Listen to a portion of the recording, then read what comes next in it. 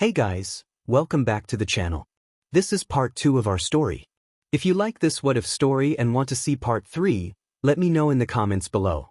Before we start, don't forget to like, subscribe, and share this video with your friends. Also, check the description for more great content and my playlist. This story was posted by Takahashi999 on Wattpad. Now let's start. 𝗏𝗏. For the first time, Katsuki Bakugo was scared of him. Before Bakugo could respond, Tenya Ida stepped between them, his presence commanding. He raised his hands to separate them, his voice calm yet firm. Ida urged both of them to remain composed, reminding them that it was only the first day and that they should head to the field as instructed by their teacher. He acknowledged the tension between them but insisted that this was not the time or place for past grievances. Izuku stared at Ida for a moment, recognizing the level-headedness in his words. But the problem was that there was no peace to keep, not between him and Bakugo. Still, he sighed and relented, taking a step back. The eyes of the others were still on Izuku, waiting for something to happen. He wasn't there to start a fight, at least not yet. He had a purpose, and he wasn't about to let Bakugo or anyone else ruin that. Before he walked away, he leaned in close to Bakugo, his voice barely above a whisper, so only he could hear. He hoped Bakugo understood what he was doing. He wasn't the same Izuku that Bakugo used to bully. If Bakugo tried anything, he would forget about being a hero. Izuku hoped Bakugo wouldn't end up in a dire situation before the end of the month. The same went for the rest of them. Izuku straightened up and walked away from the locker room. No one else heard what he said, but they could see the look in Bakugo's eyes. He was shaken, more than he would ever admit. As they all stood in the field, the tension was palpable. It was the first day of training at UA, and it already felt like everything was riding on this moment. 𝗧𝗏𝗏sensei stood in front of them, his tired eyes scanning the group as if measuring each of them up. He began, his voice dry but filled with authority, reminding them that time waits for no one in the world of heroism. A mere 10 minutes could be the difference between saving a life or losing one. Izuku didn't need Aizawa to tell him that. Every second counted in a real fight, and he had seen firsthand what happens when heroes don't make it in time. The world isn't as kind as people think it is. Standing next to him was a girl with short auburn hair, her eyes bright and full of life, matching the warm tone of her hair. Her expression was the complete opposite of how Izuku felt inside. She introduced herself as Ochiko Uraraka, her voice light and cheerful. Caught off guard by her bubbly nature, Izuku hesitated. There wasn't an ounce of distrust in her voice, no hidden agenda, no malice. She seemed completely genuine, a rarity in his experience. He didn't know how to respond to her kindness. It felt foreign, like something from another lifetime. He introduced himself, but she interrupted, noting that he looked a lot like Izumi and asking if they were related. The mention of his twin made his heart stop for a second. He felt the stares of some of the others nearby, waiting for his answer. He didn't want to deal with their questions or judgments. He lied, keeping his voice steady, stating that they weren't related and that the dark green in his hair was artificial. He added that he was an orphan. He could see her face fall immediately, regret flashing in her eyes. She apologized for asking, her voice full of genuine concern. Izuku cursed inwardly, wishing he hadn't said anything that would make her feel guilty. He turned his focus back to Aizawa, who clapped his hands to get their attention again. He announced that they were going to start with a simple exercise and looked directly at Izuku, causing a knot to form in his stomach. Aizawa tossed him a ball and instructed him to take it and head to the circle. As Izuku stepped forward, murmurs arose from some of the students, all eyes on him. He could feel the weight of their curiosity, especially from Katsumi, who was staring hard at him, fists clenched, as if waiting to see if what Principal Nizu told her about his quirk was true.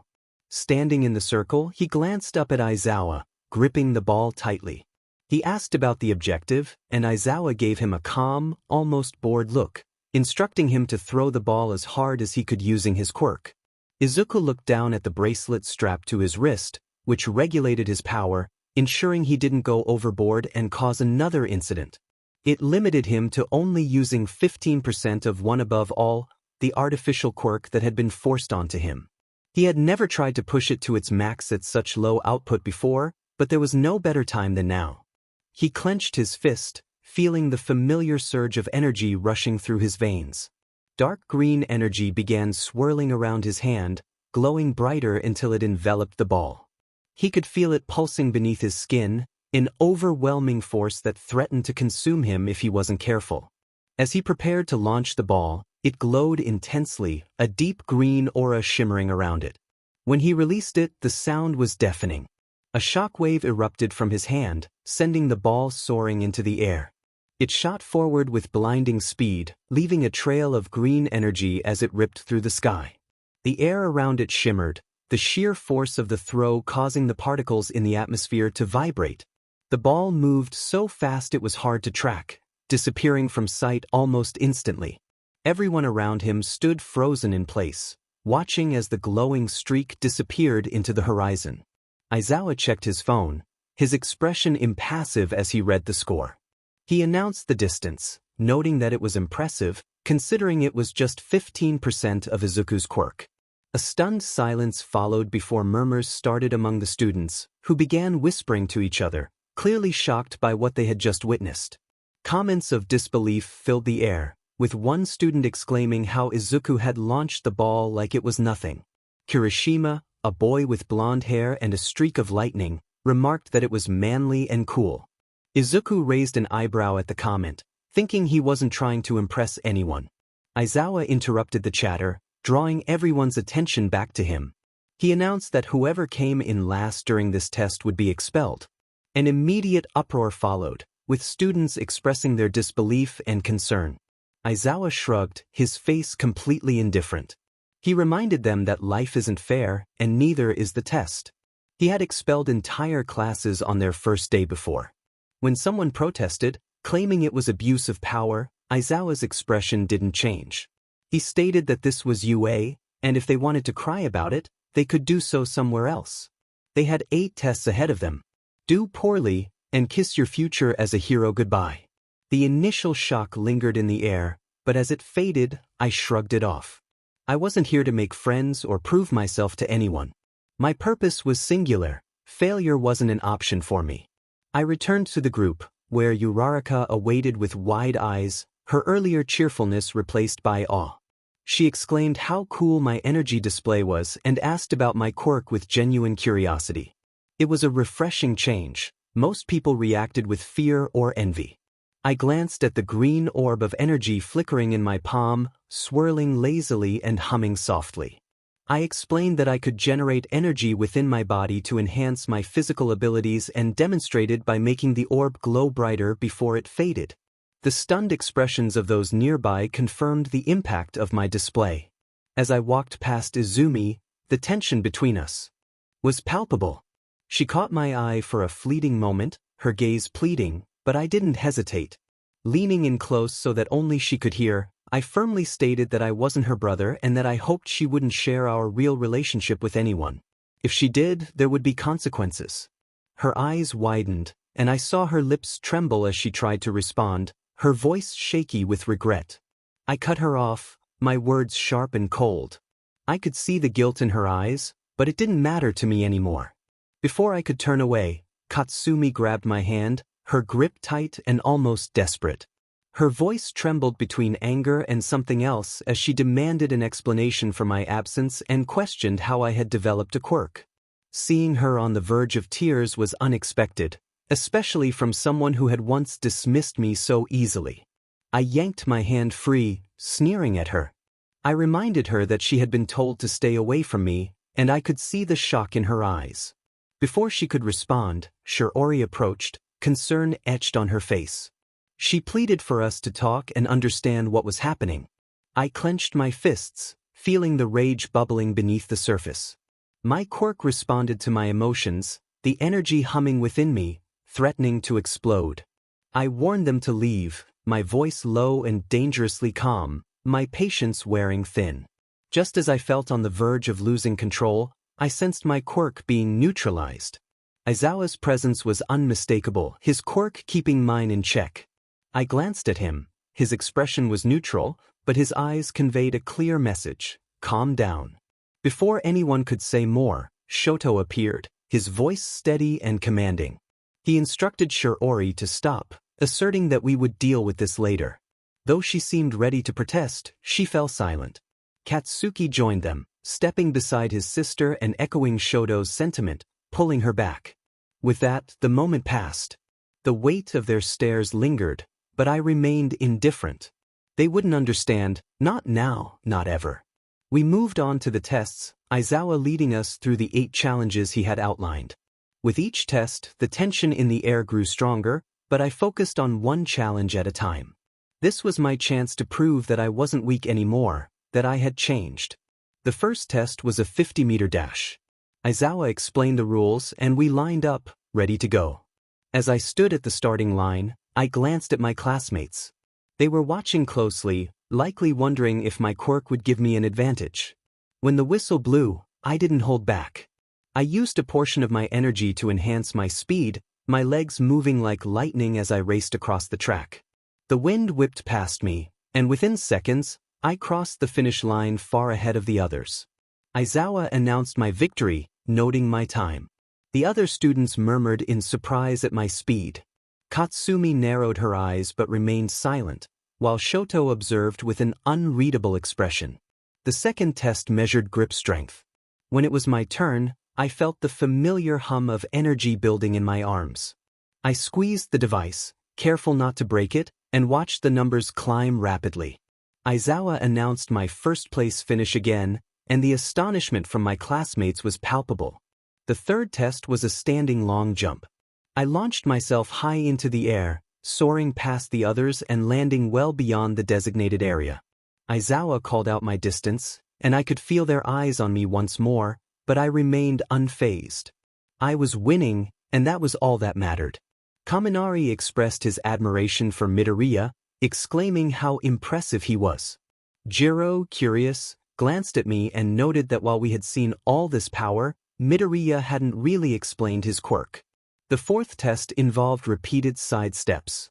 It wasn't particularly difficult, but I pushed myself, moving faster than anyone else. When the test concluded, I had completed more steps than anyone else. Aizawa announced my first-place finish without any surprise. The murmurs grew louder, but I chose to ignore them. The fifth test was the ball throw, which I had already completed earlier, so Aizawa simply confirmed my earlier result, stating that I had broken the machine with my throw. Mina gasped in disbelief, while Shiro muttered in confusion, and Kaminari added his astonishment. The sixth test involved sit-ups. Although I wasn't the fastest at first, my endurance allowed me to pull ahead, and by the end, I had completed more sit-ups than anyone else. Aizawa once again declared me the first-place winner.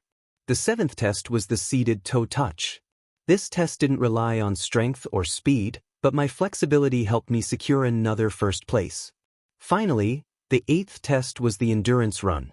I paced myself initially, letting the others tire themselves out before sprinting ahead with my physical strength, crossing the finish line far ahead of the rest. Aizawa announced my first-place finish one last time. When the test concluded, the top 3 were displayed on the screen. I was at the top, followed by Shoto in second place and Katsuki in third. The others glanced at me, some in awe, others in disbelief. Shiro whispered to Kirishima, expressing his confusion about my performance, while Kirishima acknowledged the impressive ball throw and noted that this was a whole new level. Katsumi looked frustrated, her eyes locked on me, but she remained silent. Katsuki also said nothing, while Izumi seemed eager to reach out and talk to me. Shoto's expression remained neutral, but I could tell he was analyzing every move I had made. Aizawa's voice shifted to a more serious tone as he addressed the class, indicating that one of us would be going home that day. Everyone tensed up, feeling the weight of his words. He then revealed that Mineta, who had ranked last in everything, would be the one leaving. Mineta's panic was evident as he dropped to his knees, pleading to stay. I felt a twinge of sympathy for him, but I also sensed something off about him. I certainly didn't want him near midnight for both their sakes. Aizawa sighed, clearly unfazed by Mineta's pleas, and revealed that he was joking. He explained that it was a ruse to motivate us all to perform at our best and reassured Mineta that even though he ranked last, there was still room for improvement. Mineta collapsed to the ground in relief, wiping his forehead with his uniform sleeve. Aizawa concluded the session, instructing everyone to return to class. As we headed back, I noticed Ochako walking beside me again. She wore a bright smile, this time with a glimmer of admiration in her eyes. She complimented my strength and suggested I should be in a higher class. Her words caught me off guard, and I felt a bit embarrassed as I scratched the back of my neck. I explained that my strength came from necessity and that everyone had their own strengths. I encouraged her not to measure herself against me, as it could hinder her growth. Ochako blinked in surprise, seemingly in awe of my words. She expressed how wise I was and noted that we had only known each other for a day, yet I was already a good friend. The last part slipped out before she could stop herself, causing her to blush. I stammered a thank you, feeling warmth rise to my cheeks as well. The concept of friendship felt nice. Ochako waved her hands, trying to clarify her words, but I reassured her that it was okay. We both continued walking toward the classroom, and once inside, the chatter resumed among the other students. Before I could sit down, Ida stood up in front of the class, raising his hand formally. He introduced himself, stating his name and quirk. The rest of the class murmured in agreement, and one by one, students began introducing themselves. Kaminari was first, sharing his quirk of electrification, followed by Izumi, who confidently stated her quirk was shockwave.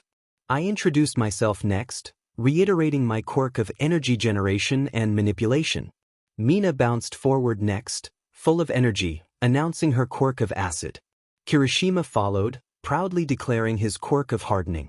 Tsuyu, calm as always, introduced herself and her quirk of frog. Finally, Tokoyami introduced himself, stating his quirk was dark shadow. It allowed him to control a sentient shadow that grew stronger in darkness but weaker in the light. Mina grinned, finding the concept a bit unsettling. Tokoyami shrugged, explaining that it was only scary if he lost control. Shiro waved casually, introducing himself as Hanta Shiro, whose quirk was tape, allowing him to shoot tape from his elbows, making him quite practical for capturing villains or securing objects. Jiro smirked as she followed up, introducing herself as Kyokujiro, with a quirk called earphone jack, which enabled her to plug her earphone jacks into objects and channel sound waves through them, useful for both attacking and scouting. Katsumi, who had been quiet for a while, finally spoke up, introducing herself as 𝗏𝗏𝗵𝗲 Bakugo, with the quirk of flame ignition, capable of making things burst into flames. She confidently declared herself the strongest in the room, warning others not to compete. Her brother, Katsuki Bakugo, followed, stating his name and quirk, explosion, and asserting his ambition to be the true strongest and the #1 hero. Ochako jumped in next, introducing herself as Ochako Uraraka, with the quirk of zero gravity, which allowed her to make things float just by touching them, though overuse made her feel nauseous. She laughed, rubbing the back of her neck.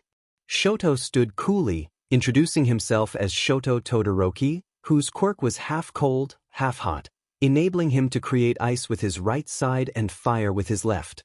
Shirori, following her brother's lead, introduced herself as Shirori Todoroki, with the quirk of frost fire, which was evident from her name.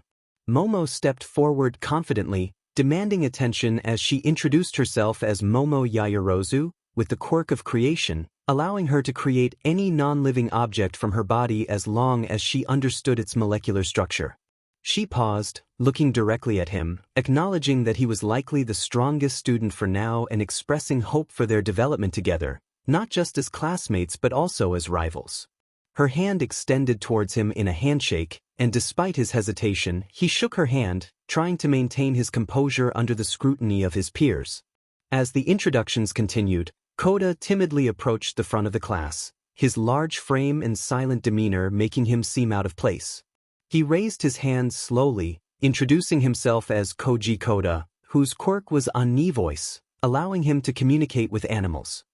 He waved shyly before retreating back to his seat, clearly uncomfortable with the attention. Shoji stood up next, his towering, muscular form making him one of the more intimidating students. He introduced himself as Mizo Shoji, with the quirk Dupli Arms, which allowed him to replicate parts of his body, like his arms, through tentacles attached to him, useful for scouting, offense, and defense. Sato came up next, looking more cheerful than the previous two, introducing himself as Rikido Sato, with the quirk of Sugar Rush, which increased his strength by consuming sugar, though overdoing it led to fatigue. Aoyama followed with dramatic flair, striking a pose and introducing himself as Yuga Aoyama, whose quirk was Naval Laser, enabling him to shoot a laser from his belly button, though excessive use caused him discomfort. He took a proud bow, his sparkling demeanor standing out among the straightforward introductions. 𝐒𝐻𝐻𝑒's introduction was a bit unusual since no one could actually see her. She waved her invisible hand, introducing herself as Toru 𝗎𝐻𝐻𝑒, whose quirk was invisibility, making her invisible all the time. She giggled playfully, the air shimmering slightly as she moved. Next, Mineta finally regained his composure after the earlier scare from Aizawa-sensei. He approached nervously, introducing himself as Minoru Mineta, whose quirk was Pop-Off, allowing him to pull sticky ball from his head to trap people or stick to surfaces, though using too many caused him discomfort. The last person to introduce himself was 𝗧𝗏, who seemed laid back and offered a friendly smile. The introductions continued, each person sharing a bit about themselves, but he could hardly focus. His thoughts drifted back to what Momo had said about rivals and being the strongest. He didn't want that kind of attention, he preferred to stay in the background and survive. But this was UA, and there was no staying in the background here. As the class began to settle down after the introductions, he couldn't shake the feeling of unease creeping over him. He glanced over at Achiko, who gave him a quick thumbs up and a smile, providing a small comfort. However, he still felt out of place among so many people expecting things from him. As he sat back in his seat, he thought about how this year would be much harder than he had anticipated. As everyone began to leave the classroom, Achiko turned back towards him and waved with her usual cheerful smile, saying she would see him later. He couldn't help but smile back at her. Before he could gather his things, Kaminari and 𝗧𝗏 approached, looking as laid back as ever. Kaminari called out with a grin, giving him a thumbs up, while 𝗧𝗏 added a friendly clap on the shoulder before they walked out together, laughing about something. He nodded at them, feeling somewhat lighter.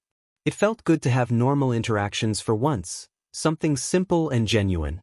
But that feeling of peace didn't last long.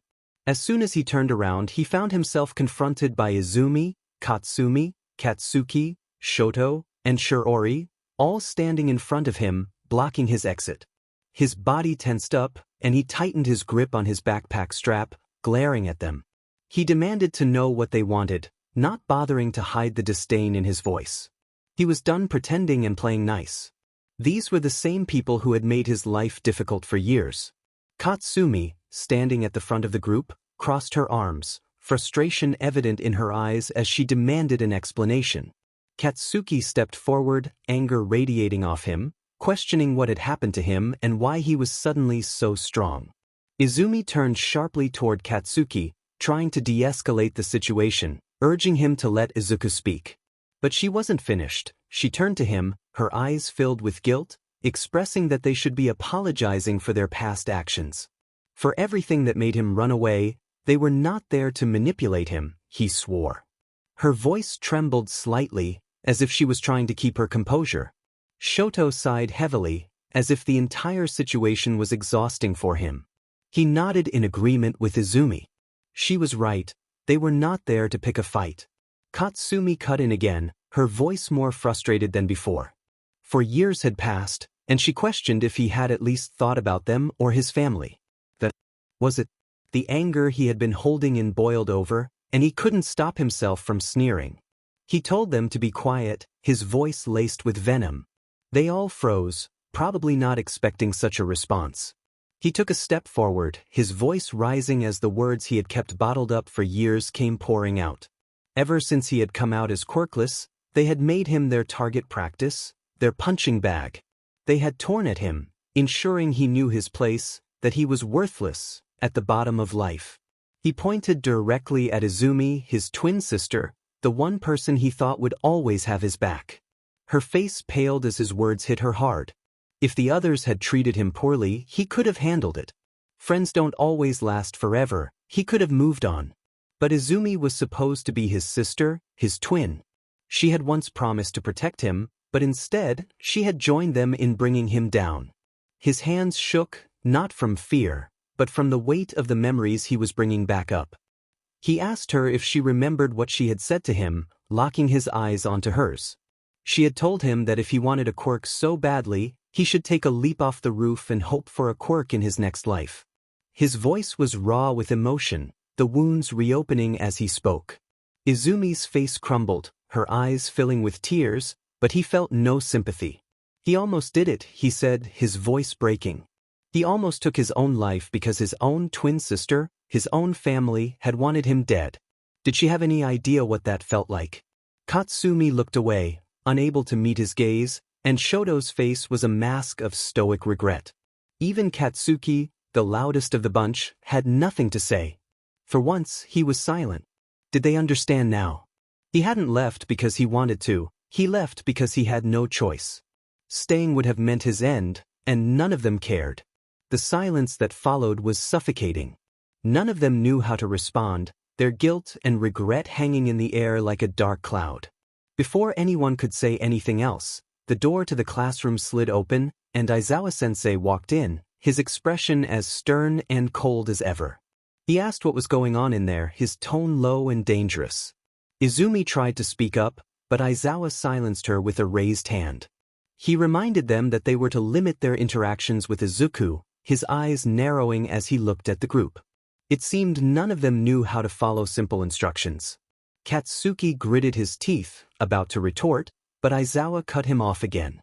If they didn't want to get expelled, he suggested they leave, now. The weight of his words hit them all at once. Shoto nodded first and started to walk out, with Shiori following behind. Katsumi hesitated for a moment, her eyes lingering on him, but she quickly turned and left as well. Izumi looked like she wanted to say something, anything, but Aizawa's glare kept her quiet. She left without another word. He stood there, still seething with anger, as the door closed behind them. Aizawa gave him a long, hard look before speaking. He remarked that Izuku had handled that better than he expected, his voice surprisingly gentle. But next time, he advised, Izuku should come to him before it got out of hand. He nodded, still trying to calm himself down. Aizawa added that they were not worth his time before turning and walking out of the room, leaving him alone with his thoughts. For the first time in years, he felt like he had finally said what he needed to say. But even so, the wounds were still there, and he knew it would take a long time before they healed. But at least, for now, he had said it. Meanwhile, as Izumi walked into her house, she was met with the familiar sight of her mother, 𝗵𝗄 Midoriya. Once known as the former hero 𝗧𝗪𝗏, 𝗵𝗄 had since become a stay-at-home mom, her figure now heavier from years of stress and depression.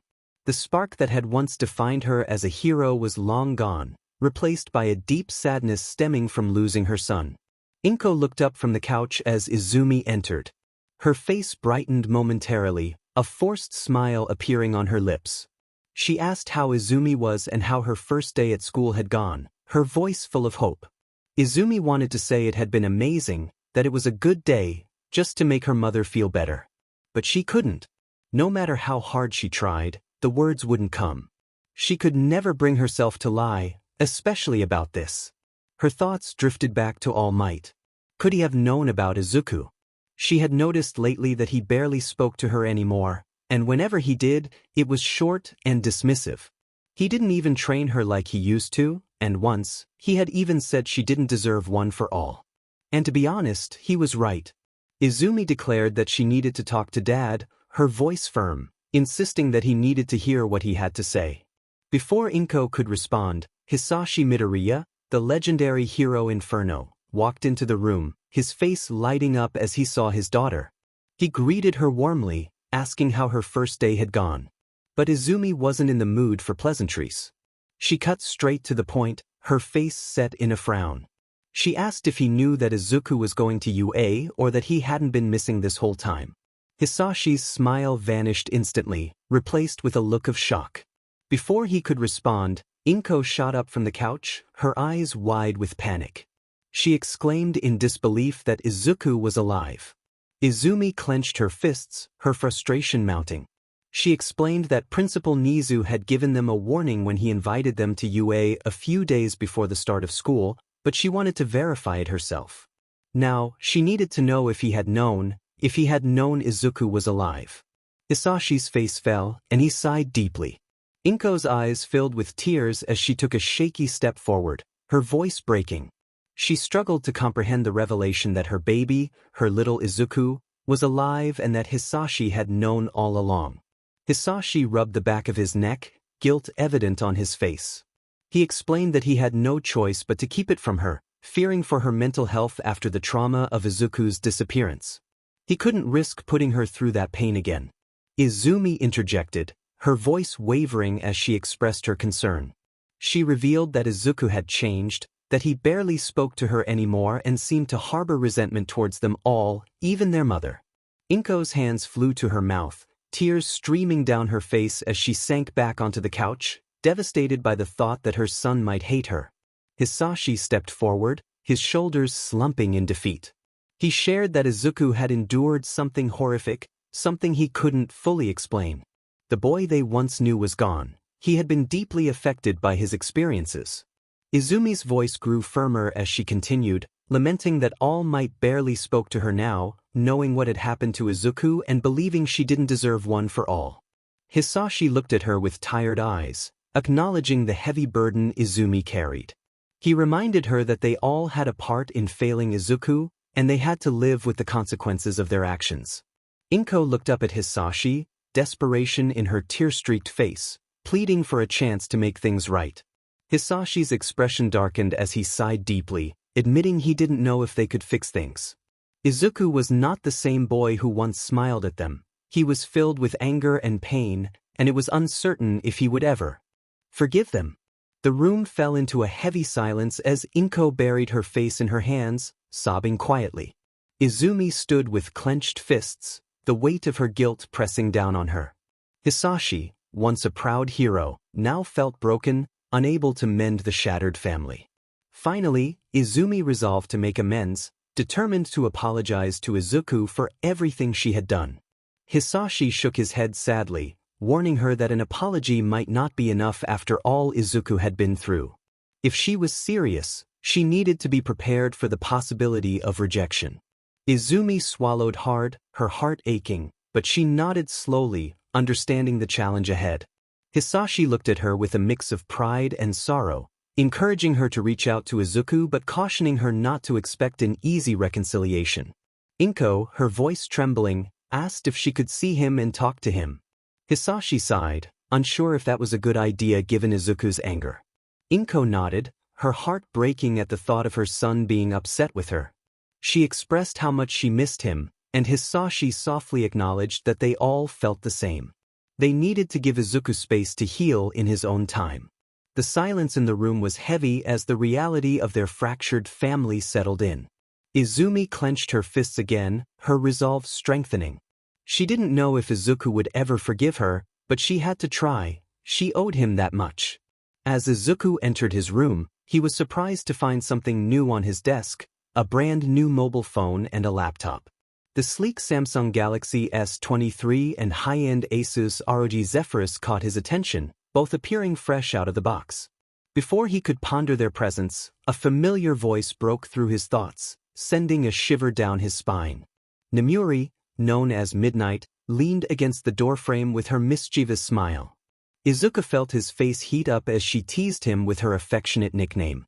She approached him and shared a soft kiss, making all his worries momentarily fade away. When they pulled apart, she brushed her fingers through his messy green hair and asked about his first day at school. Izuku scratched the back of his head, feeling flustered as he recounted meeting new friends, including a serious boy named Ida, a friendly girl named Achiko, and the straightforward Kirishima. Namuri smiled, her eyes softening as she listened to him, pleased that he was finding his place among them. She expressed her pride in him for putting himself out there, her voice warm. He gave a small nod, but his expression darkened slightly as he recalled his encounter with some old acquaintances. Her smile faded momentarily, replaced by concern. She sighed softly and pulled him into a tighter hug, her arms wrapping around him protectively. In her embrace, he felt safe, as if nothing from his past could hurt him anymore. She reassured him, stroking his hair gently, acknowledging that she had heard from Aizawa that he had handled the situation better than expected. She understood that seeing those people must have stirred up a lot, but she believed he had not let them affect him. He buried his face in her shoulder for a moment, feeling the weight of his goal. He was determined not to let people like them or his past stand in his way any longer. She pulled back slightly to look at him, her eyes filled with pride, and told him that one of the many things she admired about him was that he did not let the bad experiences define him. He smiled weakly, her words easing some of the tension he had been feeling. However, his curiosity was piqued by the new gadgets on his desk, and he gestured toward the phone and laptop, raising an eyebrow. He inquired about the new phone and laptop, noting that he hadn't had them the day before.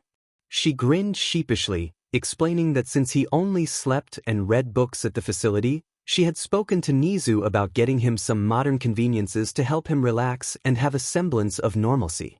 He narrowed his eyes slightly, suspicious of the catch. She chuckled softly, leaning against the desk casually as she revealed that there were a few limitations. Both devices were monitored, with safeguards installed by the tech team. He could use the phone for calls, but only with pre-approved numbers, and any suspicious contact would be flagged. The same applied to texts, which were tracked for his safety.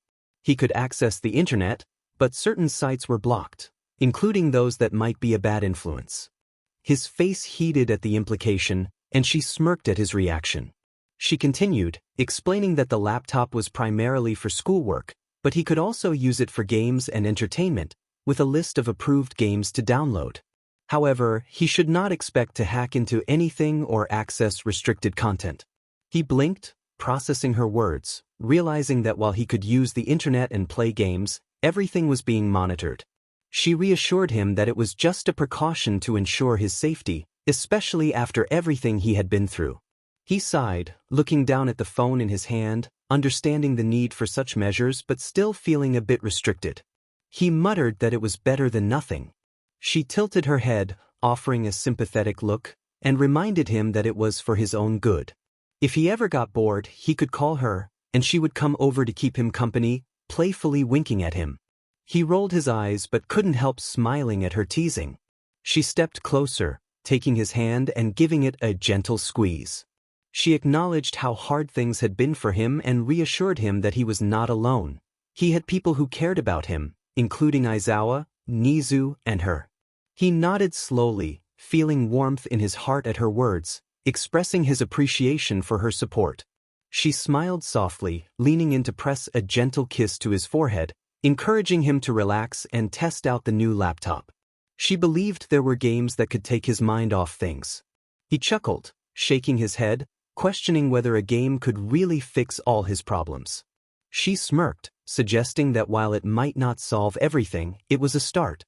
He looked at the laptop again, his mind still swirling with the events of the day.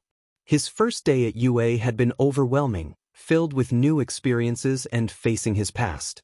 Yet, he felt grateful for people like her by his side, who genuinely cared about him. Perhaps, just perhaps, things would get better.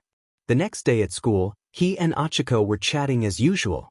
Class 1A had settled into their roles, becoming more comfortable with their classes. Lunchtime arrived, and he enjoyed a cheese steak sandwich, something he had come to like. He never thought much about food before, but he had to admit he enjoyed the taste. As he chewed, he reflected on how strange it was to have friends now, a stark contrast to his past experiences with Katsuki, Katsumi, Shoto, and Shirori. Things felt lighter and less hostile, no one sneered or shouted at him. Achiko interrupted his thoughts, wondering what they would have for the next class since lunch was almost over. He replied plainly that it would be hero training, swallowing the last bite of his sandwich. Although he didn't have the energy for an excited response, Achiko seemed pleased.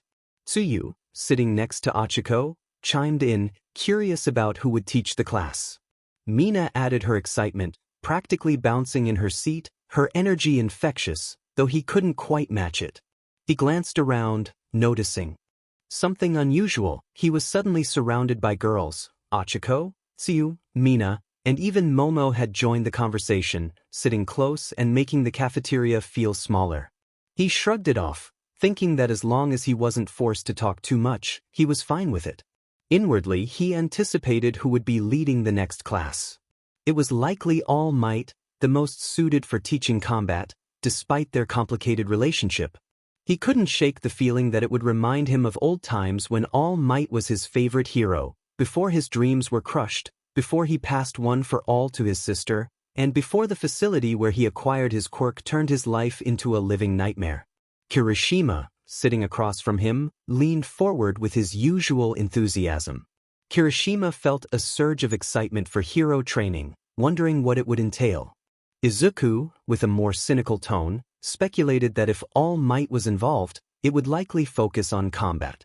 Kirishima blinked, slightly surprised by Izuku's response, but he simply grinned, insisting that even if it was just combat, it would be awesome. Despite not being close to All Might anymore, Izuku acknowledged that the hero was still revered for a reason, with undeniable power.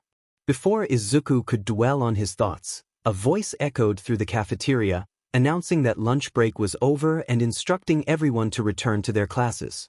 As the students stood up, grabbing their trays, Izuku followed behind, his mind still preoccupied with what lay ahead. A few minutes later, they settled into class, buzzing with anticipation for their instructor's arrival. Suddenly, the door swung open dramatically, and All Might burst into the room, announcing his presence in his usual over-the-top manner. The class erupted in excitement, with students expressing their awe at having the symbol of peace as their teacher. Izuku, however, felt like an outsider, having seen too much behind the mask of the hero. All Might confidently addressed the class, declaring that they would focus on basic hero training, specifically battle training. The room buzzed with enthusiasm as students eagerly discussed the upcoming scenarios. Kaminari couldn't contain his excitement, while 𝗧𝗏 wondered about the types of fight scenarios they would encounter. Kirishima, with determination in his eyes, proclaimed it would be a manly experience. As the class buzzed with energy, Izuku sat back, feeling out of place.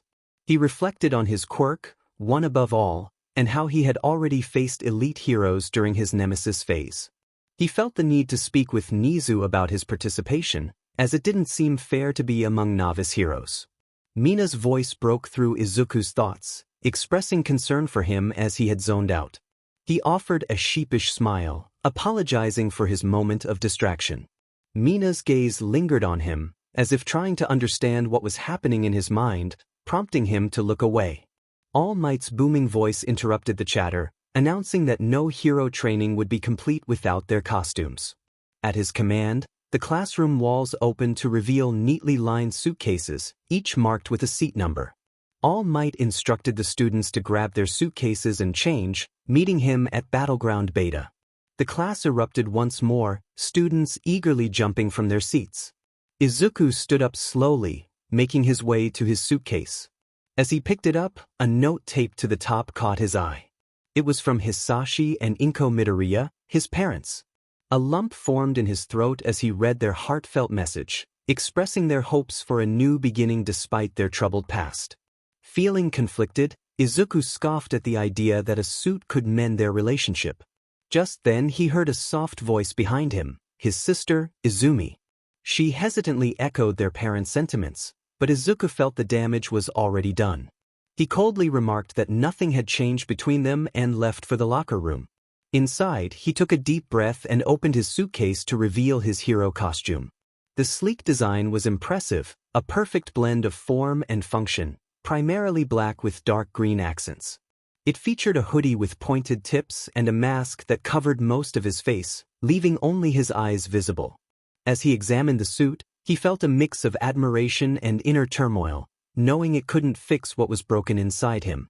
On his way to Battleground Beta, he spotted Ochako Uraraka, who greeted him with a bright smile, clearly excited for the exercise.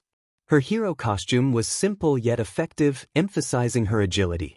She complimented Izuku's outfit, and he returned the praise, appreciating how well it suited her. Before he could say more, Kirishima approached, his vibrant red hair spiking in every direction. His outfit exuded toughness, featuring a sleeveless red leather vest and black breathes. Izuku felt a sense of camaraderie as they prepared for the challenges ahead, each of them ready to embrace their roles as heroes. He grinned when he saw me, giving me a thumbs up.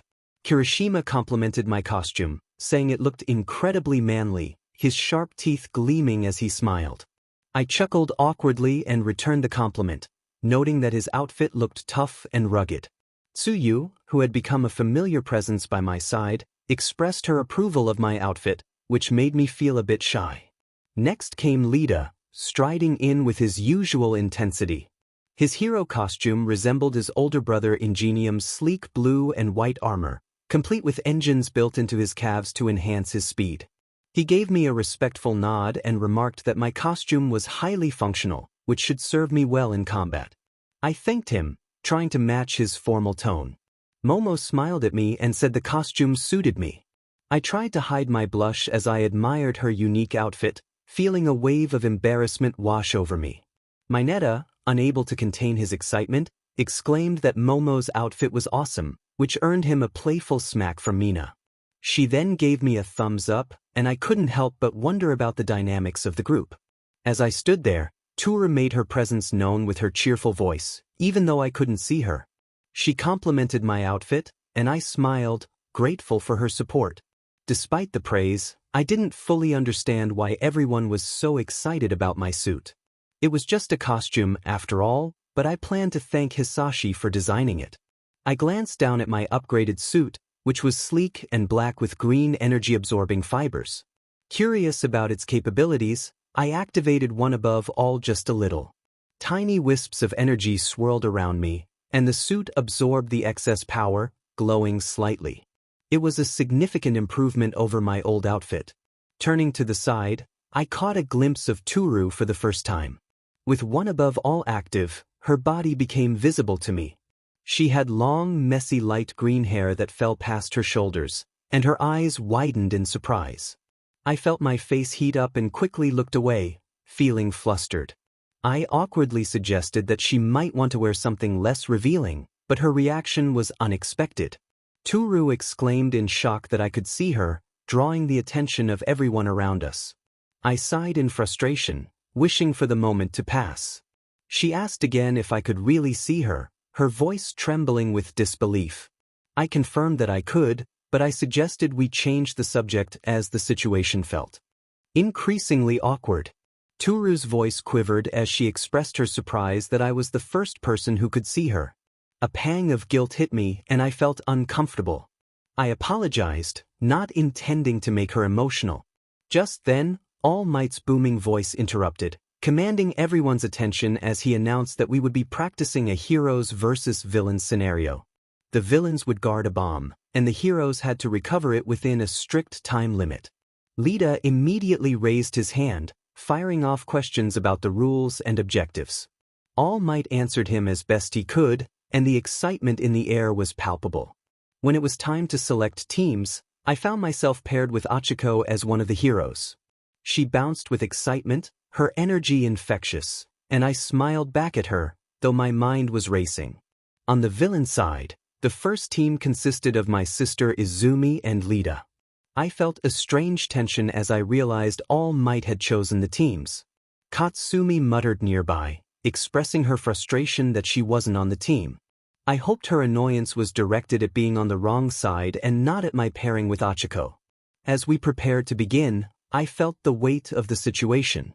I glanced at 𝗏𝗏, who was stretching, and then at Izumi, who was already strategizing with 𝗧𝗓. I knew I had a lot to prove, even with my improvements since my time as Nemesis. 𝗏𝗏 turned to me, her serious expression betraying her nerves as she asked if I was ready. I smiled, trying to ease the tension, and told her I had a plan. She looked surprised but hopeful, and I reassured her that I had it covered. As we entered the building, I took off my glove and placed my bare hand against the wall. Instantly, lines of glowing energy spread from my palm, weaving throughout the structure. I could feel everything, every object, every person, every movement. It was as if I could see without truly seeing, my senses heightened to the point where I could detect the very atoms in the air. The faintest vibrations from footsteps and the tiniest shifts in the air currents became clear to me. Izuku informed 𝐒𝐻𝐿 that 𝗧𝗏 was guarding the bomb upstairs and instructed her to retrieve it and place it in the center of the room. 𝐒𝐻𝐿 blinked, confused, and asked how she was supposed to do that. He handed her a few small rocks and explained that her quirk allowed her to make things weightless, suggesting she use the stones to distract 𝗧𝗏. If she could make them float and surround him, it would give her the opening she needed. His engines made him predictable when focused on moving quickly in straight lines. Realization dawned on her, and she expressed her understanding, acknowledging his clever plan. Izuku reminded her to focus on the mission and not to hesitate to retreat if things became too dangerous. 𝗂𝐻𝐿 nodded with determination, assuring him she wouldn't let him down. He watched her run off, her determination evident despite her nervousness. He thought to himself that her attitude might lead her into trouble one day, but he was there to support her. With her part of the plan underway, Izuku shifted his attention to his own task. He muttered the word, "shadow steps," and energy coursed through him, allowing him to vanish. At just 15% of 𝗵𝗃, he moved faster than most could comprehend, zipping through the building. Suddenly, a deafening boom shook the entire floor, and a shockwave tore through the hallway, narrowly missing him as he darted to the side, weaving effortlessly through the debris. He landed softly on the floor, eyes narrowed, and spotted Izumi standing before him. Her hero suit was sleek and armored, a familiar mix of green and black. The sight of her outfit, modeled after a design he had drawn as a child, tightened something in his chest, but he pushed the feeling aside. Izumi declared she wouldn't let him through, raising her fist with determination. This was not the sister he once knew. She had been shaped by years of training and ambition. He simply nodded and said, "Okay." Without hesitation he shot forward, closing the gap between them in an instant. Izumi was ready, her reflexes sharp. She threw her hand forward, releasing her quirk, and a shockwave exploded from her hand, sending a pulse of energy straight at him. The force cracked the walls and sent a torrent of wind blasting down the corridor. For a split second, he disappeared into the storm of dust and debris. Izumi scanned the aftermath, trying to find any sign of movement. When the dust cleared, she froze. He stood unharmed, surrounded by a translucent, swirling barrier of dark energy that absorbed the force of her shockwave effortlessly. He calmly lowered his hand, stating that she would have to do better than that. Izumi's eyes widened in shock as he appeared in front of her and threw a punch straight at her. The force behind it sent shockwaves rippling through the air. She barely raised her arms in time to block, but the impact was significant, causing her to grit her teeth and tremble from the sheer force before she was launched backward. She crashed into a wall, her breath escaping her in a sharp gasp. He wasn't done. In an instant, he reappeared in front of her, swinging his foot in a powerful arc. The kick connected hard, sending her flying once again, crashing through several walls before skidding to a halt on the ground. He vanished from his position, intending to press the attack, but another shockwave hit him head-on. This time, he barely managed to hold his ground as dark tendrils of energy sprouted from his body, stabilizing him against the blast. He slid back slightly, but he didn't fall. The force was immense, but his 𝗵𝗃 energy absorbed most of the damage. Izumi appeared right in front of him, moving with surprising speed, her aura crackling with green lightning as she activated her full cowling. Without hesitation, she threw a punch at him. He caught her fist, but the force sent a jolt through his arm. They launched into a rapid exchange of blows, their fists colliding with explosive power. Her movements were fluid and precise, a testament to her training. He countered with a series of quick jabs, weaving between her strikes effortlessly. His training in various martial arts styles gave him the edge. He ducked under a high kick aimed at his head, stepping inside her guard. His elbow slammed into her ribs, causing her to gasp in pain. She quickly recovered and retaliated with a powerful right hook. He twisted his body, dodging the hook and driving his knee into her stomach. Izumi coughed, but she retaliated immediately, her hand crackling with energy as she amplified her shockwave with a flick. A massive shockwave exploded from her hand, aiming to blow him away, but he wasn't going down easily.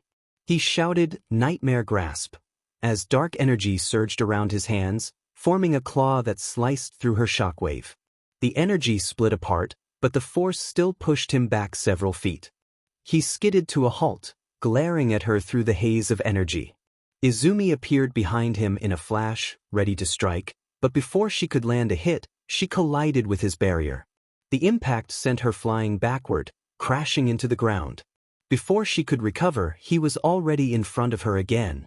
Izuku grabbed her by the collar and slammed her into the floor with tremendous force. She screamed, her body shaking from the impact. It was clear she was in immense pain, but she wasn't finished yet. With a surge of power, she activated her quirk, causing the ground beneath her feet to crack. A shockwave erupted from her chest, sending Izuku flying backward. He twisted in midair, landing on his feet with ease, but before he could react, she appeared above him, her fist descending like a meteor. The force of her punch made the air tremble, and when it hit the ground, it felt like an earthquake. As the dust settled, Izuku stood there, completely unharmed. His dark aegis flickered around him, absorbing the full force of her attack. He released the shield and cracked his neck, the energy of 𝗵𝗃𝗀 swirling around him. Clenching his fist, he channeled energy into it and rushed forward, driving his fist into her gut. She let out a sharp cry, her body folding over his fist as the air was knocked from her lungs. Without giving her a moment to recover, he unleashed a flurry of punches and kicks, each one faster and stronger than the last. His movements were a blur, almost impossible to track. Every hit landed with precision, amplifying the impact. Her body jerked with each blow, and she was sent flying again, skidding across the floor. She coughed, her breathing ragged, her hero suit barely holding together after the relentless barrage. The tension in the observation room was thick as Class 1A watched the battle unfold between Izuku and Izumi. Their eyes widened with every move he made, his techniques crisp and precise, his control over his quirk absolute. He moved with a fluidity and confidence none of them had ever seen before, not even in pro heroes. Katsumi gritted her teeth, feeling the weight of her pride pressing down hard as she stared at the screen, unable to comprehend how Deku had become this strong. Shoto, usually calm, couldn't hide his surprise, noting that he was a completely different person from the Izuku they once knew. Katsuki, his pride wounded from their childhood, remained silent for a moment before acknowledging that Deku had surpassed them all. Shiori's voice trembled as she remarked on Izuku's strength, realizing he was stronger than Izumi, who had always been the strongest in their group. The rest of Class 1A couldn't believe what they were witnessing, with Kaminari muttering in awe, unable to contain his shock. Kirishima leaned forward, expressing admiration for Izuku's fighting style, while Jairu shook her head, still processing the fight.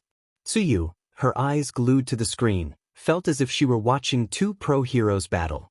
Aizawa, arms crossed, stood next to All Might, his eyes fixed on the battle. He remarked that All Might had paired them up on purpose, to which All Might nodded slightly, his expression unreadable, confirming he had his reasons. Back to Izuku, another shockwave slammed into him, pushing him back a few steps. Izumi charged in immediately after, her body spinning as she delivered a fierce roundhouse kick, her leg cloaked in energy. Izuku read her movements, knowing she was trying to end this quickly before he could activate Dark Aegis. Timing his counter perfectly, he coated his fist in energy and met her kick head-on. The impact was colossal, sending dust and debris flying as the floor cracked under the pressure. As the smoke cleared, Izumi's leg showed signs of injury, while his gauntlet, slightly fractured, remained intact. Breathing heavily, Izumi straightened herself, acknowledging his strength but declaring she wouldn't give up.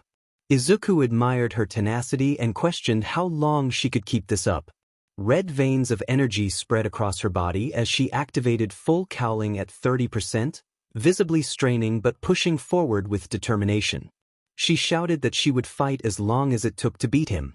He shook his head, feeling pity for her, realizing she was running on mostly adrenaline at this point. Then they clashed.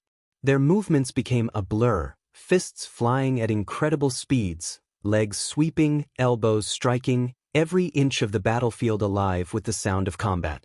The sheer force of their punches created shockwaves, sending debris flying in every direction. Izumi rushed forward with a right hook aimed at his jaw. He ducked under the blow and retaliated with a powerful uppercut, but she spun gracefully mid-dodge, avoiding the hit and bringing her knee up toward his ribs. He blocked the knee strike with his forearm, feeling the sharp pain shoot through his arm, but before she could follow up, he stepped forward and sent a quick jab toward her face.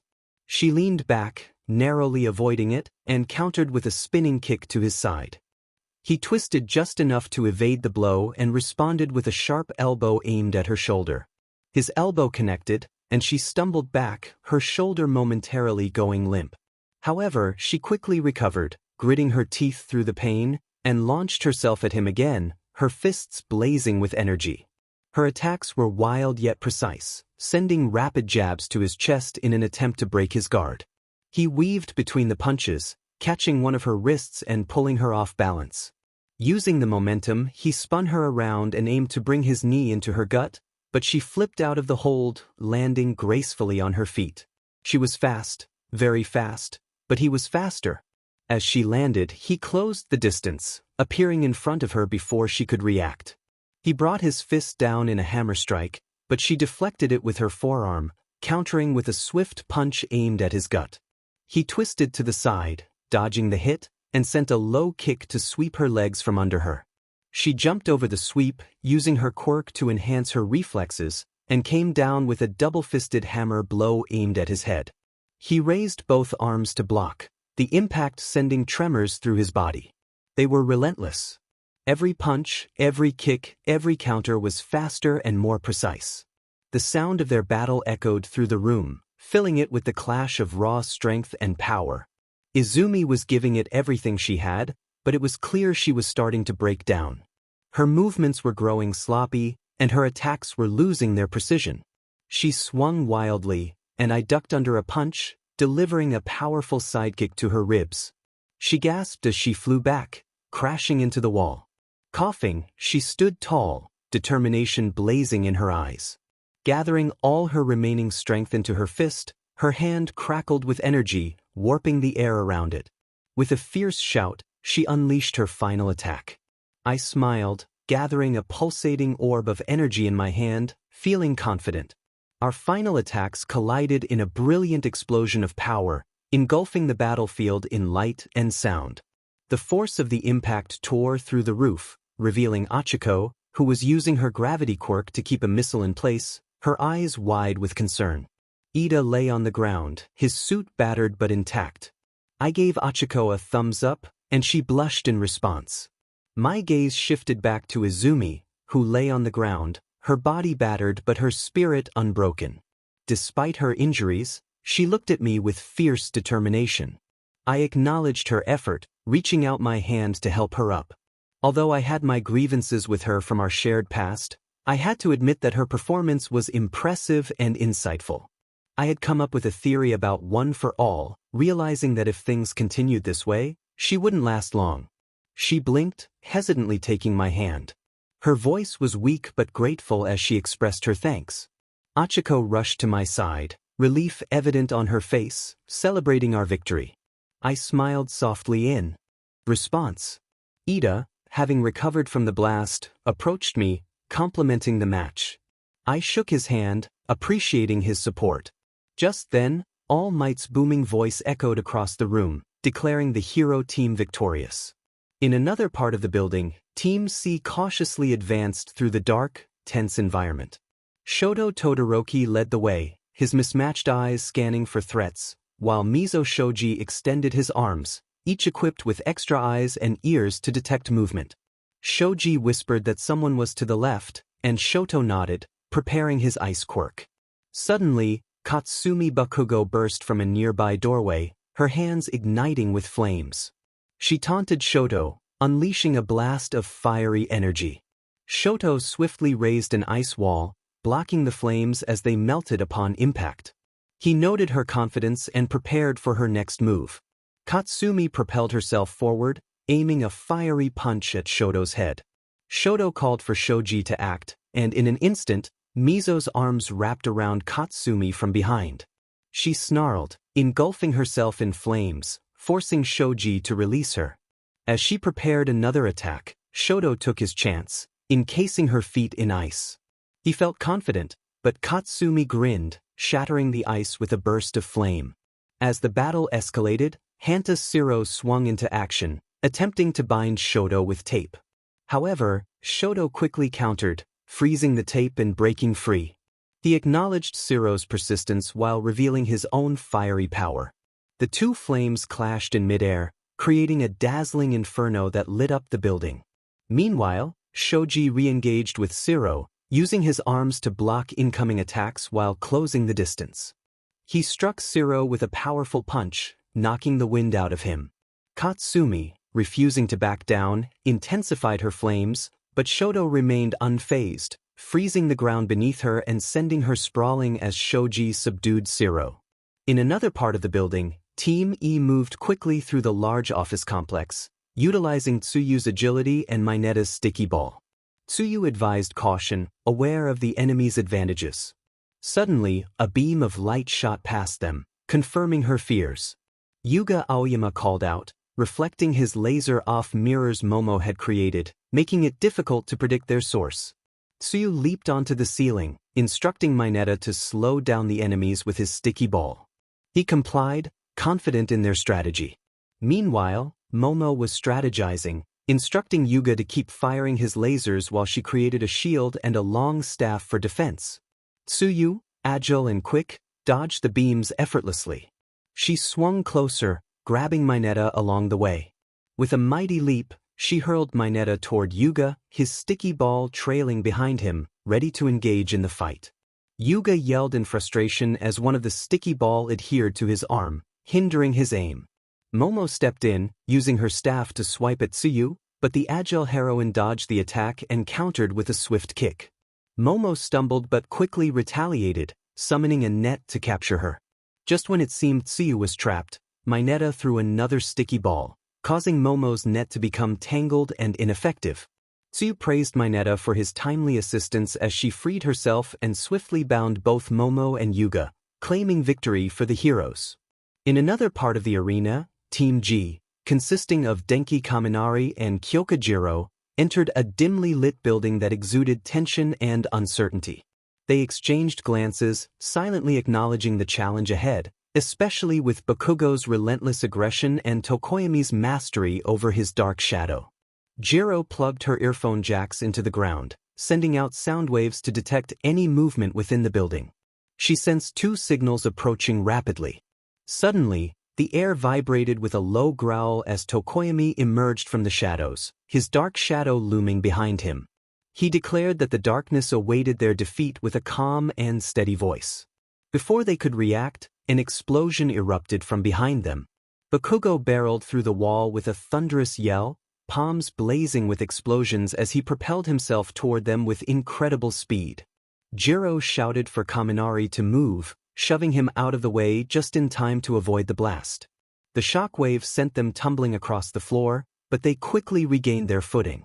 Jiro reminded Kaminari to stay on guard, knowing Bakugo wouldn't give them a moment to breathe. Kaminari, electricity crackling around him, acknowledged the challenge and decided to keep Bakugo busy while Jiro focused on Tokoyami. As Bakugo lunged at Kaminari, palm outstretched to detonate another explosion, Denki smirked and sent a bolt of electricity toward him. Bakugo twisted in midair, using an explosion to propel himself upward and evade the attack, taunting Kaminari about his weak sparks. While Bakugo kept Kaminari occupied, Jiro turned her attention to Tokoyami, asserting that although he had the advantage in darkness, she had the rhythm. She sent powerful vibrations toward him, causing Dark Shadow to recoil from the sonic assault. Tokoyami narrowed his eyes and commanded Dark Shadow to advance. The dark entity lunged forward, striking at Jiro with incredible speed. She barely managed to dodge, her heart racing as she realized the creature's power. The battle between Kaminari and Bakugo intensified as they exchanged blows, sparks of electricity clashing with fiery explosions, illuminating the corridor. Kaminari taunted Bakugo, challenging him to bring more to the fight. Bakugo sneered, releasing an explosion point-blank into Denki's chest, sending him sprawling against the wall.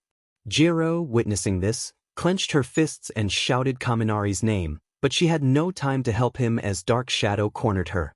Determined not to lose, 𝗓𝗫 gathered her strength and unleashed a massive sound wave toward Dark Shadow, the force cracking the walls.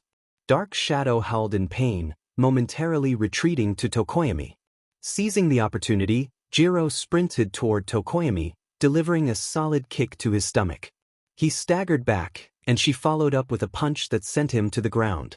𝗃𝐭𝐽𝐻 admitted her skill but warned that Dark Shadow wasn't finished yet. The shadow surged forward again, but 𝗓𝗫 was ready, sending a powerful shockwave that sent it crashing into the ceiling, trapping it in debris. Meanwhile, 𝗵𝗲𝗄𝐻 stood up, blood trickling from his forehead, acknowledging Bakugo's relentless nature. Bakugo, wild with fury, declared he would end the fight quickly and launched himself at 𝗵𝗲𝗄𝐻, explosions blazing from his hands. 𝗵𝗲𝗄𝐻 grinned, activating his full power, lightning crackling around him as he grabbed Bakugo's arm and released a massive surge of electricity. Bakugo screamed as the electricity coursed through him but refused to back down. With sheer determination, he blasted himself away from 𝗵𝗲𝗄𝐻, smoke rising from his body. 𝗵𝗲𝗄𝐻, strained but focused, unleashed one last, massive bolt of lightning that struck Bakugo directly in the chest. Bakugo fell to his knees, his strength fading, and collapsed. Team G emerged victorious, but both 𝗵𝗲𝗄𝐻 and 𝗓𝗫 soon collapsed, utterly drained from the intense battle.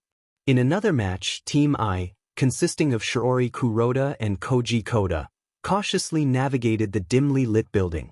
Shiori's eyes glowed faintly as frost fire emanated from her hands, illuminating the dark corridors. She instructed Koda to stay close, emphasizing the need to find their opponents before being found. Koda nodded, using his quirk to communicate with the insects in the building, informing Shiori that the bugs detected their opponents hiding on the second floor. As they approached the stairwell, Ijiro Kirishima appeared, his body hardened like solid rock. He declared that they wouldn't get past him and charged forward with impressive speed. Shiori unleashed a stream of frost fire at him, but the flames rolled off his hardened skin without causing any damage. Realizing the futility of her attack, she instructed Koda to fall back. As Koda retreated, he felt something brush against his arm, and before he could react, an invisible force knocked him to the ground. 𝗬𝗏𝗪's giggling voice echoed around him, declaring that he was going down. Koda, determined not to be defeated, summoned a swarm of insects that clung to 𝗏𝗪, giving him a faint outline of her position. He tackled her to the ground, pinning her arms behind her back. Meanwhile, Shiori faced Kirishima, acknowledging his toughness but asserting that she would test his limits. Her hands flared with intense frost fire as she unleashed a massive blast toward him. Kirishima raised his arms to block the attack, but to his surprise, he felt the ice creeping up his arms, freezing him in place. "What the hell?" he yelled, struggling to break free, but Shiori only intensified her grip, encasing him in a solid block of ice. She ordered him to stay down, breathing heavily as she approached Koda, who was still wrestling with 𝗏𝗪𝗪. Koda finally managed to secure 𝗏𝗪𝗪 with some ropes he had found, breathing with effort. Shiori agreed, glancing back at the frozen form of Kirishima. They had won. The battle training was finally over, and the adrenaline slowly faded from their systems. The cheers, the energy, the rush, everyone could still feel it coursing through their veins.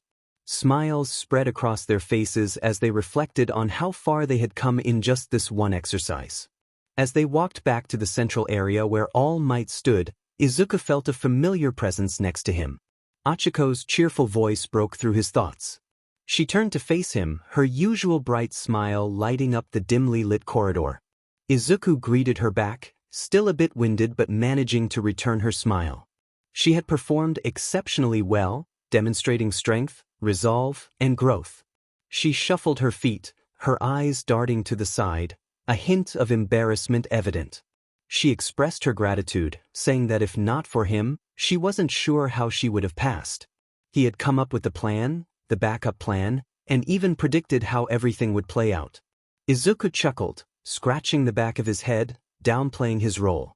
He explained that he just thought about how everyone's quirks could work together and that she had been amazing, adapting so well to every situation.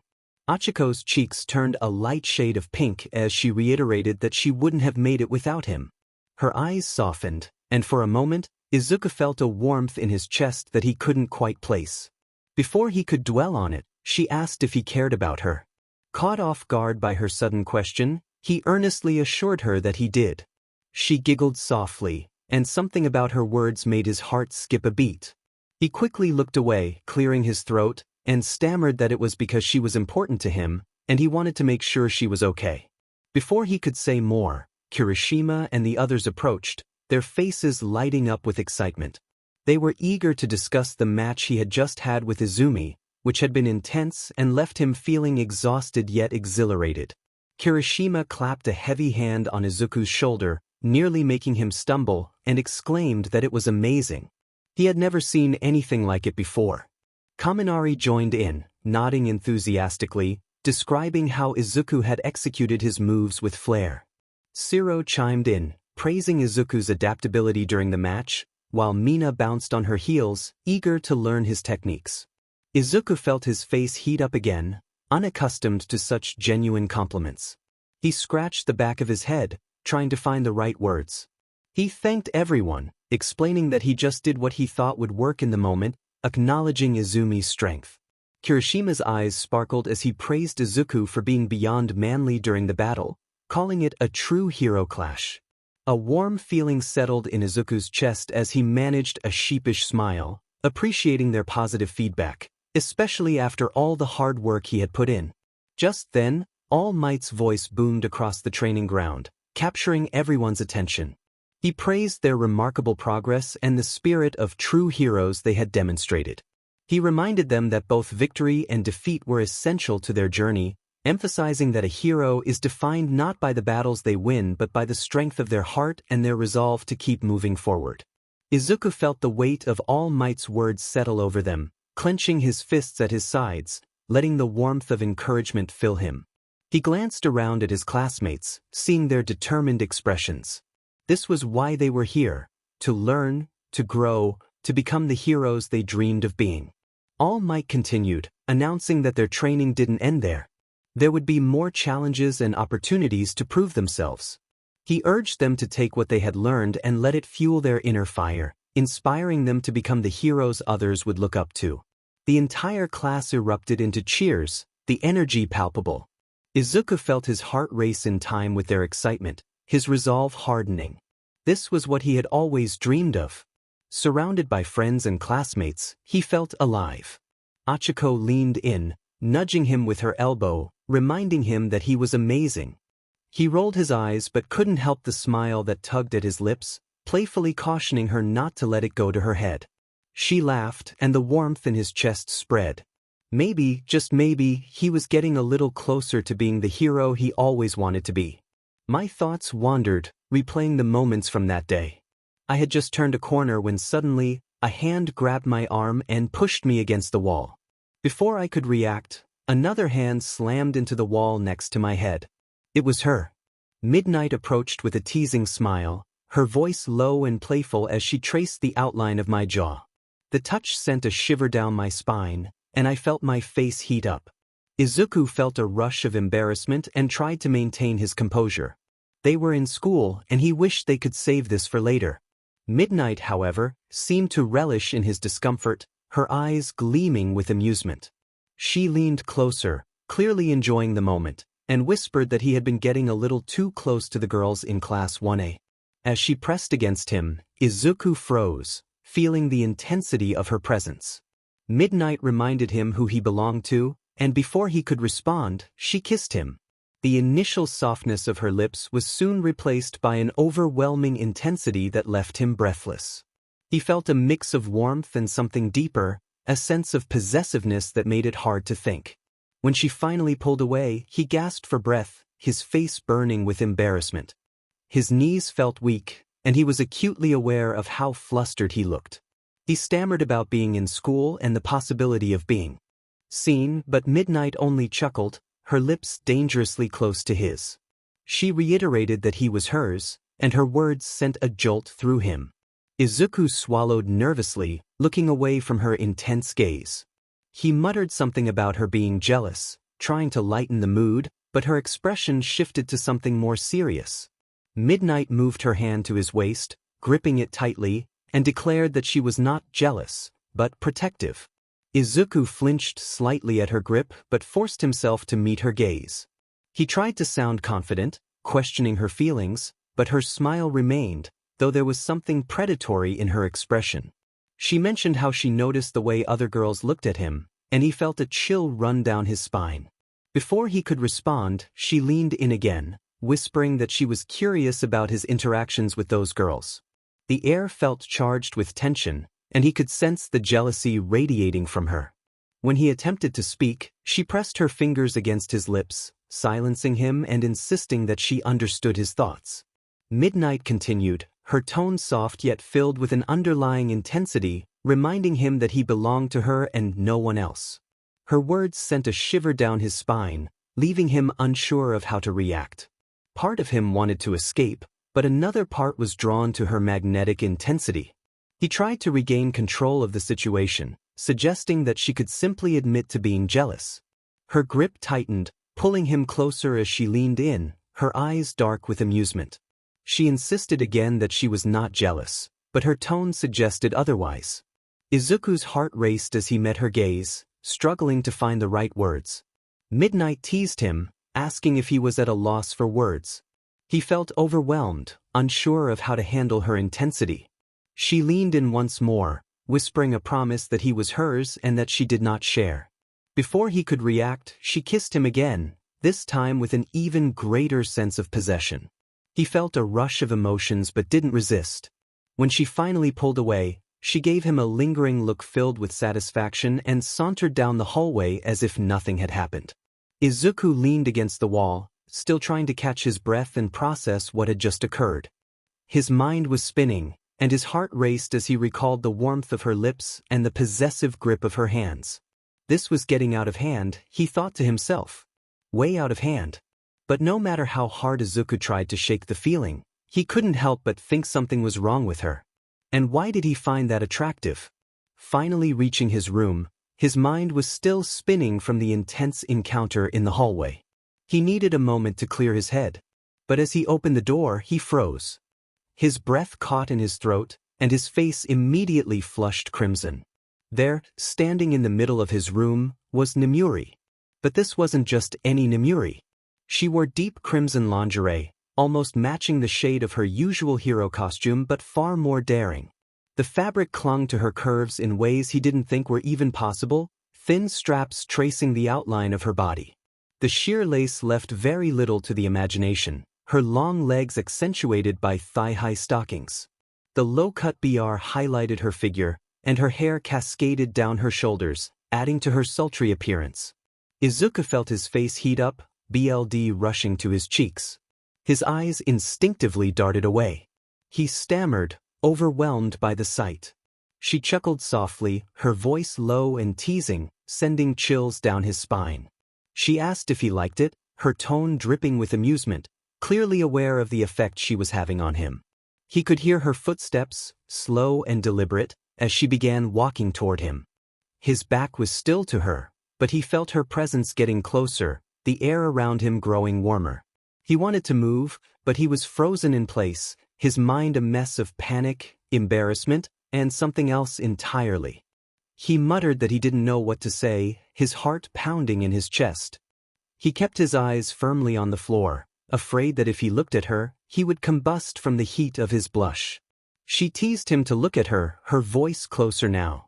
He shook his head, squeezing his eyes shut as if that would make the situation disappear. He managed to squeak out that it wasn't appropriate, though his voice lacked any real conviction. Suddenly, he felt her hand on his chin, soft and warm, gently tilting his head up. She repeated her command to look at her, her voice softer this time but no less commanding.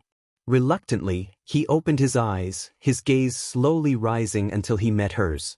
Her eyes, filled with mischief and longing, locked onto his, and his breath caught in his throat again. He tried to avoid looking at her figure, but it was impossible not to notice how the lingerie emphasized every curve. His blush deepened to a shade he didn't think was possible. She grinned, clearly pleased with his reaction, whispering that it was better this way. He swallowed hard, struggling to form a coherent response, but nothing came out. Finally, he blurted out that they would get in trouble, his voice barely above a whisper. He worried about what would happen if someone saw them, especially Aizawa-sensei. Her smile widened, her fingers gently caressing his jawline as she leaned in closer. She purred that it was not like they were doing anything wrong. His eyes widened at her words, and he instinctively took a step back, only to find himself pressed against the wall. He protested weakly that she wasn't supposed to be in there, his heart racing faster by the second. He tried to resist temptation, but her presence was overwhelming. She seemed amused by his flustered state, taking another step forward, closing the distance between them. She teased him about how cute he looked when he was nervous. He tried to avert his gaze again, but she stopped him, her thumb brushing against his lips, making his whole body tense up. She whispered that there was no need to be so shy, revealing that she came there just for him. His mind raced, unsure of what was happening. He stammered that they couldn't, but she interrupted him, her voice sultry and teasing, suggesting they could have a little fun. She noted how hard he had been working and that he deserved to relax a bit. Her hand moved to his shoulder, sending shivers down his spine, and she suggested that no one would know, that it would be their little secret. Izuku felt trapped, pressed firmly against the wall with nowhere to escape. He muttered that they really shouldn't, though even he could hear the hesitation in his voice. She tilted her head, her eyes gleaming with amusement, insisting that no one would find out. As she leaned in closer, her lips dangerously close to his, he felt a wave of panic wash over him. He tried to back away, but there was nowhere to go. She was relentless, her presence overwhelming as she teased him about how he didn't pull away when she kissed him in the hallway. He felt his face grow even hotter at the memory, shifting uncomfortably. She pressed her body against his, her hand sliding up to the back of his neck, asking if it was different. She grinned, her eyes dark with mischief, claiming that he liked it. He froze, her words sending a wave of panic through him. He tried to protest, but the words got stuck in his throat. She chuckled softly, tracing the outline of his jaw, whispering that he didn't have to pretend with her. She leaned in, her lips dangerously close, revealing that she knew how hard he had been working and how stressed he was. Izuku felt overwhelmed, trying to back away but finding no escape. He muttered that they really shouldn't, though his voice was filled with uncertainty. She asked why not, her voice soft but insistent, suggesting it would be their little secret. As the tension in the room thickened, Izuku felt trapped in a whirlwind of emotions, unsure of how to navigate the situation unfolding before him. Izuku's hands fumbled with the laces of Midnight's outfit, finally freeing her form. He cupped her chest gently, feeling a rush of warmth as she let out soft sounds of approval. Midnight, with a playful glint in her eyes, complimented him on his skills, teasing him about his unexpected confidence. Flushed and shy, Izuku averted his gaze, insisting he was merely following her lead. With a chuckle, Midnight guided his chin to meet her gaze, assuring him that she would make sure he felt good. She playfully pushed him back onto the bed, straddling him as she reached for his breathes, swiftly removing them. Izuku's heart raced, and he felt a mix of excitement and nervousness as Midnight's eyes widened in surprise at his reaction. Midnight teased him, expressing her admiration for his size, and with a playful tone, she mentioned that she wasn't sure how it would all fit. Izuku felt a rush of sensations as she began to explore, her touch igniting a fire within him. He was overwhelmed by the pleasure, his breath quickening as he lost himself in the moment. Midnight continued to tease him, her playful demeanor making him feel both exhilarated and vulnerable. As the intensity of their connection grew, Izuku could hardly contain himself, feeling a wave of emotions wash over him. Midnight, sensing his excitement, encouraged him, her voice a sultry whisper that sent shivers down his spine. The night unfolded with a passionate embrace, their bodies entwined in a dance of longing. Midnight's curves pressed against Izuku's lean frame, and he felt a mix of awe and longing. She reassured him that he could stop at any moment if he felt uncomfortable, her hands exploring his scars, reminders of his past struggles. With a deep breath, Izuku expressed his longing to continue, his voice barely above a whisper. Midnight's smile widened, and she promised to guide him through this new experience. As she positioned herself, both felt a rush of anticipation, their hearts racing in sync.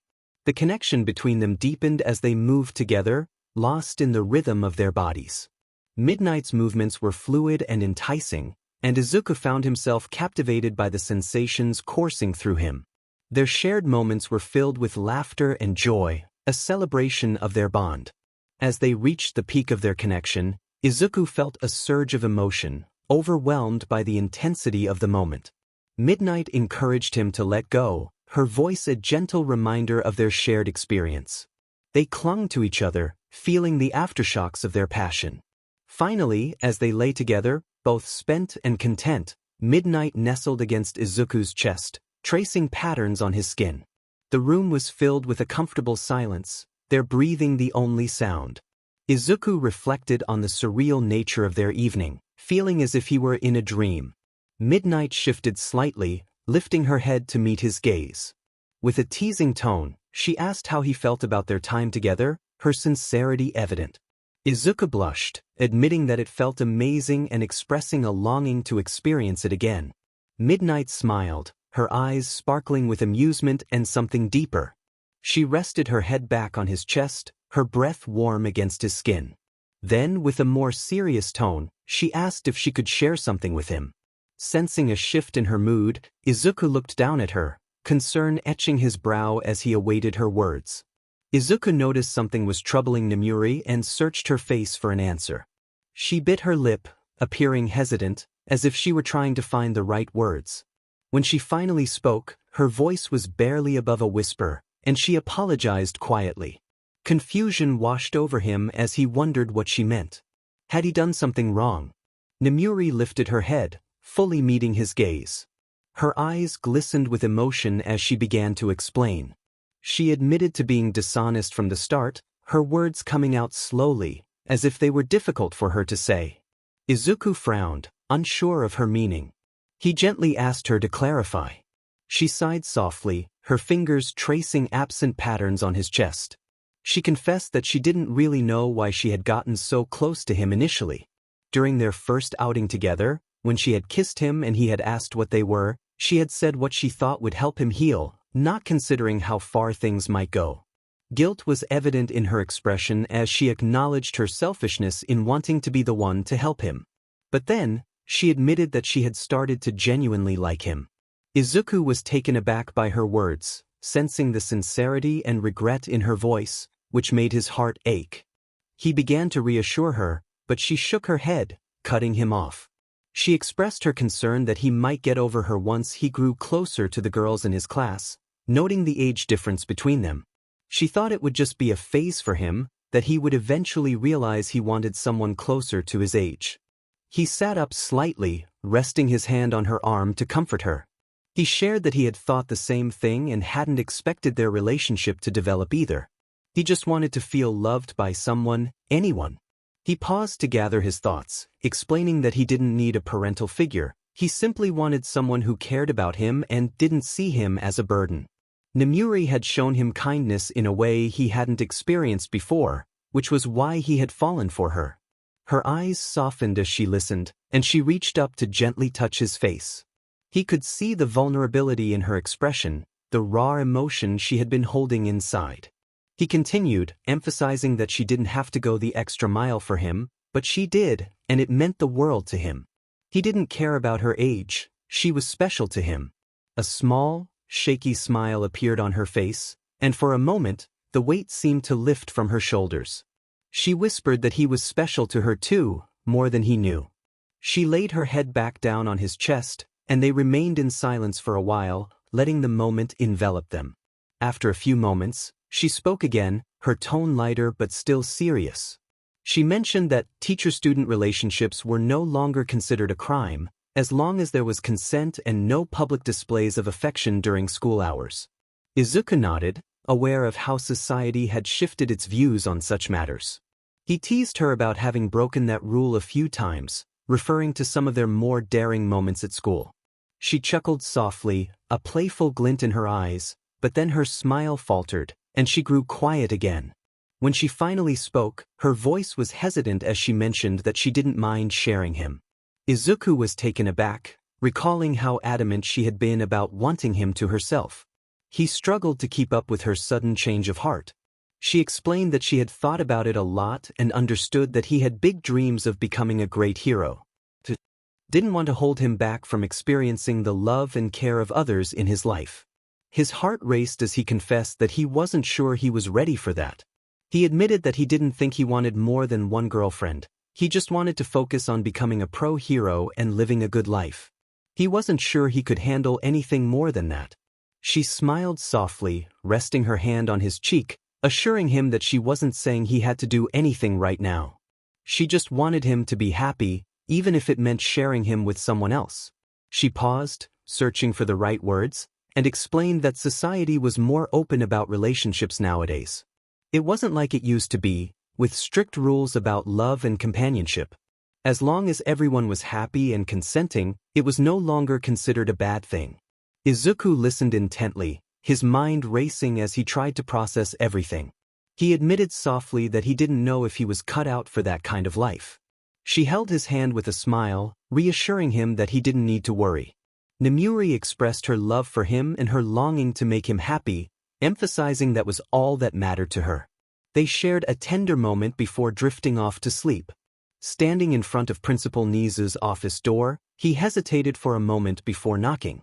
The battle training from the previous day lingered in his mind, but what weighed more heavily on him was the realization of his own strength and the peculiar position he found himself in among his classmates. He felt too powerful to truly fit in. 𝗍's voice called him in, and he opened the door to find the principal perched atop his large desk, surrounded by papers and charts, his sharp eyes studying him intently. 𝗍 inquired if he needed something, his tone polite yet curious. He scratched the back of his neck awkwardly and admitted he had been thinking about something. 𝗍 nodded, encouraging him to continue. He expressed his concern about the necessity of participating in combat training with his classmates, given his level of power. He felt uncomfortable voicing his thoughts but explained that at his peak, he could likely fight toe-to-toe with all might at his prime, or perhaps even win. Sparring against his classmates felt excessive to him. 𝗍 tilted his head thoughtfully, folding his paws in front of him. He acknowledged that Izuku's power was indeed beyond that of his classmates but reminded him that these sessions were not just about testing limits, they were about helping peers improve. By fighting him, they would see a benchmark of strength to inspire their growth. Izuku frowned slightly, contemplating 𝗍's words. He expressed his concern about risking anyone getting hurt. 𝗍 smiled knowingly and mentioned that he was aware Izuku had been faking the quirk restraints on his wrists. Izuku froze, feeling caught off guard. 𝗍 explained that since his body had adapted to the restraints, he could use all of his power without them now. Izuku stared at the floor, struggling to articulate his thoughts. He admitted he hadn't realized he was doing that and felt a bit lost. 𝗍 chuckled reassuringly, expressing his admiration for Izuku's restraint, even against Izumi, someone he had complicated feelings for. Izuku nodded slowly, feeling the tension ease from his shoulders. He shared his goal of being a symbol for the innocence and those society had pushed away, emphasizing the importance of staying focused and knowing when to use his power. He quietly reflected that it wasn't entirely his power anyway. 𝗍's eyes gleamed with pride as he commended Izuku's mature perspective and noted how much he had grown since starting at 𝐸. Izuku smiled faintly, acknowledging that he had been thinking more clearly since joining the school. 𝗍 leaned forward, his expression serious, and asked if Izuku understood the danger of All Might being a teacher at 𝐸. Izuku nodded, recognizing that it made the school a target and, by extension, Class 1A as well. 𝗍 expressed his longing for Izuku to protect his classmates, believing that having someone as strong as him watching over them would alleviate many of his worries. Izuku smiled, affirming his willingness to help, as he considered his classmates friends, even those he didn't know well. He understood the stakes involved. 𝗍 thanked him warmly, pleased with his maturity and decision to attend 𝐒𝐻𝐢𝐻𝐻. As Izuku left 𝗍𝗓's office, he felt a weight lift off his shoulders, experiencing a newfound sense of peace. While walking down the hall, he heard someone call his name. It was 𝗬𝗼, her voice hesitant yet cheerful. He stopped and turned to her, asking if she needed something. 𝗬𝗼 fidgeted, her form almost invisible, but her tone was a mix of nerves and excitement. She wanted to talk about the battle training and how she felt when he first saw her using her quirk. 𝗬𝗼 revealed that not even her parents knew what she looked like, and she expressed her longing to know if she was pretty. Her voice trembled, revealing the depth of her vulnerability. Izuku felt a pang of sympathy and stepped forward, pulling her into a gentle hug. He reassured her that she was appealing, absolutely appealing. 𝗬𝗼 began to cry softly, trembling in his arms as she thanked him, expressing how much his words meant to her. He acknowledged the difficulty she faced and emphasized that she didn't need to hide from him. He reminded her of her strength, kindness, and beauty, encouraging her to never forget that. They stood together in comforting silence, and even though she was invisible, he could feel the warmth of her presence. After a moment, 𝗬𝗼 pulled away, sniffling but smiling softly. She thanked him for everything, feeling better. A few days later, as he walked through the halls, Nemuri's words echoed in his mind. Her casual mention of sharing him with other girls left him confused. He wondered if she was truly worried he would leave her for someone his age, a thought that seemed utterly ridiculous to him. She was incredible in every sense, smart, strong, appealing. Nemuri had helped Izuku in countless ways, guiding him through the darkest parts of his life when no one else even knew he was struggling. The thought of leaving her didn't make sense. Why would he ever want to? He shook his head, trying to focus on something else. Pulling out his phone, a gift from Nemuri, he started browsing through his usual apps, searching for a distraction. Lately, he had been reading a lot of manhwa and manga in his spare time, mostly fantasy and revenge stories. There was something about those narratives, about characters who rise from nothing to get revenge on those who wronged them, that resonated with him. It felt like an outlet. Revenge of the 𝗲𝗵𝗲 𝗧𝗵𝗲 was his current obsession.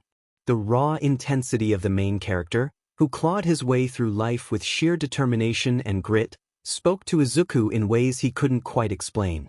As he scrolled through the latest chapters, completely immersed in the world of swords, betrayals, and victories, he heard a voice call out to him. 𝗬𝗼 appeared, her voice unmistakable. Ever since she discovered he could see her using his quirk, things between them had changed. He had told her it was simply energy manipulation, which wasn't a complete lie but not the full truth either. His quirk, one above all, allowed him to perceive energies in ways others couldn't, and he could see the faint outline of her presence even when she was invisible. That little discovery had led to heartfelt moments between them. 𝗬𝗼, who had spent so much of her life being unseen, now had someone who could see her, and it had made her much more friendly, perhaps even a bit clingy at times. He didn't mind. He couldn't blame her. It was as if she had been given newfound freedom, and he was the one person she could truly share it with. 𝗬𝗼 held up a cheesesteak sandwich, grinning. Izuku was a little surprised but accepted the sandwich with a smile, expressing his gratitude. She giggled, revealing that she knew it was his favorite. As he took a bite, savoring the flavors, 𝗬𝗼 watched him, her energy radiating comfort and familiarity. She hovered just a little too close, and while it was nice, he couldn't shake the feeling that this was becoming more than just friendly. 𝗬𝗼 rocked back and forth on her feet, curious about what he was reading. Izuku mentioned that he was engrossed in Revenge of the 𝗲𝗵𝗲 𝗧𝗵𝗲, explaining the plot about a character betrayed by his clan who goes back in time to become stronger for revenge. 𝗬𝗼 teased him, noting that he was always so serious and that she liked seeing him relaxed and enjoying himself. He felt a blush creeping up, unsure how to respond. She tilted her head slightly, sensing his self-consciousness, and asked if he ever took a break. Izuku shrugged, admitting it was hard to turn off that part of him.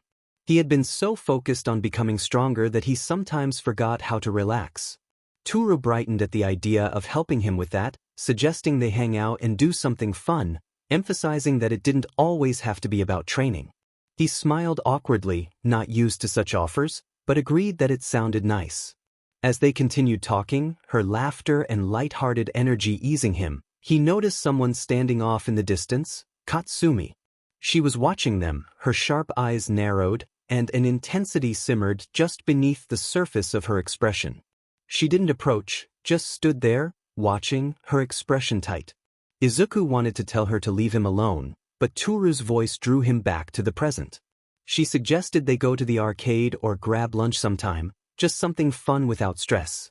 He glanced back at Katsumi for a moment, but she was already walking away, her hands clenched into fists. He let out a quiet snort and turned back to Toru, forcing a smile, determined not to let Katsumi spoil his mood. As Izuku was heading out of the restroom, he barely took a step forward when Mineta appeared out of nowhere, standing directly in front of him with a determined look. Izuku blinked in surprise, his usually calm demeanor betraying the confusion he felt. Mineta threw his hands in the air, filled with desperation, demanding to know Izuku's secret for getting the girls to like him. Izuku blinked again, more confused than ever. Mineta insisted that it wasn't possible for him not to know how he was attracting attention. Izuku took a moment to gather his thoughts, slowly admitting that he really didn't do anything special. He just tried to be nice to everyone and treated them like friends. Mineta's eyes narrowed suspiciously as he studied Izuku, searching for some hidden trick. Mineta was convinced that there had to be some secret formula that Izuku wasn't sharing. He crossed his arms and pouted, expressing his disbelief that girls liked Izuku simply because he was nice.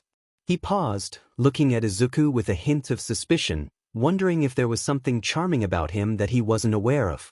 Izuku, feeling a light blush creep onto his cheeks, insisted that he wasn't charming at all and didn't even know how to be. Mineta narrowed his eyes and stepped closer, questioning Izuku's humility. Izuku shook his head, trying to maintain his composure, and reiterated that he was just being himself.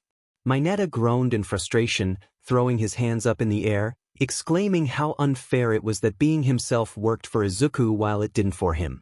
Izuku offered a soft, awkward smile and suggested that Mineta might benefit from not focusing so much on trying to get people to like him, encouraging him to be more relaxed. Mineta, clearly unconvinced but too frustrated to argue further, reluctantly agreed to try Izuku's advice, warning that if it didn't work, he would return for more answers. With that, he turned and marched off, leaving Izuku slightly bewildered by the entire exchange. As Mineta disappeared around the corner, Izuku let out a small sigh of relief, muttering to himself about how strange that conversation had been. He adjusted his posture and continued down the hall, hoping that would be the end of Mineta's questions for the day. Suddenly, an announcement echoed through the halls of 𝐸, repeating a warning about a level 3 security breach and instructing all students to evacuate outdoors promptly. Izuku felt the panic rise as students rushed toward the exits, shoving and slamming against each other in their haste. Chaos erupted in an instant, and he tensed up as the waves of students surged past him. A familiar voice called out to him, and though he couldn't see Toru, he could hear the urgency in her tone. Activating his quirk, one above all, he sharpened his senses and filtered out the noise, focusing on the source of the commotion outside. He noticed reporters among the crowd, realizing that it wasn't a villain attack but rather a misunderstanding. Ida's voice echoed through the chaos, expressing concern about the rough behavior of the students. Izuku called out to the crowd, trying to clarify that it was just reporters who had somehow broken in. Achiko's voice rose above the frantic energy, questioning how the reporters had gotten into the school. Izuku admitted that he didn't know but emphasized that the students were unaware of the true situation, and this panic could lead to injuries if it continued. Desperate to calm everyone down, Izuku racked his brain for a solution. Suddenly an idea struck him. He focused his energy through one above all, channeling it in a way that would grab attention without causing more panic. He extended his hand, allowing energy to flow from his fingertips, manifesting as small bursts of light and subtle vibrations that danced in the air. As the light caught the attention of some students, they began to slow down and turn toward him, curious. Izuku projected his voice calmly, urging everyone to listen and reassuring them that there was no villain present, just a misunderstanding with reporters outside. He encouraged them to stop pushing and to remain calm, explaining that if they stayed orderly, no one would get hurt. Gradually, the stampede-like rush began to dwindle. Students stopped shoving each other, and the flow toward the exits became more organized. Izuku released a final wave of calming energy, ensuring it remained light and soothing.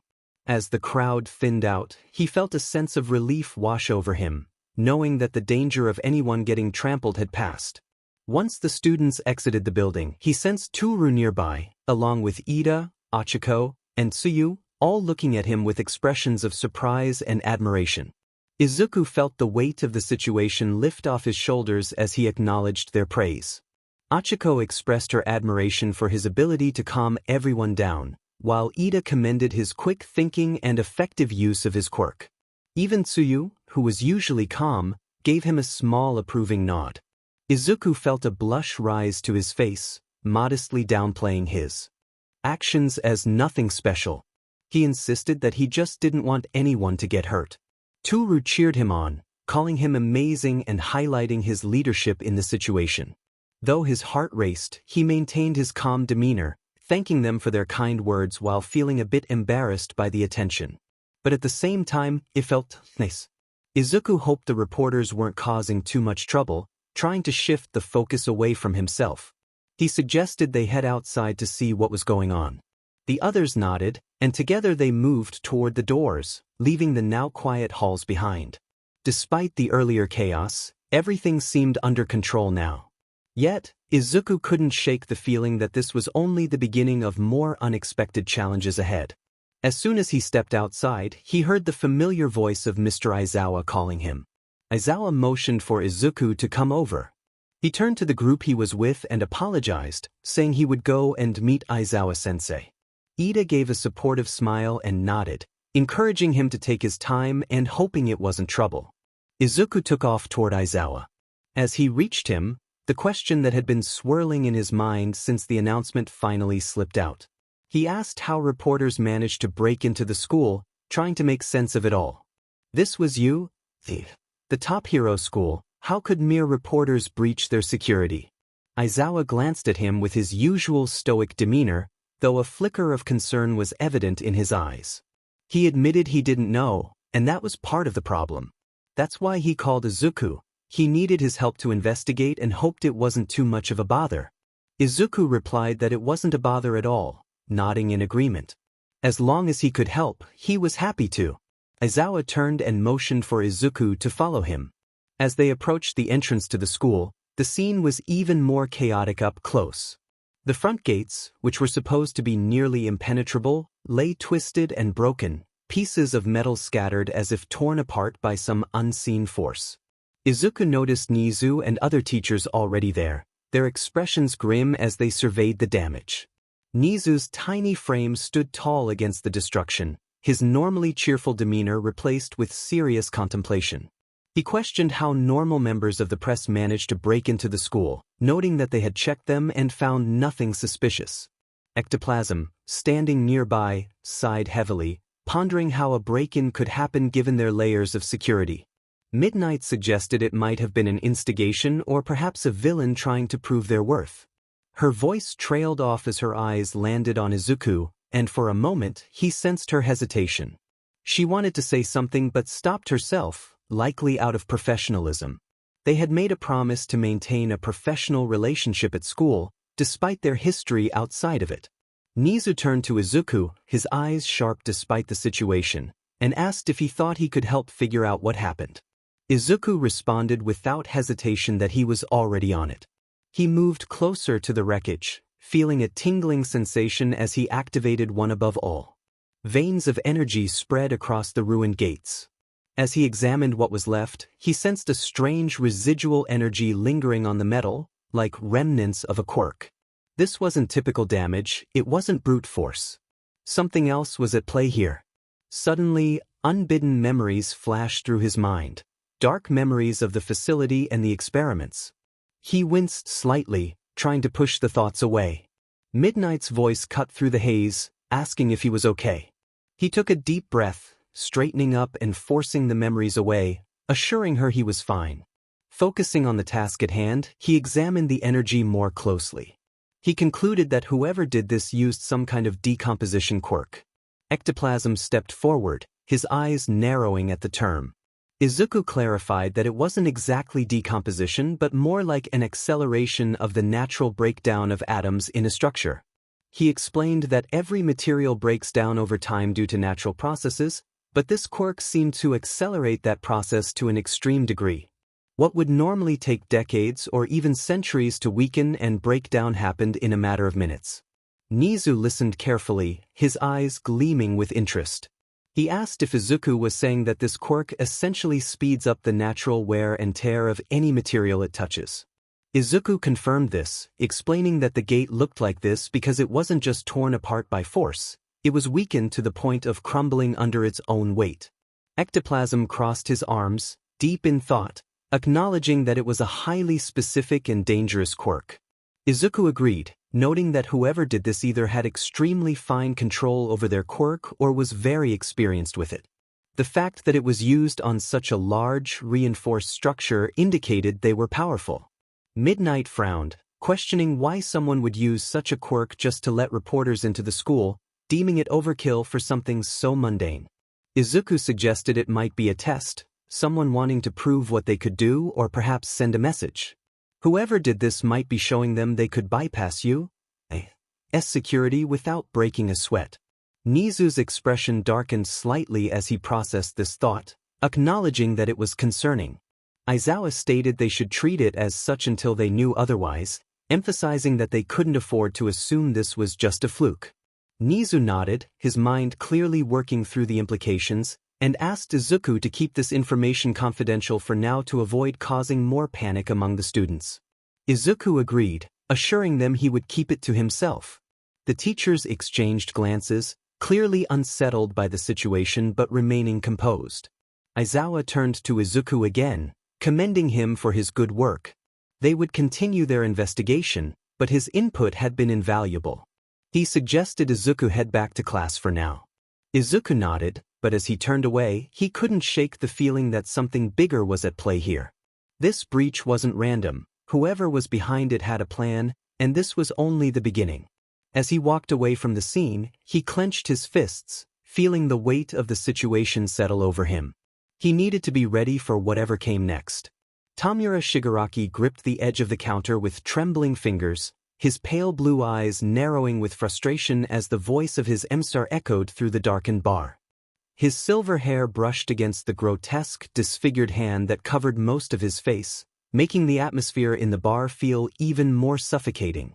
He growled that the plan was already in motion and that he had gathered a group of low-level thugs and wannabe villains just as his emissary wanted. They were eager and desperate, ready to throw themselves at the symbol of peace. All they needed was the right moment to crush All Might. On the other side of the room, Kurohige silently cleaned glasses behind the bar, his vaporous form hovering ominously as the conversation continued. Shigaraki turned his attention back to the flickering monitor that was transmitting only audio, his MSDR's voice as cold and calculated as ever. The voice commended Shigaraki, acknowledging his efforts. However, it warned of a potential obstruction in their plan. Shigaraki's eyes widened in irritation as his fingers drummed against the bar's surface. The voice revealed that Subject 13 could be the obstacle they faced. This name hung in the air, prompting Shigaraki to process the implications. The voice explained that years ago, a brilliant scientist had attempted to create the perfect quirk, one that could surpass even the strongest heroes, and had received full support for the project. Shigaraki's brow furrowed, his mind racing at the thought of a perfect quirk. The voice continued, detailing how the experiment had gone awry, resulting in the creation turning against its creator. The scientist was killed, and Subject 13 vanished, possessing a quirk that was too powerful and unpredictable, eluding capture for years. A spark of interest ignited behind Shigaraki's rage as he learned that Subject 13 was now at UA. The voice revealed that this subject was the offspring of one of the top heroes, hidden away from the public. Now, it had been confirmed that Subject 13 was among the students at UA, posing a considerable threat to their plans. The voice expressed concern that Subject 13 might be too powerful for Shigaraki to handle alone. Shigaraki's hand twitched violently, brushing dangerously close to the glass he had been holding, which cracked under the pressure of his decay quirk. He growled, expressing his frustration and asserting that he had been preparing for this moment. He had studied the heroes and learned everything necessary to bring down Yue. The voice acknowledged Shigaraki's capabilities but emphasized that this was not an opponent to be underestimated. To ensure their success, the voice announced it would send someone to assist him. Shigaraki froze, his body tensing as rage boiled within him. He refused to work with that individual, expressing his disdain. The voice remained calm, insisting that the mission was too important to risk failure. Shigaraki slammed his fist onto the counter, causing the bar to shake as parts of the wood began to disintegrate under his touch. He declared that he didn't need anyone's help and that the other individual would only hinder their efforts. The voice commanded him to stop, making it clear that this was not up for debate. The assistant would be there to ensure the plan's success, and failure was not an option. Shigaraki's chest heaved with fury, his thoughts spiraling into chaos. The mere mention of the individual sent waves of hatred coursing through him. He wanted to scream, to destroy everything around him, but he clenched his fist tightly, fighting to maintain control. He expressed his distrust and reluctance to have the individual near his operation. The voice coldly stated that trust was not necessary, but cooperation was essential. Shigaraki's jaw tightened, resentment swirling in his mind, but he realized there was nothing he could do. His MSDR's words were final. Reluctantly, Shigaraki muttered his agreement, vowing to deal with the individual himself once the mission was over. The voice on the monitor responded with a quiet, almost amused chuckle, urging him to focus on the task at hand. The monitor clicked off, leaving Shigaraki in the dimly lit bar, his rage simmering just below the surface. Kurojirai, who had been silent throughout the exchange, finally spoke, reminding Shigaraki that their MSDR's orders were absolute. They had to ensure the success of the operation, no matter the cost. Shigaraki glared at the empty monitor, his lips curling into a snarl, insisting that he didn't need anyone. Deep down, he knew his MSTR wouldn't change his mind. The individual was coming, and that was something Shigaraki would have to deal with, whether he liked it or not. Meanwhile, Mr. Aizawa stood in front of Class 1A, his usual tired expression and slouched posture not making his presence particularly commanding. Yet, even in his casual stance, the room quieted slightly as he began to speak. He apologized for being late, rubbing his eyes as if he hadn't slept in weeks. He announced that the class would choose a representative. Suddenly, the room erupted into chaos, with students clamoring for the position. One student declared they should be the class representative, while another insisted it should be them. A third student confidently claimed to possess the leadership skills needed for the role. Kaminari stood on his desk, pointing at himself and declaring that he was perfect for the job, claiming everyone loved him. Gyro responded dryly, pointing out that this was not the case, prompting Kaminari to react dramatically. Kirishima grinned, asserting that they needed someone manly for the job. Mina jumped up, waving her arms enthusiastically, eager to make the experience fun. Siro leaned back in his chair, casually expressing his willingness to take on the role, while even Mineta from the back of the class squeaked out his plea for leadership. The energy in the room was palpable as the students vied for the opportunity to represent their class. "Come on, I've got a big vision for this. I bet my love for cheesesteak sandwiches nobody will ever vote for him." Meanwhile, one student sat in their seat, completely absorbed in the man while they were reading on their phone, trying their best to tune out the noise. It wasn't easy, especially with enhanced senses. Every shout and loud declaration from classmates felt like it was hitting their eardrums at double the volume. They winced as the noise level rose, making the chatter even more unbearable. Why did they have to yell so much? Ida's voice boomed out, cutting through the chaos with authority. He slammed his hands down on his desk, standing tall and straight like a soldier. The room fell into a sudden hush. He lectured that this wasn't some part-time job or something to feel better about oneself. Being class representative meant leading others, being a symbol of excellence not only to their class but to other classes as well. They needed to think of the responsibility and duty. He paused dramatically, pushing his glasses up the bridge of his nose. Therefore, he proposed they use the power of democracy to vote for their new class representative. The class murmured in agreement. Even the more rambunctious students nodded thoughtfully, seemingly swayed by Ida's passionate speech. Ida then turned to Mr. Izawa, his hand chopping the air once more, asking for his opinion. Mr. Izawa lifted his head slightly, glancing at Ida before yawning loudly, expressing indifference and instructing them to just do it quietly before class ended. Without another word, he pulled out his yellow sleeping bag and curled up on the floor, preparing for what was clearly going to be a long nap. One student stared at him, bewildered. Was he even allowed to just fall asleep in the middle of class? Well, this was Izawa-sensei after all. The class quickly organized the vote, with everyone writing down the names of their preferred candidates. The student kept their head low, assuming they were completely out of the running for something like this. They weren't exactly leadership material and weren't even sure if they wanted that kind of responsibility. But then the results came in. Ida, standing at the front of the class with his usual seriousness, read the names. The class representative would be Izuku. The students' heads snapped up so fast they almost gave themselves whiplash. They stammered, feeling their heart rate spike with anxiety, wondering who voted for them.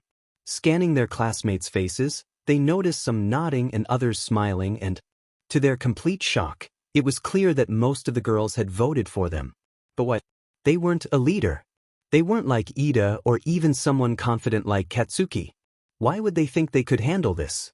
Ida continued, seemingly oblivious to their inner turmoil, announcing that the vice class representative would be Momo Yaoyorozu. Momo seemed genuinely excited, a bright smile lighting up her face as she stood up from her seat, giving a polite bow to the class. She expressed her gratitude and looked at Izuku with shining eyes, hinting at admiration. She held out her hand, and the students stared at it for a moment, their mind racing. Whatever the case, they shook her hand, and her blush deepened. Feeling awkward and completely out of their depth, they muttered a response. As soon as Momo sat back down, several classmates came up to congratulate them, and that's when they realized something very important. They hated talking to people. Izumi was one of the first to speak, walking up with a gentle smile, her eyes warm and kind, expressing belief that they would make a great leader. The student was already not in the mood for this and wished for a redo, feeling that democracy was a scam. They quickly turned away, hoping to avoid more eye contact. Katsuki and Katsumi, on the other hand, were fuming in the back of the room. They didn't say anything, but the student could feel their eyes burning a hole through them. The tension was palpable, and they could almost hear Katsumi gritting her teeth. Remembering what happened with Toru, Katsuki finally growled, his voice sharp enough to cut through the air, warning not to think they were better than him just because of a title. The student snorted, feeling superior even without a title. Katsumi stomped her foot, threatening that if they messed up even once, she would have something to say. Izumi stepped between them with a soft smile, trying to defuse the situation, suggesting they not start another fight. Katsumi scoffed, crossing her arms and turning away with a huff, but it was clear she wasn't happy. Kirishima, who had been watching from the sidelines, walked up and slapped the student on the back, grinning and congratulating them, assuring that they would make everything as manly as possible. The student smiled awkwardly, thanking Kirishima. Shiro popped up next, leaning on the desk with a lazy grin, mentioning that they were in charge now but assuring not to give them too much trouble. Kaminari, half asleep at his desk, jolted awake at the mention of his name, agreeing that there would be no trouble at all. The student tried to smile, but the weight of all the attention was starting to get to them. They weren't sure they could handle this, but it seemed like there was no turning back now. All they could do was hope they wouldn't mess everything up. Momo, still sitting at her desk, caught their eye and gave a reassuring nod, her confidence in them steady and unwavering. The student took a deep breath, trying to calm the whirlwind of thoughts racing through their head. Class representative, they had no idea how this had happened, but they guessed they'd just have to do their best, even if it meant stepping way outside their comfort zone. Maybe, just maybe, this could be the first step toward becoming the hero they always dreamed of being. As they sat there, lunch tray untouched, disbelief still ran through their mind. Their usual calm demeanor was holding up, but inside, they felt conflicted. They muttered about not believing their classmates voted for them, shaking their head as they glanced around the table at them. Their tone wasn't aggressive, more neutral, but the annoyance underneath was palpable. They weren't mad, just surprised. Sitting with them were Achiko, Tsuyu, Mina, Momo, Jiro, and Toru. All of them were part of this grand betrayal, even though deep down, I knew they had good intentions. Achiko, always the bubbly one, leaned in close, her head resting on her hands as she gave me that wide smile of hers. She encouraged me, saying I would be a great class representative. I shifted uncomfortably in my seat, feeling a slight heat creeping into my cheeks. It wasn't a full blush, just enough to make me aware of it. I expressed my uncertainty about being chosen for the role, noting that I didn't even know why they picked me. My tone was even, though a hint of exasperation slipped through. Mina, always upbeat and with a grin that could light up a room, raised her hand enthusiastically, explaining that I was cool under pressure and didn't freak out like some people. She glanced around, clearly referring to Katsumi and Katsuki. Tsuyu added calmly, sipping from her juice box, that I was really organized and always kept track of things while helping others. She was straightforward, never one to dance around the truth. I shrugged, leaning back in my chair and crossing my arms, insisting that Ito would have been a better choice since he was the one who always kept track of everything. I didn't see myself as a leader. My voice remained neutral, but I felt the weight of the responsibility pressing down on me. It was a burden I hadn't asked for. Jiro, who had been quietly picking at her food with her earphone jacks dangling lazily, looked up and remarked that Ito was too uptight. She noted that I was calm but not rigid, making people feel more comfortable around me. She offered me a half smile, trying to reassure me without overdoing it. Momo, who had been silently observing until now, nodded in agreement, saying I was level-headed, which was essential for a leader. She pointed out that I thought things through before acting, which was why they all trusted me. Adjusting her posture, she looked at me with thoughtful eyes, affirming that they made the right choice. I sighed, looking down at my tray again, expressing my concern that it felt like too much and wondering what would happen if I messed up. My voice was quiet, betraying the anxiety I had been holding in. I didn't like showing weakness, but these were my friends. If I couldn't be honest with them, who could I be honest with? Toru, mostly invisible aside from the floating food she held, chimed in enthusiastically, assuring me that I wouldn't mess up because I always thought things through. She added that they had my back. Achiko echoed her sentiment, emphasizing that I was never alone in this and pumped her fist with a determined grin. I felt my face heat up a little again. They were all being so encouraging, and while I appreciated it, the embarrassment was hard to shake. I looked away for a moment, trying to hide the blush creeping up on me. I didn't want to seem flustered, but they were making it difficult. After a pause, I thanked them softly, admitting that I appreciated their support but was just not used to being the center of attention like this. I rubbed the back of my neck awkwardly, my usual habit when unsure how to handle something. Mina, always playful, teased me with a wink, pointing out that I was blushing. That only made it worse. I felt my face heat up even more and immediately looked down at my food, trying to compose myself. I stammered that I wasn't blushing, but it was too late. They had all seen it. Tsuyu smirked, confirming that I was indeed blushing. I mumbled for them to give me a break, trying to recover some of my usual calm, but it wasn't working. Achiko laughed softly and leaned in closer, saying I was always so serious, which was kind of cute when I got embarrassed like this. I groaned inwardly, feeling like I was losing control of the situation. How did this turn from me being class rep to everyone teasing me? Sensing my discomfort, Momo redirected the conversation, reminding everyone that we were all there to support me and that a good leader knows when to rely on their team. I nodded, grateful for her words, thanking her for the reminder. Jiro leaned back in her chair, smirking as she added that if it got too much, I should remember they voted for me because I was myself. I looked around the table, seeing the reassuring smiles from everyone, and for the first time since I'd been elected, I felt a little less anxious. Maybe, just maybe, I could do this. Taking a deep breath, I declared that I would give it my best, thanking everyone once again. As we continued eating, I could still feel the occasional glance from the girls at the table, as if they were waiting to see if I'd blush again. But I kept my cool this time, pushing away the embarrassment and focusing on the task ahead. Even though I didn't want to admit it, having them around made the idea of being class rep a little less terrifying. I could handle this. Somewhere else, Minata's voice rang out, breaking the relative peace of the lunchroom as he pouted, glaring in the direction of my table. Kaminari glanced at him with a raised brow, asking what he was talking about. Minato gestured dramatically toward the group of girls sitting with me, all of them chatting and laughing.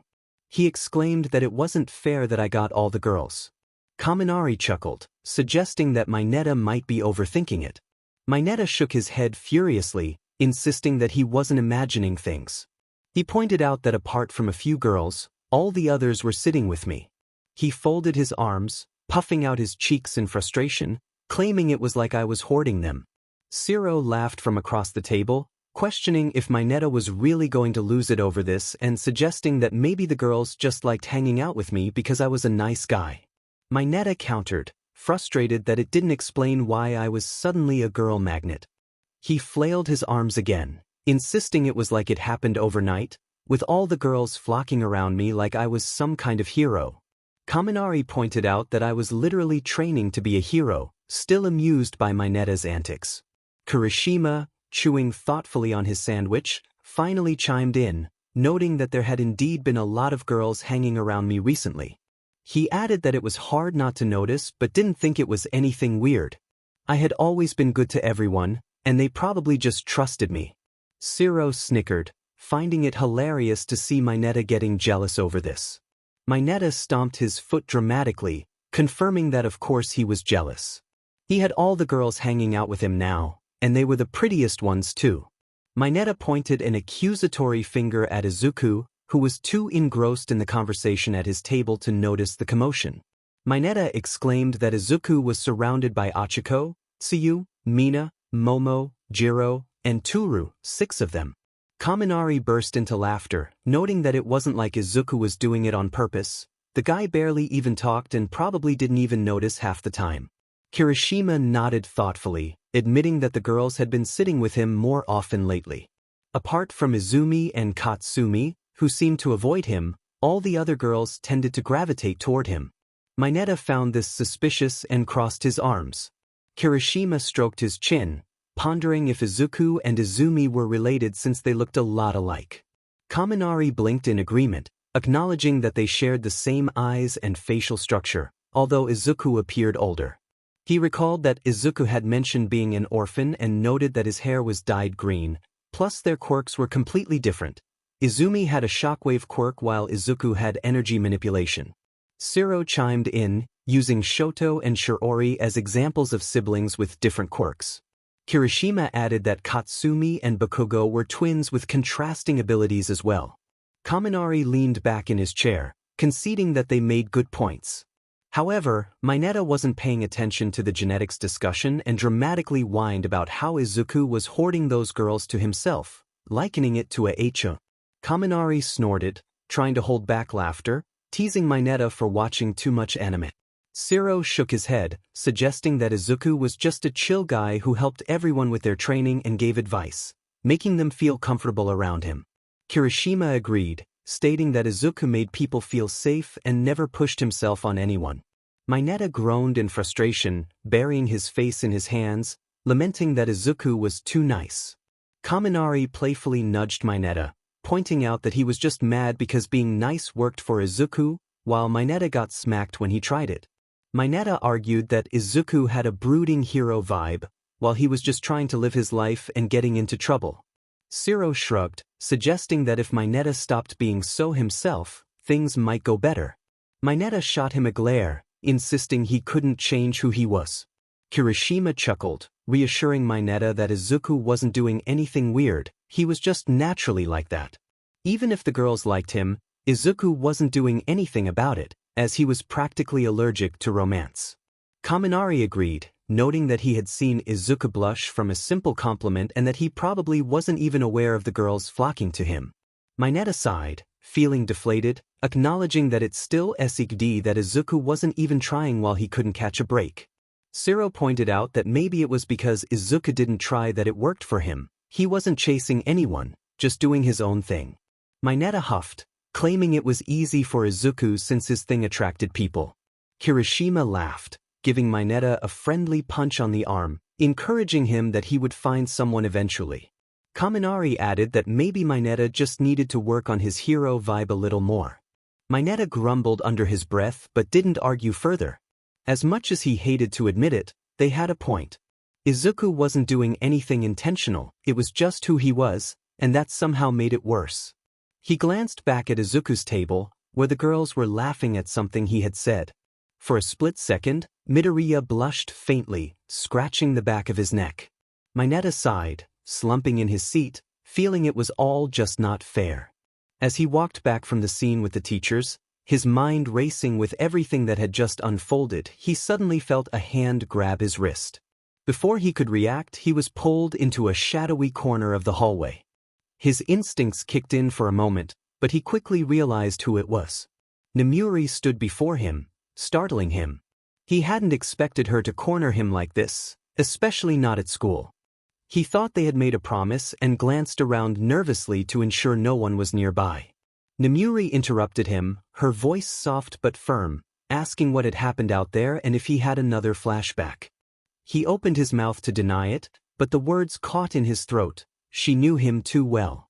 Instead, he let out a heavy sigh, leaning against the cold wall and sliding down until he was sitting on the floor. The weight of his past pressed down on him more than usual. He admitted quietly that he had another flashback. Nemuri crouched down in front of him, her eyes filled with concern, asking what had triggered it. He closed his eyes for a moment, trying to push away the memory, but it was too vivid and painful.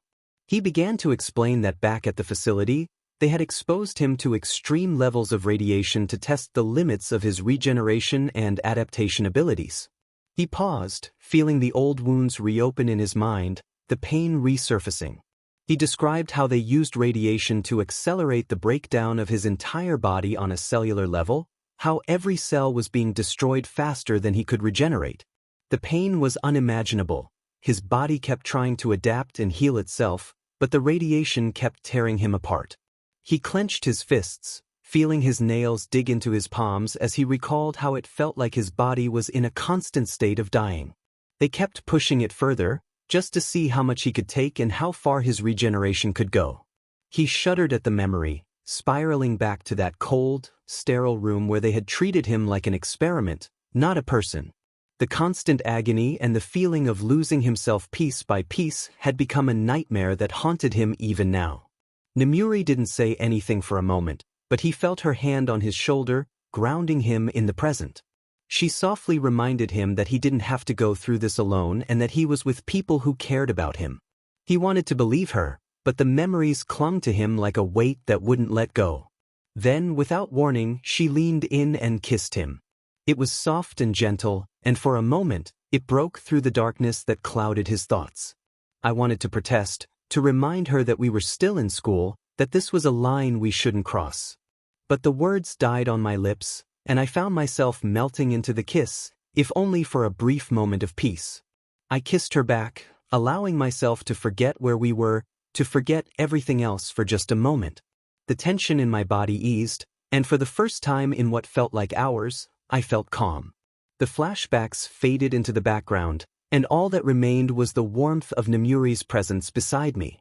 When we finally pulled away, we both stayed there, sitting in the corner of the hallway, breathing softly. Nemuri acknowledged the difficulty of my situation, reminding me that what I had gone through was not something that simply vanished. She reassured me that I had come so far, that I was no longer the kid in the facility but a hero now, and that I didn't have to carry my burdens alone. I nodded, unable to find the words to respond. My heart raced, not just from the kiss but from the weight of everything I had been holding in. I knew she was right, but that knowledge didn't make it any easier. Nemuri expressed her concern, not wanting me to shut her out. She offered her support, letting me know that if I ever needed to talk or if things became overwhelming, she would be there for me. I nodded again, this time more certain, and quietly expressed my gratitude.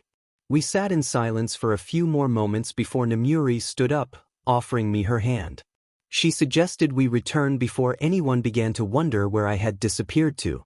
I took her hand and let her help me up. My mind felt clearer, though I knew the memories wouldn't stay away forever. Still, for now I could manage. But as we started to walk back, I froze. Out of the corner of my eye, I noticed someone standing in the hallway, her eyes wide with shock. It was 𝗧𝗵𝗲. She stood just a few feet away, partially hidden behind a pillar, but I could tell she had seen everything. Her expression was a mix of surprise, confusion, and something else I couldn't quite place. My heart sank. She wasn't supposed to see that.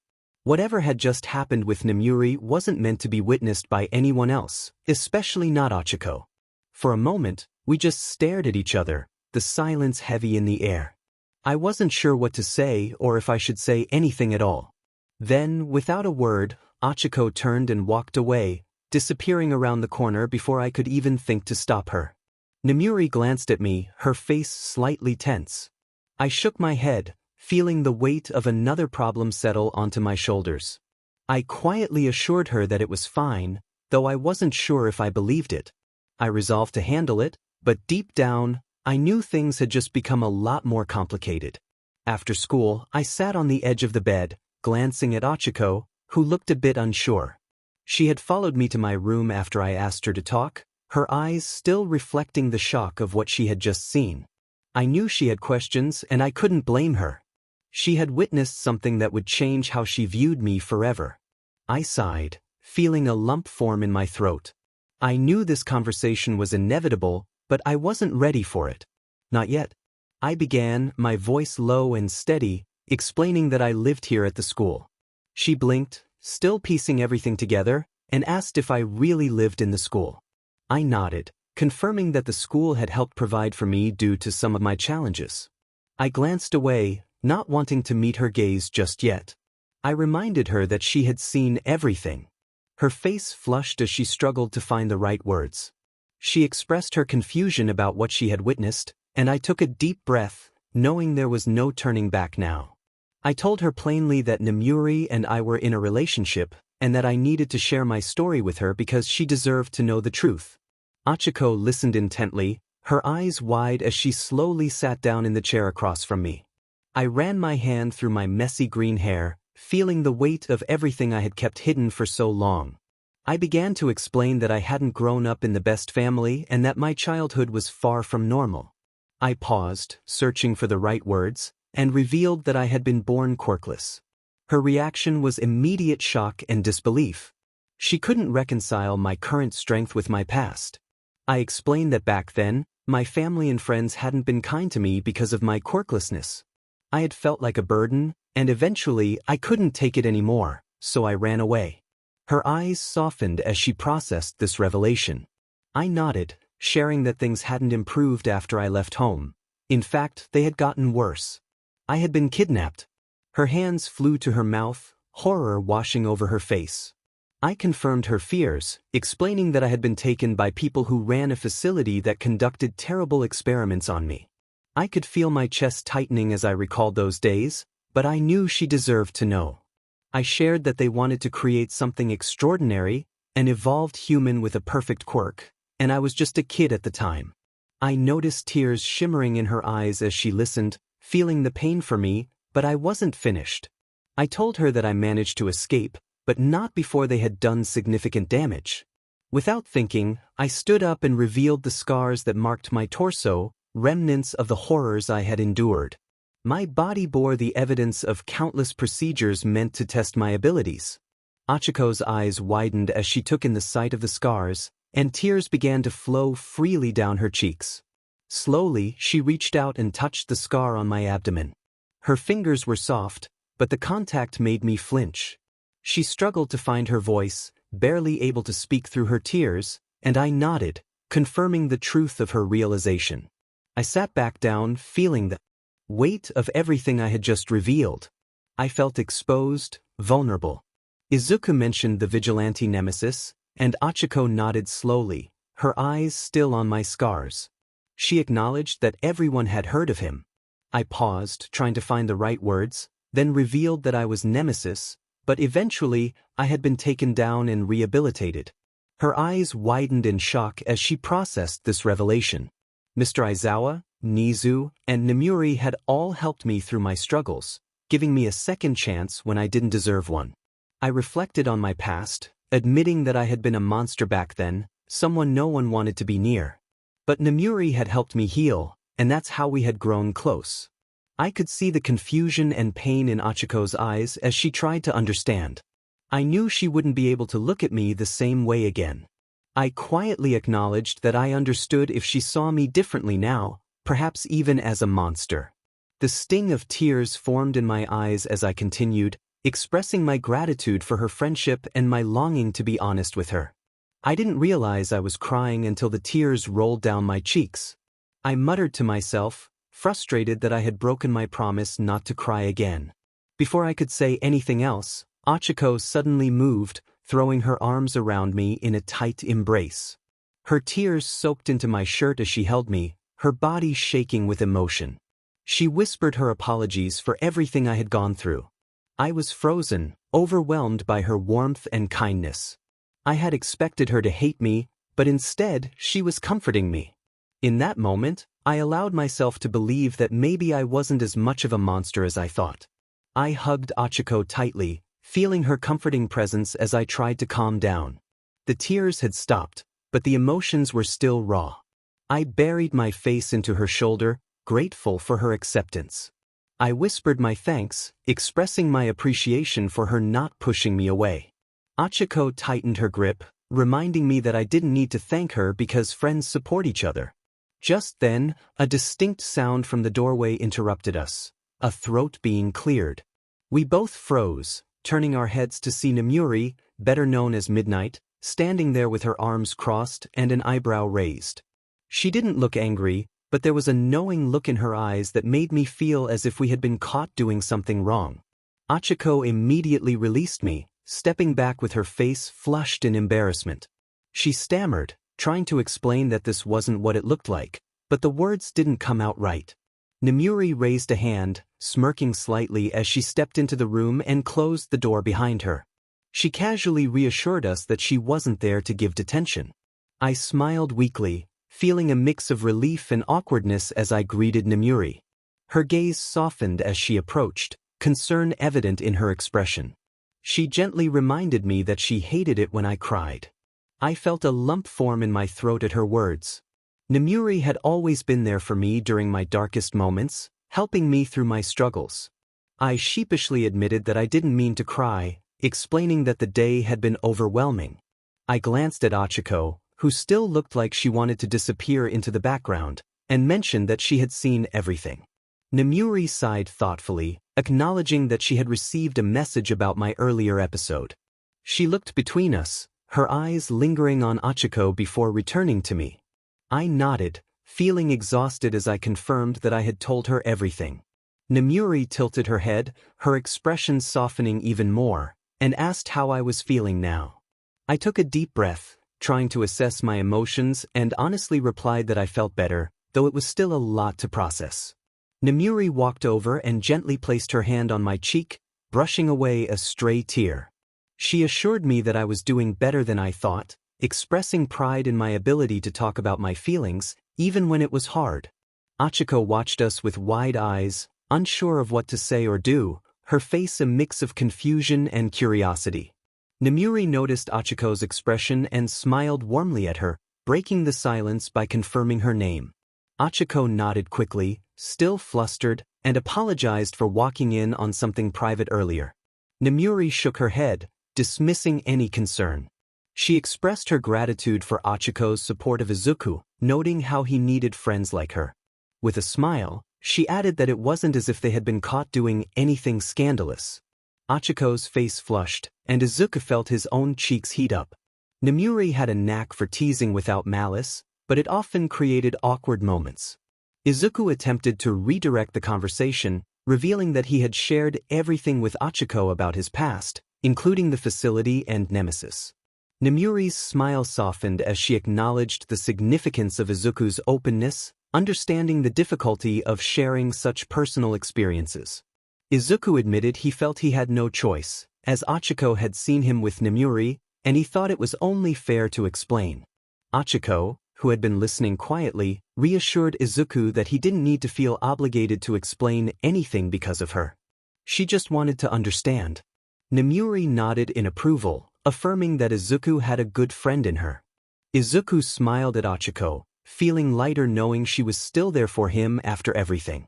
After a brief silence, Nomiuri cleared her throat gently, indicating it was time for her to give them some space. She reminded Izuku that if he needed her, he knew where to find her. He felt comforted by her words and thanked her sincerely. With a playful wink, she turned to 𝗧𝗃𝗄, urging her to take care of Izuku, who, despite his tough exterior, needed support. 𝗧𝗃𝗄 smiled, her confidence returning as she promised to look after him. As Nomiuri headed for the door, she paused to give Izuku a serious look, advising him not to be too hard on himself, reminding him that he was not a monster. Her words lingered in the room long after she left, prompting 𝗧𝗃𝗄 to sit beside Izuku, offering warmth and comfort. Izuku felt the weight of his shared burdens lighten as 𝗧𝗃𝗄 quietly assured him that she didn't think he was a monster either. He expressed his gratitude, allowing himself to believe that maybe he wasn't as broken as he had thought.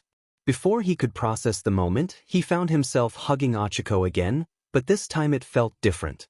Their faces were close, and before he could react, she gently pressed her lips against his. His heart raced as time seemed to slow, the significance of the moment overwhelming him. 𝗧𝗃𝗄 quickly pulled away, her face bright red. Izuku was in disbelief, his mind racing as he realized what had just happened. He glanced at Nomiuri, expecting anger or confusion, but instead, she wore an amused expression, one eyebrow raised and a smirk on her lips. 𝗧𝗃𝗄, flustered and shocked, apologized profusely, her hands covering her mouth as she stepped back, mortified. Nomiuri chuckled, leaning casually against the doorframe, teasing that she hadn't realized she had competition. 𝗧𝗃𝗄 froze, fearing a reprimand, but Nomiuri reassured her that she wasn't mad and even joked about not minding sharing Izuku. Izuku's eyes widened at the unexpected turn of events, while 𝗧𝗃𝗄's face turned even redder as she stammered, trying to explain herself. Nomiuri laughed softly, clearly enjoying the situation, and encouraged 𝗧𝗃𝗄 to relax. Noting that it was common for people to be drawn to Izuku's charm. Izuku was speechless, trying to deny any competition, but Nomiuri found his innocence amusing. 𝗧𝗃𝗄, still embarrassed, insisted she hadn't meant to cause any trouble. Nomiuri waved off the notion of trouble, declaring that they were cute together. 𝗧𝗃𝗄 looked at Izuku, guilt and confusion evident on her face, but before she could speak, Nomiuri suggested they all get some rest, glancing at the clock. 𝗧𝗃𝗄 seized the opportunity to leave, wishing them both good night as she hurried out, her face still flushed. Once the door closed, Izuku let out a long breath, feeling dazed by the events that had unfolded. Nomiuri approached him, wrapping her arms around his waist from behind and resting her chin on his shoulder, teasingly commenting on how interesting the situation had been. Izuku sighed, leaning into her embrace, acknowledging that she was enjoying the moment too much.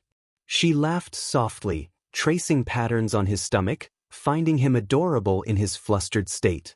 Despite the craziness of the situation, Nomiuri always had a way of making him feel calm, grounding him when everything felt like it was spinning out of control. As they stood in the quiet room, he realized just how late it had gotten. The moonlight filtered through the window, casting a soft glow over the space. Nomiuri's arms tightened around him slightly, pulling him closer as they stood in the dim light. She murmured that it was time for bed.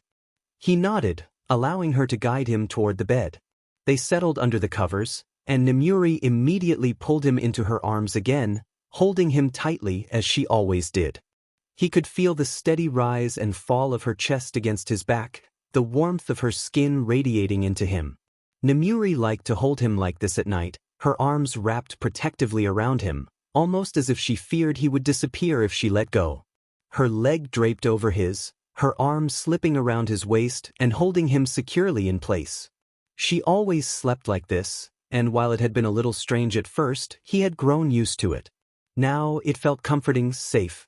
He picked up his phone from the nightstand, holding it up in front of him. His eyes scanned through his messages and he noticed a new one from 𝗧𝗃𝗄. She expressed her apologies for what had happened, unsure of what had come over her. He stared at the message for a few moments, trying to wrap his mind around everything that had occurred. How could he even begin to explain to her that it was okay? That he didn't mind? That he was just as confused as she was? He replied, reassuring her that it was okay and not to worry about it. A few seconds later, his phone buzzed with her reply, asking if he was sure and expressing her longing not to make things weird between them. He smiled a little, feeling warmth spread through him as he promised it wasn't weird and suggested they talk more tomorrow. There was a brief pause before another message popped up, wishing him good night. He set his phone down on the nightstand again, letting out a quiet sigh. His mind was still racing with everything that had happened, but for now, he just wanted to close his eyes and let exhaustion take over. Nomiuri shifted slightly behind him, her arm tightening around his waist as she mumbled something incoherent in her sleep. He smiled softly, feeling a sense of peace wash over him as he let his eyes drift shut. For the first time in a long while, despite the chaos of the night, he felt content. With Nomiuri's warmth surrounding him, he knew that whatever happened next, he wasn't alone anymore. It was early morning at school, the sun barely rising and casting long shadows across the courtyard. He arrived earlier than usual, knowing this would be the perfect time to talk to Achiko without interruptions. She was already there, sitting on a bench with her hands folded in her lap, fidgeting slightly. She looked up when she saw him approaching, greeting him with a small, nervous smile. He replied, though the weight of what he wanted to discuss made his voice sound more serious than intended. He sighed deeply, unsure how to begin, feeling the awkwardness between them after everything that had happened yesterday. This wasn't how he had imagined their next conversation going. Achiko shifted in her seat uncomfortably, trying to address the previous day. He raised his hand to stop her, not wanting to dive into that just yet. He suggested they should really talk. He paused, gathering his thoughts before continuing, asking her what she truly wanted from all of this. She blinked at him, clearly taken aback by the question. Her hands fidgeted more in her lap, and she bit her lip, looking away. She admitted that she didn't know how to explain it, feeling uncertain about her own desires compared to his clear goals of becoming a hero. He furrowed his brow in confusion, prompting her to elaborate. She exhaled slowly, her eyes focusing on the ground as she explained that while he wanted to be a hero to stand for those society discarded, she wanted to become a hero for financial reasons. Hearing her admit this surprised him, but before he could respond, she began to explain her family's struggles. They had been struggling for years, barely making ends meet. Her parents worked hard every day, but no matter how much they pushed themselves, it felt like they could never escape their situation. She hated seeing them suffer and felt powerless to help. She wanted to become a hero because heroes earned well, believing that if she could earn money, she could provide a better life for her family. Her voice trembled as she spoke, and she quickly wiped away the tears that started to form in her eyes. She expressed that her longing to be a hero was not for fame or glory, but simply to help her parents. Hearing her say that made his heart clench. He realized how much pressure she was under and understood that everyone had their own reasons for wanting to be a hero, hers being deeply personal and heartfelt. She whispered that he was an inspiration to her. Even before she really got to know him, she admired his drive. Now that she knew the real him, he was even more of a role model, making her want to be better. Yet, she felt like she wasn't enough, as if she was pursuing her goals for the wrong reasons. He shook his head immediately, not wanting her to feel that way. He reassured her that wanting to help her parents was a noble goal in itself, which didn't make her any less of a hero. He emphasized that while she might not be aiming to be the next symbol of peace, her heart was in the right place, and that was what made her amazing. She looked up at him with wide, tear-filled eyes, unsure of what to say. He decided to press on, asking her if she would still save people even if there wasn't any money or recognition involved. Would she still jump in to help someone, even if it meant no one would ever know? Without hesitation, she nodded. Achiko expressed her determination, stating that it wasn't about the money, she just wanted to give her parents a better life. They had sacrificed so much for her, and she couldn't stand seeing them work so hard and still struggle. Izuku smiled gently, acknowledging her heroism. He reminded her that just because their reasons were different, it didn't make her any less of a hero. They were two different people, and she needed to remember that. He encouraged her to be the best hero she could be for herself, not to emulate him. He believed in her and felt lucky to have her as a friend. Tears spilled over her cheeks as she smiled, her face soft and vulnerable in that moment. Before he could react, she threw her arms around him, hugging him tightly. Her body shook with silent sobs as she held him close. She whispered her gratitude against his shoulder, thanking him profusely. He froze, unsure how to react at first, but then awkwardly patted her back, his face burning from the sudden closeness. After a few moments, she pulled back slightly, her cheeks still wet from tears but her expression more relaxed. She sniffled a bit before asking if Midnight had been serious about her being with him. His mind raced, recalling the unexpected events of the previous day. His face turned bright red as he stumbled over his words, unsure if Midnight was serious or just teasing. 𝗧𝗵𝗲 giggled softly through her tears, expressing her admiration for him and how much she appreciated his support. Her face grew serious again as she tightened the hug for a brief moment. Then she pulled back, locking eyes with him and confessing her feelings. Izuku's entire body went rigid, stunned by her admission. His face felt like it was on fire as he processed her words. She confirmed that she loved him, having felt that way for a while but unsure how to express it without making things awkward between them. He stared at her, his heart racing. This felt surreal, like a dream. But the warmth of her hug and the sincerity in her eyes made it all too real. He stammered, unsure of how to respond. She smiled, though it was tinged with sadness, reassuring him that he didn't have to say anything right now. She understood he had a lot on his mind with training and his goals, and she just wanted him to know how she felt without expecting anything in return. For a moment, they stood there, the weight of her words hanging in the air. He cared deeply for 𝗧𝗵𝗲. She was one of his closest friends, and he didn't want to hurt her or make her feel like her feelings were one-sided. Yet, he was uncertain about his own feelings, having never really thought about romance amidst everything else happening in their lives. Seeing his inner turmoil, 𝗧𝗵𝗲's face softened. She reassured him that it was okay, and he didn't have to decide anything right now. She thanked him for always being there for her, inspiring her to be better. The sound of a phone snapping a picture echoed through the nearly empty classroom, startling both of them. Nomiuri appeared, looking down at her phone with a mischievous grin. Izuku groaned, recognizing that grin all too well. She greeted them playfully, calling him her little cinnamon roll. His face flushed red as he averted his eyes from her teasing gaze. 𝗧𝗵𝗲, confused, looked between the two of them, echoing the nickname. Nomiuri leaned against the doorframe, her grin widening. She explained that it was just her cute nickname for Izuku, insisting he loved it. He protested, feeling embarrassed, but she teased him further, knowing he could never truly tell her to stop. 𝗧𝗵𝗲, still blushing from their earlier conversation, fidgeted nervously next to him. Nomiuri's eyes darted to her, and her grin became even more mischievous as she directly asked if 𝗧𝗵𝗲 liked Izuku. 𝗧𝗵𝗲 admitted shyly that she did, her voice quiet but sincere, glancing at him with sparkling eyes that made his heart skip a beat.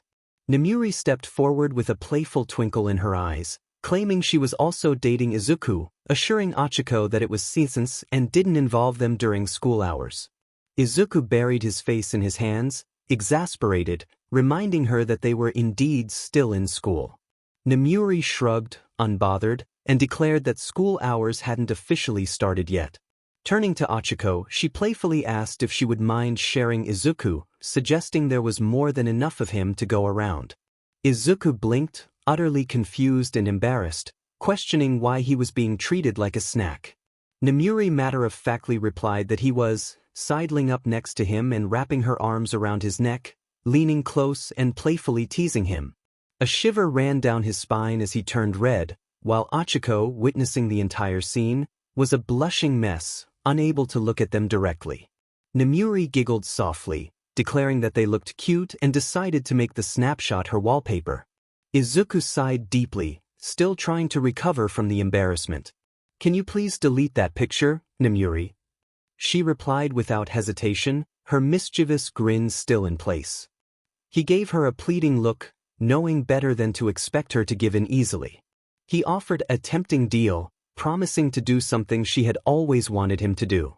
Nomiuri paused, her eyes narrowing playfully before agreeing, pocketing her phone. The image was clearly still on it, but he chose not to push his luck any further. 𝗧𝗵𝗲, still blushing, looked between them, her innocence shining through as she asked what the deal was about. Nomiuri chuckled and ruffled 𝗧𝗵𝗲's hair, telling her to forget about it, insisting it was nothing important.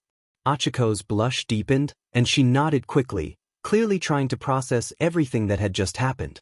As Nomiuri adjusted her coat, preparing to leave, she mentioned that school was about to start. She turned back to 𝗧𝗵𝗲 with a genuine smile, asking her to help take care of Izuku during class.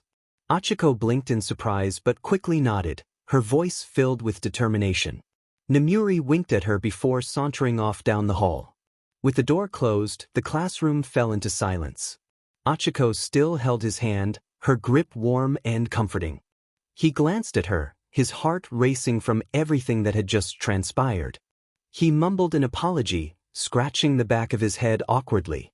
𝗧𝗵𝗲 smiled at him, her face still slightly pink, but there was a softness in her eyes that made his heart ache. She expressed her happiness at spending time with him before class. He squeezed her hand back, feeling warmth settle in his chest. They shared a moment of connection, and 𝗧𝗵𝗲's cheeks flushed a deep pink as she nervously glanced down at their intertwined hands. Her voice was soft and shaky when she asked if that meant they were together now, her eyes hopeful. Her sincere and adorable expression sent a jolt straight to his heart. He swallowed hard, trying to calm his racing thoughts. Her question caught him off guard, but the warmth in her gaze made it hard to feel anything but happiness. He gave her a shy smile, feeling heat rise in his face as he confirmed that he thought so too. A bright smile spread across her face, and she seemed overwhelmed by the moment. However, her expression faltered slightly as she hesitated. She glanced around the empty classroom nervously before asking if they could keep their relationship a secret for now, at least for a little while. He blinked in surprise, realizing why she might feel that way. Dating in a school filled with aspiring heroes, especially with all the attention they had been getting lately, would be complicated. He understood her hesitation and reassured her that they could take things slow, with no pressure. She let out a small breath of relief, and her smile returned. She expressed her gratitude, admitting that she wasn't used to this kind of thing and didn't want people to treat them differently. He nodded, still smiling at her, and promised to keep it between them for now. Whenever she was ready, they would tell everyone. 𝗧𝗵𝗲 visibly relaxed, giving him a soft, grateful look. He felt his heart swell. At how relieved and happy she seemed, drawing him even closer to her. There was a brief silence, and then 𝗧𝗵𝗲 fidgeted, her eyes darting back and forth nervously. She had one more question, and as she gathered the courage to speak again, her blush deepened. She asked if she could call him Cinnamon Roll, too, referencing Nomiuri's nickname for him. He nearly choked, his face lighting up at her request. She giggled nervously, explaining that she thought it was cute and hoped he wouldn't mind. He blinked, speechless, trying to process what she had just said. The thought of her calling him something so embarrassing was overwhelming, but the sweetness in her gaze made it hard to say no. After a moment of stammering, he agreed, but asked her to keep it private. Her face lit up, and she grinned from ear to ear, clearly delighted. She promised to only use the nickname when they were alone. He sighed in relief, feeling as though he had stepped into something he could never escape from, but seeing her so happy made it all worthwhile. She whispered the nickname playfully, testing it out, and his heart skipped a beat. He mumbled her name, feeling his face heat up again. She laughed, squeezing his hand tighter as she leaned her head against his shoulder, calling him cute. He groaned in embarrassment, but despite his flustered state, he couldn't help but smile. He didn't argue with her this time, instead enjoying the moment quietly. Meanwhile, Shigaraki glared at the man standing before him, his irritation growing by the second. His fingers twitched at his sides, eager to release his frustration. Kurogiri stood beside him, calm and watchful as always. The individual introduced himself casually, unfazed by Shigaraki's hostile glare. Shigaraki hated the nickname the man used for him, barely tolerating the disrespectful familiarity. His red eyes narrowed dangerously as he snapped at the man to not call him that. The man simply grinned lazily in response. His sharp fangs glinted under the dim light, and his crimson eyes shone with a dangerous glint. 𝗓𝗵𝗲 exuded an air of complete relaxation, as if nothing in the world could rattle him.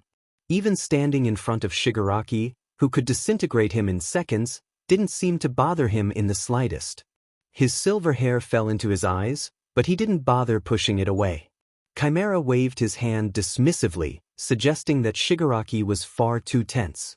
Life was too short to be angry all the time, he thought. Shigaraki clenched his teeth, his hand itching to wrap around 𝗓𝗵𝗲's neck. He couldn't stand the man's laid-back attitude, especially knowing that their 𝗵𝗲 held 𝗓𝗵𝗲 in such high regard. It gnawed at him day and night. Ever since their 𝗵𝗲 had spoken those words, that 𝗓𝗵𝗲 could potentially be stronger than all for one himself, it had been eating away at Shigaraki's pride. Kurojirai, sensing the rising tension, calmly stepped forward, his deep voice cutting through the silence. He reminded 𝗓𝗵𝗲 to be more respectful toward Shigaraki, as he was their MSDR's chosen successor. 𝗓𝗓𝗲 shrugged nonchalantly, clearly unbothered, and acknowledged Shigaraki's status with a smirk. He claimed he was just there to help, as their MSTR had indicated he would be needed for the upcoming USJ attack involving Subject 13, who was rumored to be a real problem. Shigaraki's eyes flared with anger at the mention of Subject. The idea that their MSTR believed he couldn't handle a UA student on his own was infuriating.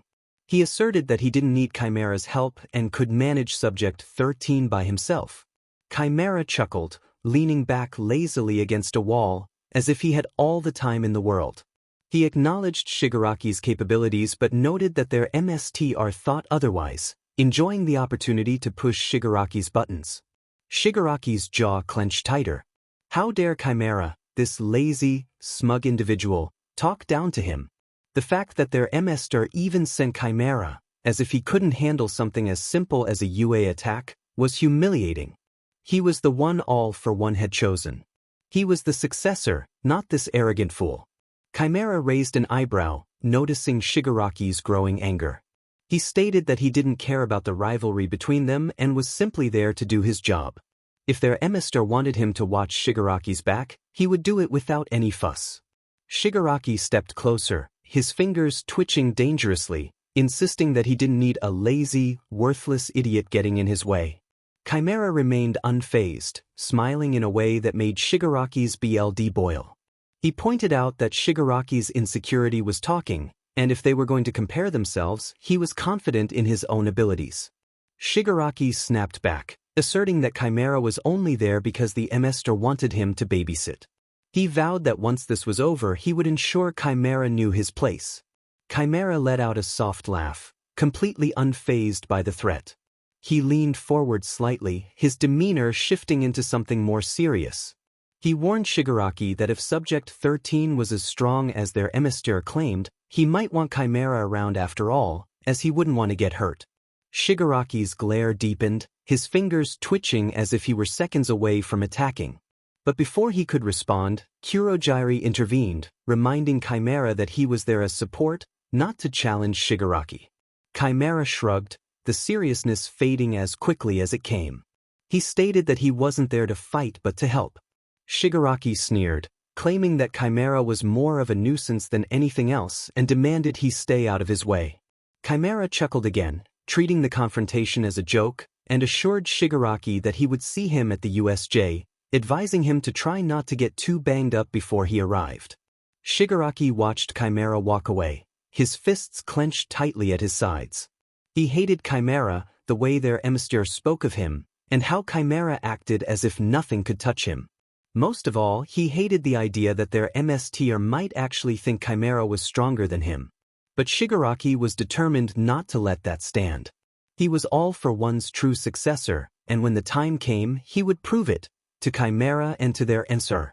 Kurojirai glanced at Shigaraki, his expression unreadable. He advised Shigaraki not to let 𝗓𝗓𝗲 get under his skin, reminding him that 𝗓𝗓𝗲 was just a tool, like the rest of them. Shigaraki didn't respond immediately, his eyes still locked on the space where 𝗓𝗓𝗲 had been. Finally, he spoke, his voice low and dangerous, expressing his intent to ensure 𝗓𝗓𝗲 regretted ever looking down on him. Kurojirai nodded, knowing better than to push Shigaraki when he was in this mood. The 𝐬𝐻𝐽 attack would be the true test, not just for Subject 13, but for the tension building between Shigaraki and Chimera. In the end, only one of them would emerge as the MSDR's true successor. As soon as they entered the bus, a familiar knot of unease began tightening in Shigaraki's chest. He could feel it. Something was off, like an invisible weight pressing down on him. His senses were screaming, sending out warning signals he couldn't easily dismiss. This feeling was not just random anxiety, it was something more, something real. He sighed heavily, trying to shake off the creeping dread that had settled in. It was almost suffocating, but he had to keep it together. He didn't want to worry anyone else, especially not Achiko, who sat right next to him. She noticed his discomfort anyway, as she always did. Concern filled her voice as she asked if he was okay, her hand resting gently on his arm as she leaned in slightly to get a better look at his face. Toru, who was on my other side, nodded in agreement. She expressed her concern clearly, even though I couldn't see her face. I forced a laugh, trying to sound lighthearted, though my nerves were anything but. I scratched the back of my head awkwardly, insisting that I was fine. I admitted to feeling a little anxious about where we were going. Achiko smiled at me, her hand lingering on my arm, providing a quiet reassurance. She pointed out that I had never seemed nervous about training before. Momo, sitting behind me, leaned forward and remarked that she had heard this was a special training center, expressing surprise at my worry. Lida, from the row ahead, chimed in, noting that I was always overthinking things and that it wasn't like me to get worked up over training. I smiled weakly, trying to play along, but deep down I sensed something was off. I couldn't quite pinpoint it, but the feeling of impending danger was growing stronger.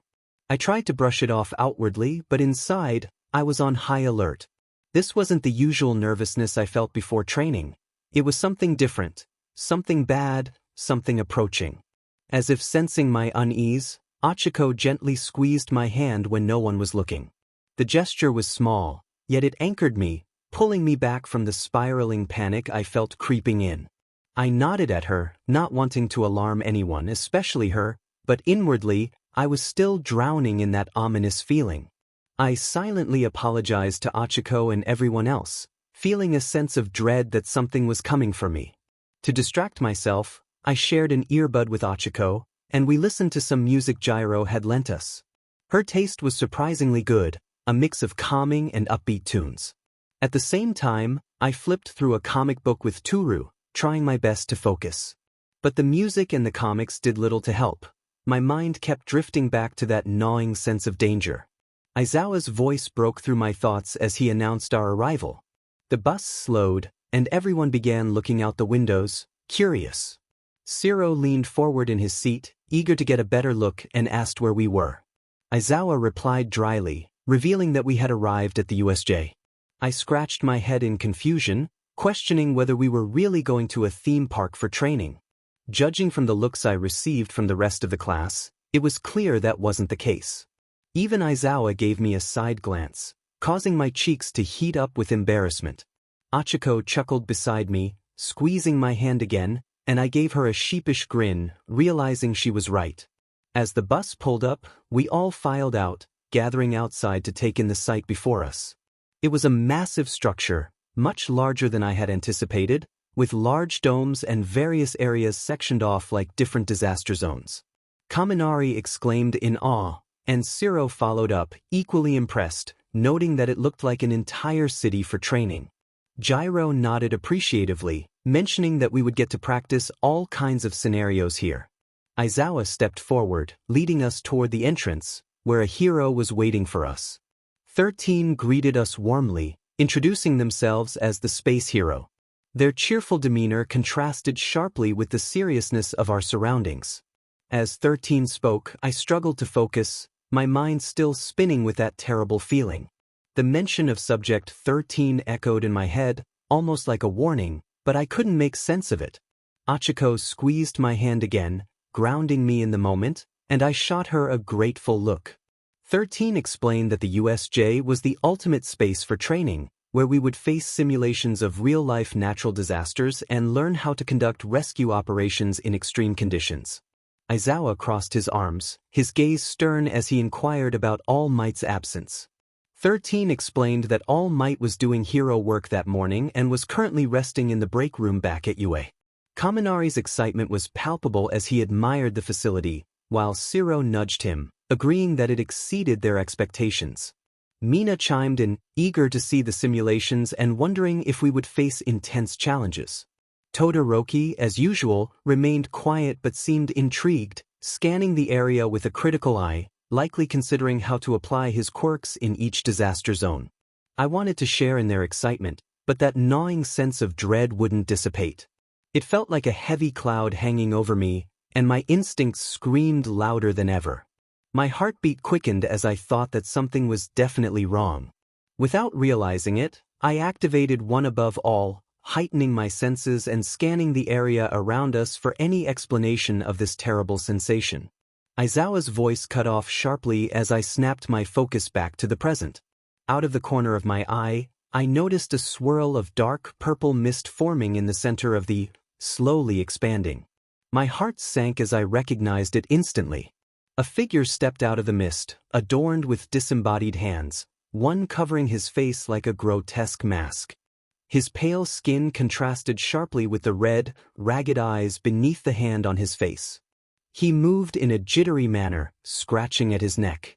The man's voice was a low, gravelly drawl filled with unsettling enthusiasm as he acknowledged Aizawa and 13, inquiring about Subject 13 and All Might's whereabouts. I felt my chest tighten, my heart pounding wildly. How did he know? Aizawa's sharp eyes caught my reaction, narrowing in suspicion as he began piecing together what was happening. Katsumi voiced her confusion, questioning who this strange figure was. Katsumi's voice echoed with disgust as she glared at the man with the hands.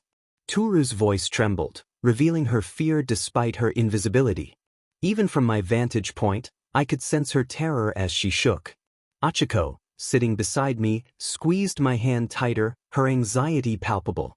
Everyone was frightened. They were unprepared for this. Suddenly, more figures emerged from the purple mist, villains, dozens of them, each one more intimidating than the last. Aizawa's commanding voice cut through the chaos, urging everyone to stay together. He directed number 13 to protect the students and shot me a quick glance, his expression unreadable but resolute.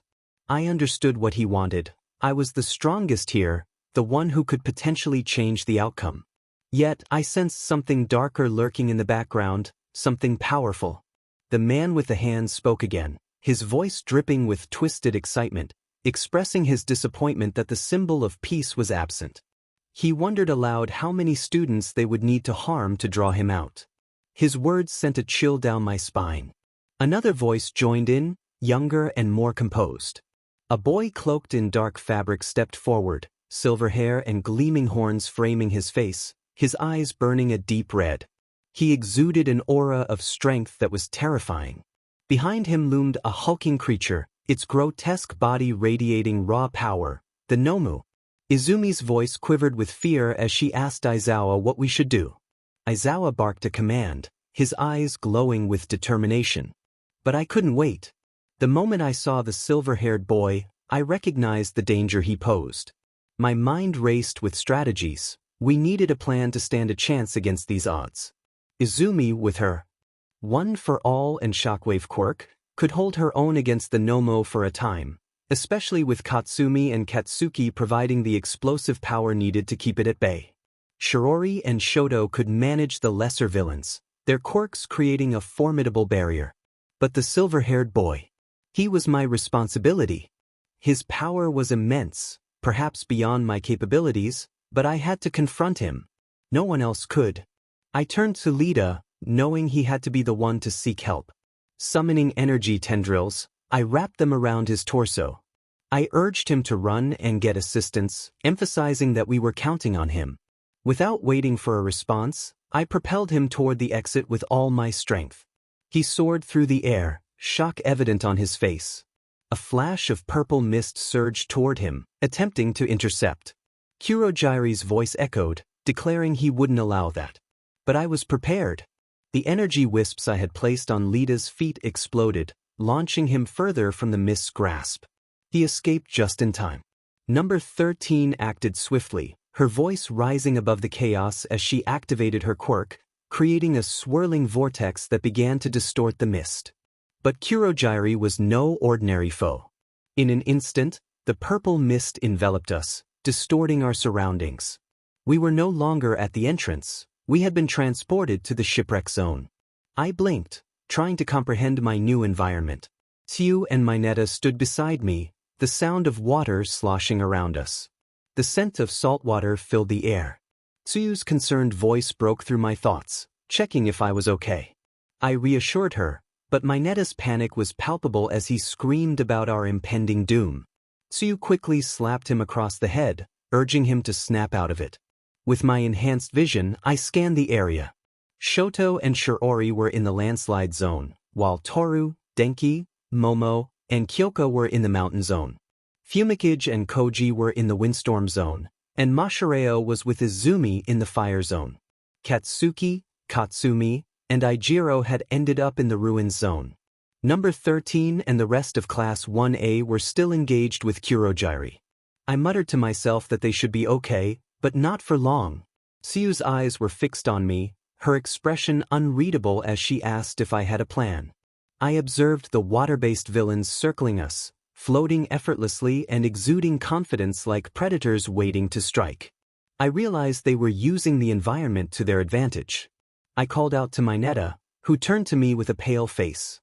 I requested his sticky spheres, and after a moment of confusion, he complied, pulling them from his head and handing them to me. I wrapped energy tendrils around the spheres, forming a plan that required precise timing. I instructed 𝗬 to grab mynetta and jump as far as she could when I said, "Ready." She nodded, her large eyes showing no fear. With that, I launched myself into the air, rising high above the shipwreck zone. The villains below looked up in confusion, their eyes tracking my movements. I used the momentum to spin midair, hurling mynetta's sticky spheres directly at the water below. Each one splashed into the waves, and the villains, caught off guard, were immediately stuck to the surrounding debris as they tried to move. Now was the chance. 𝗬 leaped high into the air, her powerful legs propelling her and mynetta far away from the main battle zone. She headed toward higher ground, where the others might have been teleported. With them safe, attention shifted to the remaining villains. Energy began to crackle at the fingertips, gathering and concentrating into a single point. The water beneath churned violently, reacting to the growing power. A concentrated blast of energy shot forth, slamming into the center of the shipwreck zone. The water erupted into the air, spinning in a massive cyclone that sent waves crashing in every direction. The villains were caught in the current, their bodies tumbling helplessly as they were pulled into the vortex. As the water settled, the shipwreck zone was eerily quiet. All of the villains were now stuck together, their bodies glued to the remnants of the debris by mynetta's sticky spheres. Some groaned in discomfort, but none were getting free anytime soon.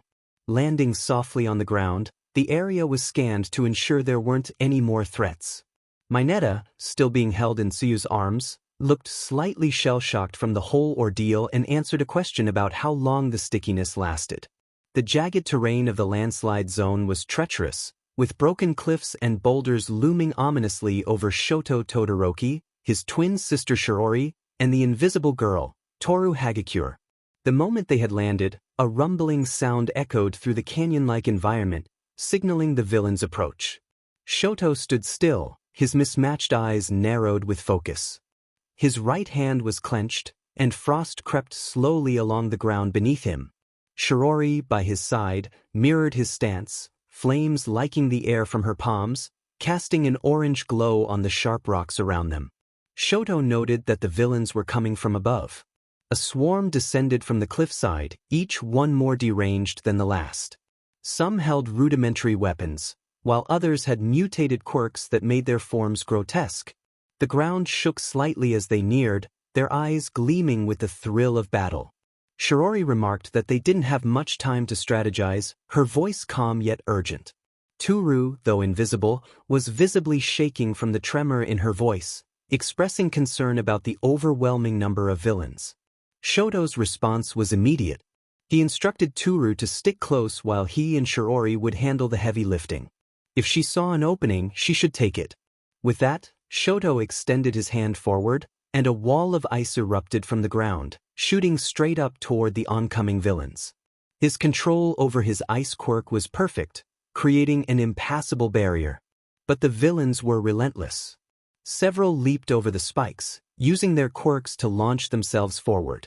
Shiori's eyes narrowed as she raised her hand, her fingers glowing with heat.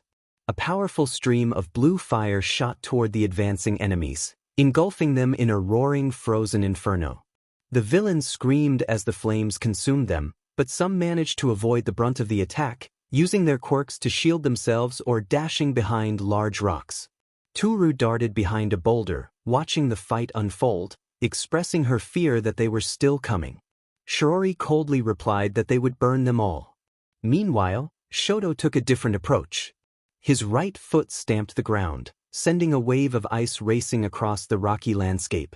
It encased the feet of the closest villains, freezing them in place, while others struggled to maintain balance as the ground turned to ice beneath them. One villain lunged toward Shoto, his eyes gleaming with malicious intent. Shoto didn't flinch. With a flick of his wrist, a thick block of ice shot up from the ground, colliding with the villain's body midair, sending him crashing into the side of a boulder.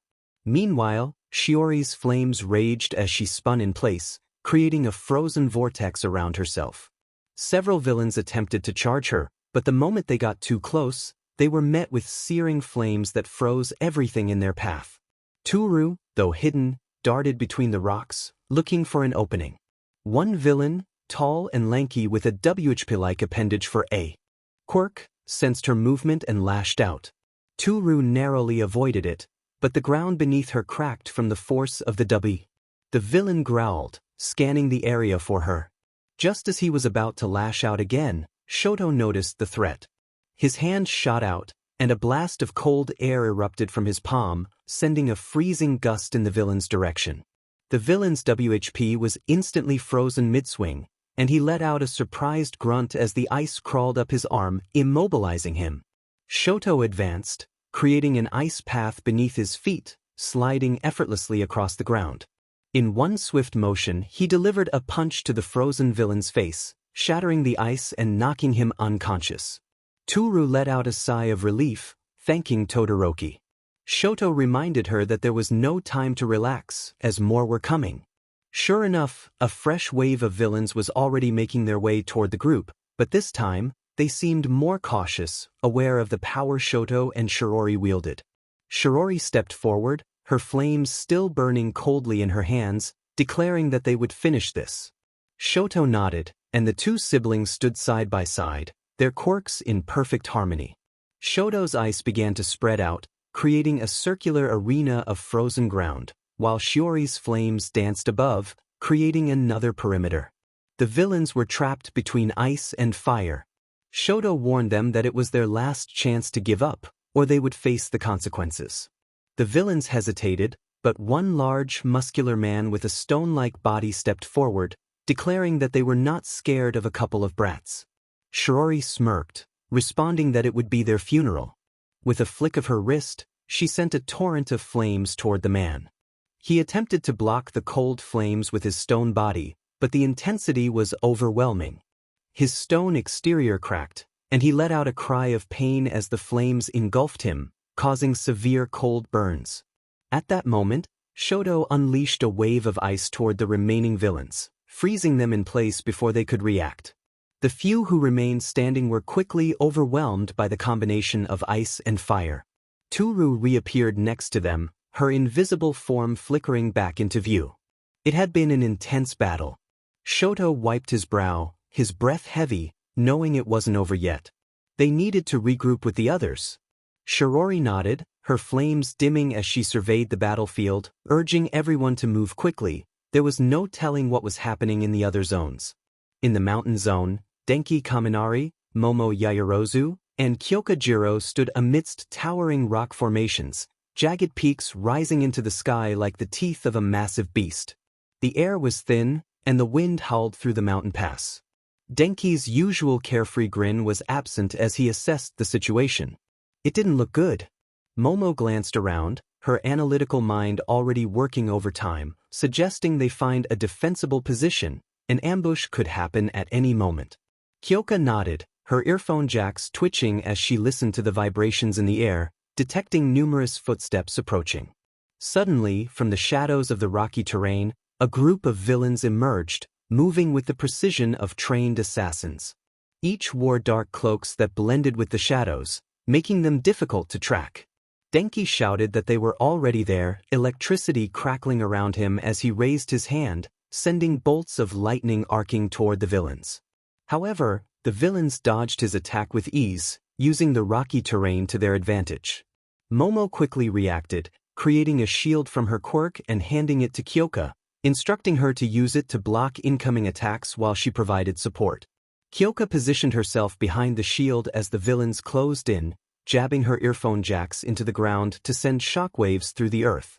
The vibrations caused the ground beneath the villains to tremble, throwing off their balance.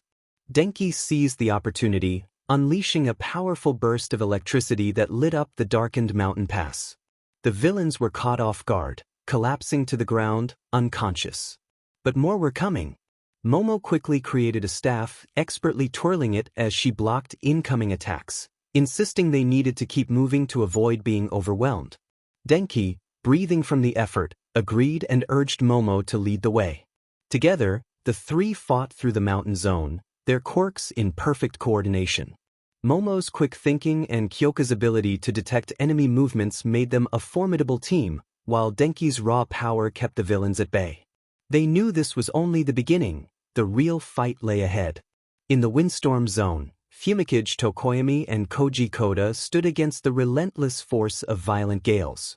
The air was thick with the roar of the storm, sharp gusts kicking up debris and small rocks, obscuring visibility and drowning out all sounds except the wind's howl. Trees bent at unnatural angles, and the sky above them was dark and swirling. 𝗵𝗃, his dark cloak billowing behind him, stood firm against the wind, while his shadowy companion, 𝗓𝗏𝗏, writhed beside him, agitated by the chaotic environment. 𝗵𝗃 noted that visibility was terrible, but it also worked in their favor. 𝐭𝐞𝐲 nodded silently, crouching low to maintain his balance despite the wind's threat to knock him off his feet. He focused on his quirk, and suddenly the ground trembled as a group of villains emerged from the shifting shadows of the storm. Clad in dark, wind-resistant clothing with faces obscured by goggles and masks, they moved effortlessly through the gusts, seemingly unaffected by the fierce conditions. 𝗵𝗃 narrowed his eyes, realizing they blended in too well with the storm, instructing 𝗓𝗏𝗏 to stay close. 𝐭𝐻𝐸 stood up, shaking with nerves but ready to act. He called out into the storm, summoning birds, squirrels, and other creatures of the wild to assist them. He pointed toward the approaching villains, noting they were using the wind to mask their movements. One villain, a tall woman with wings, flapped her appendages and sent a barrage of wind blades toward them. 𝗵𝗃 ordered 𝐭𝐻𝐸 to get behind him as 𝗓𝗏𝗏 extended its form, creating a solid shield that absorbed the impact of the wind blades. The gusts slammed into 𝗓𝗏𝗏, pushing it back slightly, but it held strong. 𝗓𝗏𝗏 roared, launching itself toward the winged villain with a powerful swipe. She dodged nimbly in the air, but 𝗓𝗏𝗏 was faster, grabbing her by the leg and slamming her to the ground. 𝗵𝗃 stated that she couldn't escape from the shadows, his voice steady amid the chaos. More villains appeared, their silhouettes barely visible in the swirling wind. One, a burly man with a muscular frame, charged directly at 𝐭𝐻𝐸, his fists crackling with electricity. 𝐭𝐻𝐸 stumbled back, fear flickering in his eyes, but before he could react, a massive bear burst from the forest, ramming into the villain and sending him sprawling. Relief washed over 𝐭𝐻𝐸 as he realized his connection with the animals had saved him just in time.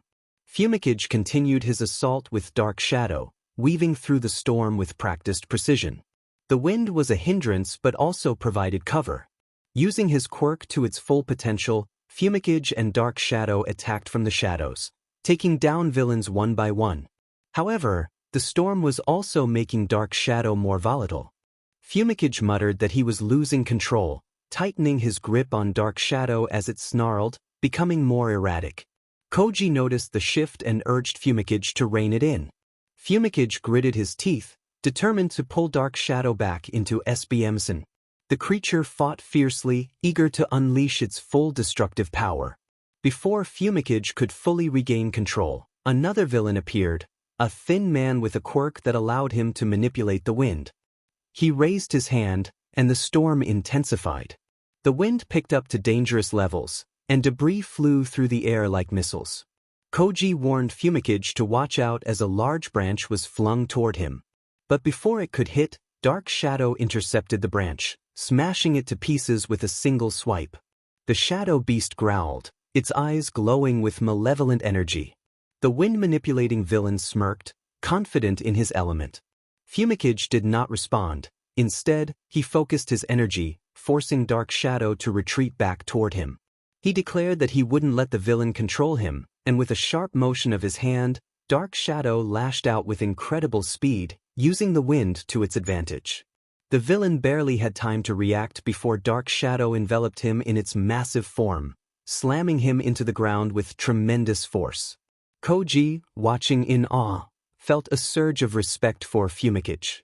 He realized they had succeeded, but 𝗵𝗃𝗃 stood tall, breathing heavily, and warned that they were not done yet, as there could be more threats. From the shadows, Izuku-sensei engaged a group of villains with swift, precise movements. His eyes were intense, and every flick of his gaze disabled a villain's quirk instantly. He was a whirlwind of motion, dodging attacks and neutralizing threats with lethal efficiency. His capture weapon wrapped around one villain, slamming him into another, and he ducked under a barrage of fireballs, his face set in fierce concentration. However, as Izuku fought two villains at once, a hulking shadow loomed behind him. The 𝗵𝗲𝗄, a massive figure with black, leathery skin, appeared out of nowhere. Its beady eyes gleamed with mindless rage, and it struck with terrifying speed.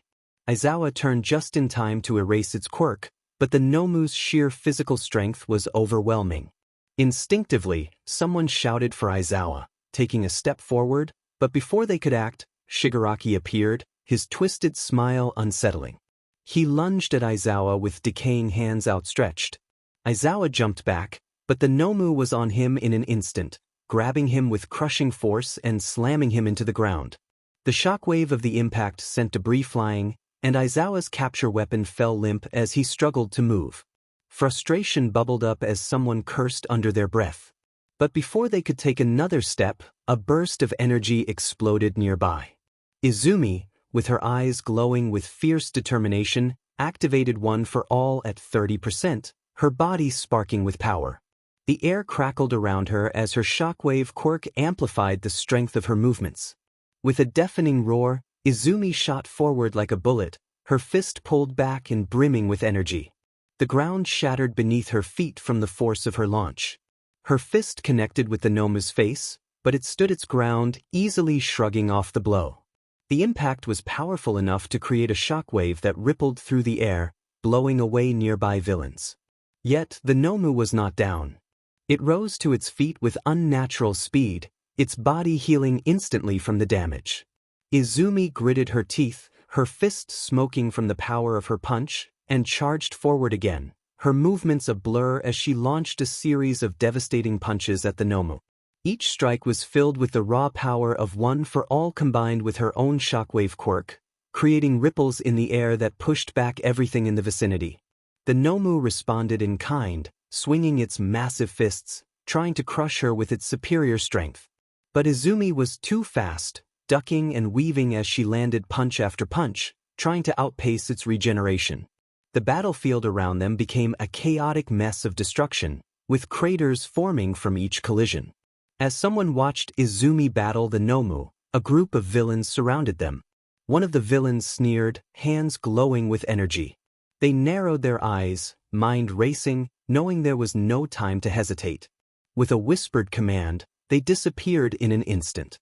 Moving faster than the eye could see, they reappeared behind the first villain, striking him in the back of the head with a sharp, precise blow. He crumpled to the ground before he even realized what had happened. Before the others could react, they moved again, vanishing and reappearing in quick succession. Their body was a blur as they took each villain down with ruthless efficiency. A kick sent one flying into a wall, while another fell as a spinning punch connected with his jaw. Each movement was precise and calculated. These were not just ordinary thugs but trained fighters. However, the observer was faster and stronger.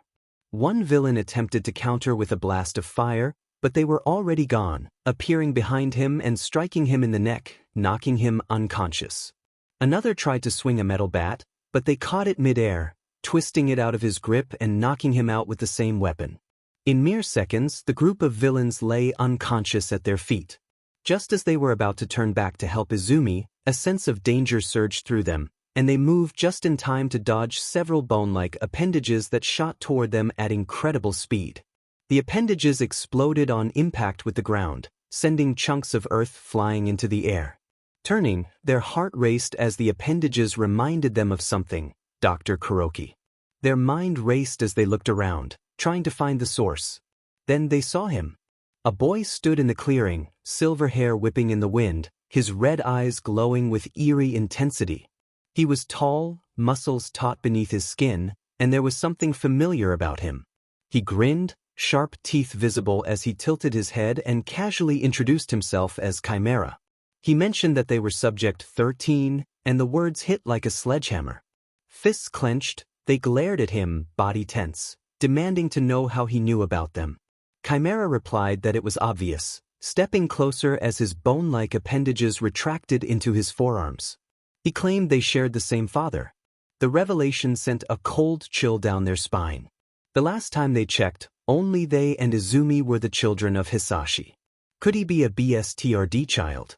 It was not entirely surprising, but that quirk was unique to one individual. They demanded to know what 𝗵𝗲 meant, and he simply shrugged, grinning wider as he declared himself their older brother. Subject taking a step back, their mind reeled. Brother. Subject 1. They struggled to breathe for a moment, the world spinning around them, and demanded to know what 𝗵𝗲 meant by that. I was left with the same body modification quirk as 𝗵𝗲. My body continued to be reshaped as he strived to create the perfect version of himself. But unlike him, I was stronger, much stronger. I could feel the color draining from my face as his words sank in. A clone. A son. Another experiment. 𝗵𝗲's smile faded, and his eyes gleamed with an unsettling intensity. He challenged me to measure up, to understand why our Creator had chosen me over him. As I stared at 𝗵𝗲, my supposed brother, memories flooded back. I recalled the facility where I had endured countless experiments, where my body was torn apart and rebuilt. They had kidnapped me when I ran away from home, dragging me into a nightmare that I barely survived. 13 of us had been taken, 12 others before me, all dead. I was the only one who made it out alive. But how was he alive? Dr. Kuroki had never spoken about him. I clenched my fists, my blood boiling with rage. I remembered fighting the biotech fusion warriors, subjects that had been part of the same twisted experiments. I had escaped and even defeated Dr. Kuroki, but now I faced 𝗵𝗲, who had allied himself with those villains. 𝗵𝗲 smirked, his eyes glowing with amusement. He revealed that he had been subjected to mind control elixirs, just like I had, but I had broken free while he had not.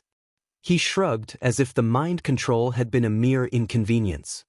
His tone darkened as he declared his intentions, to stop me or perhaps even kill me. He warned me not to disappoint him. Without warning, 𝗵𝗲 moved with incredible speed, appearing right in front of me. His hand morphed into a massive claw-like appendage that swung toward me with terrifying velocity. I summoned my shield just in time, the energy-based barrier materializing as his claw slammed into it with a resounding crash. The impact sent a shockwave through the ground beneath us, but my shield held firm.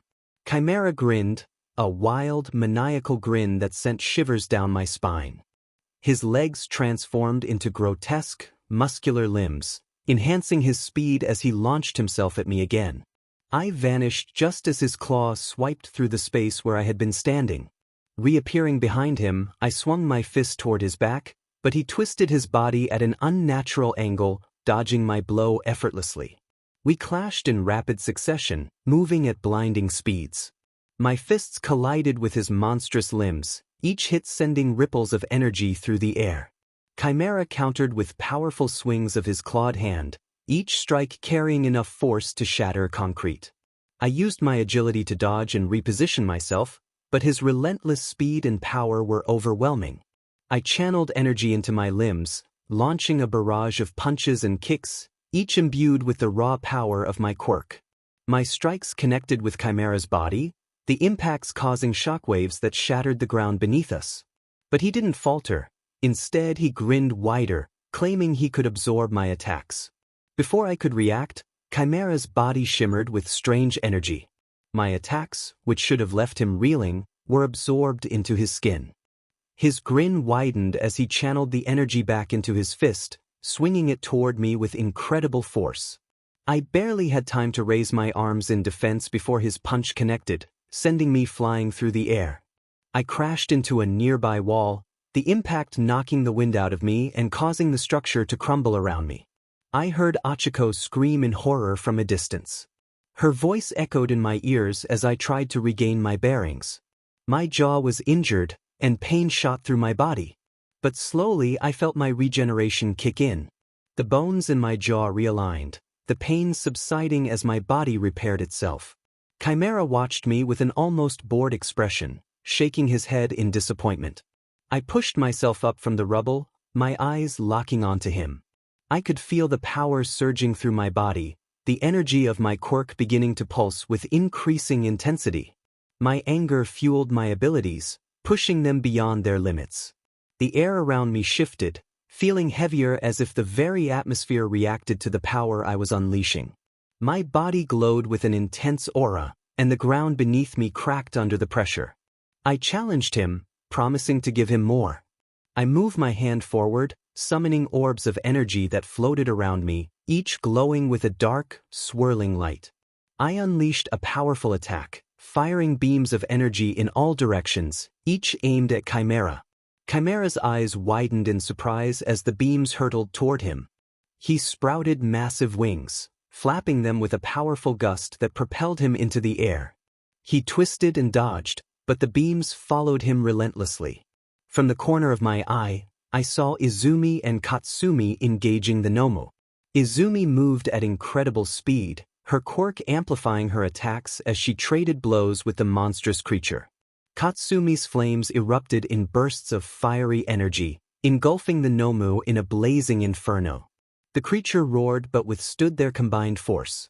Several of my energy beams veered off course, striking the 𝗏𝗄 and sending it flying across the battlefield. The creature slammed into a pile of rubble, momentarily incapacitated. But my focus remained on 𝗓𝗏𝗄. Despite his aerial maneuvers, a few beams managed to catch him, exploding against his body and sending him spiraling through the air. He crashed to the ground with a grunt, but as the dust cleared, I saw him absorbing the energy once again. He stood up slowly, brushing the dirt off his shoulders, his grin never fading. He taunted me, claiming I would have to do better than that. I clenched my fists, watching as 𝗓𝗏𝗄's body glowed with the energy he had absorbed. He flexed his hands, his claws extending and retracting as if testing the limits of his newfound power. This wasn't going to be easy. 𝗓𝗏𝗄's body convulsed as his right hand morphed, stretching and distorting as if his flesh were alive. Thick cords of sinew wrapped tightly around his arm, veins bulging and pulsing with dark energy. The transformation culminated in his hand reshaping into a massive energy cannon, the surface covered in grotesque, fleshy tendrils intertwined with gleaming metallic structures. A core of bright, glowing crimson energy pulsed at the center, humming ominously as it charged. With a grin, he aimed directly at his opponent and fired. A searing blast of energy erupted from the cannon, crackling with terrifying intensity. The ground beneath the beam scorched as it tore through the air. But before it could reach him, he vanished, disappearing into a blur of shadows. The blast obliterated the ground where he had stood. A split second later, he reappeared in front of 𝗓𝗏𝗄, his fist ped back and charged with dark energy. He swung with all his might, the sound of the impact echoing like thunder. But 𝗓𝗏𝗄 didn't budge. His skin had changed again. Scales as thick as steel now covered his body, absorbing the full force of the punch with ease. His grin widened, sharp fangs gleaming. Without missing a beat, 𝗓𝗏𝗄 countered. His other arm twisted grotesquely, morphing into a spiked club-like appendage. It came down toward him with terrifying speed, but he managed to leap back just in time. They clashed, moving faster and harder. Each of 𝗓𝗏𝗄's transformations came with new monstrous abilities. One moment he sprouted bladed wings. The next his arms grew larger, covered in spikes, tearing through the air with deadly precision. His attacks sliced through the air, leaving a trail of destruction. He stumbled back, feeling the sharp sting of his injuries. His classmates watched in horror as they saw him struggle, but he gritted his teeth and forced himself to stand. His body shimmered as it began to regenerate, bones snapping back into place, flesh knitting together rapidly. 𝗓𝗏𝗄 sneered, commenting on his resilience and questioning how long he could keep this. He didn't answer. Instead, he gathered dark energy into his hands. Energy claws formed around his wrists, long and sharp, crackling with malevolent power. He lunged forward, slashing at 𝗓𝗏𝗄 with vicious precision. 𝗓𝗏𝗄 responded by sprouting several tentacle-like appendages from his back, each tipped with a bladed claw. They whipped through the air toward him, but he dodged and sliced them apart with his energy claws. Seeing an opening, he aimed for 𝗓𝗏𝗄's head. His fist connected, shattering it with a sickening crack.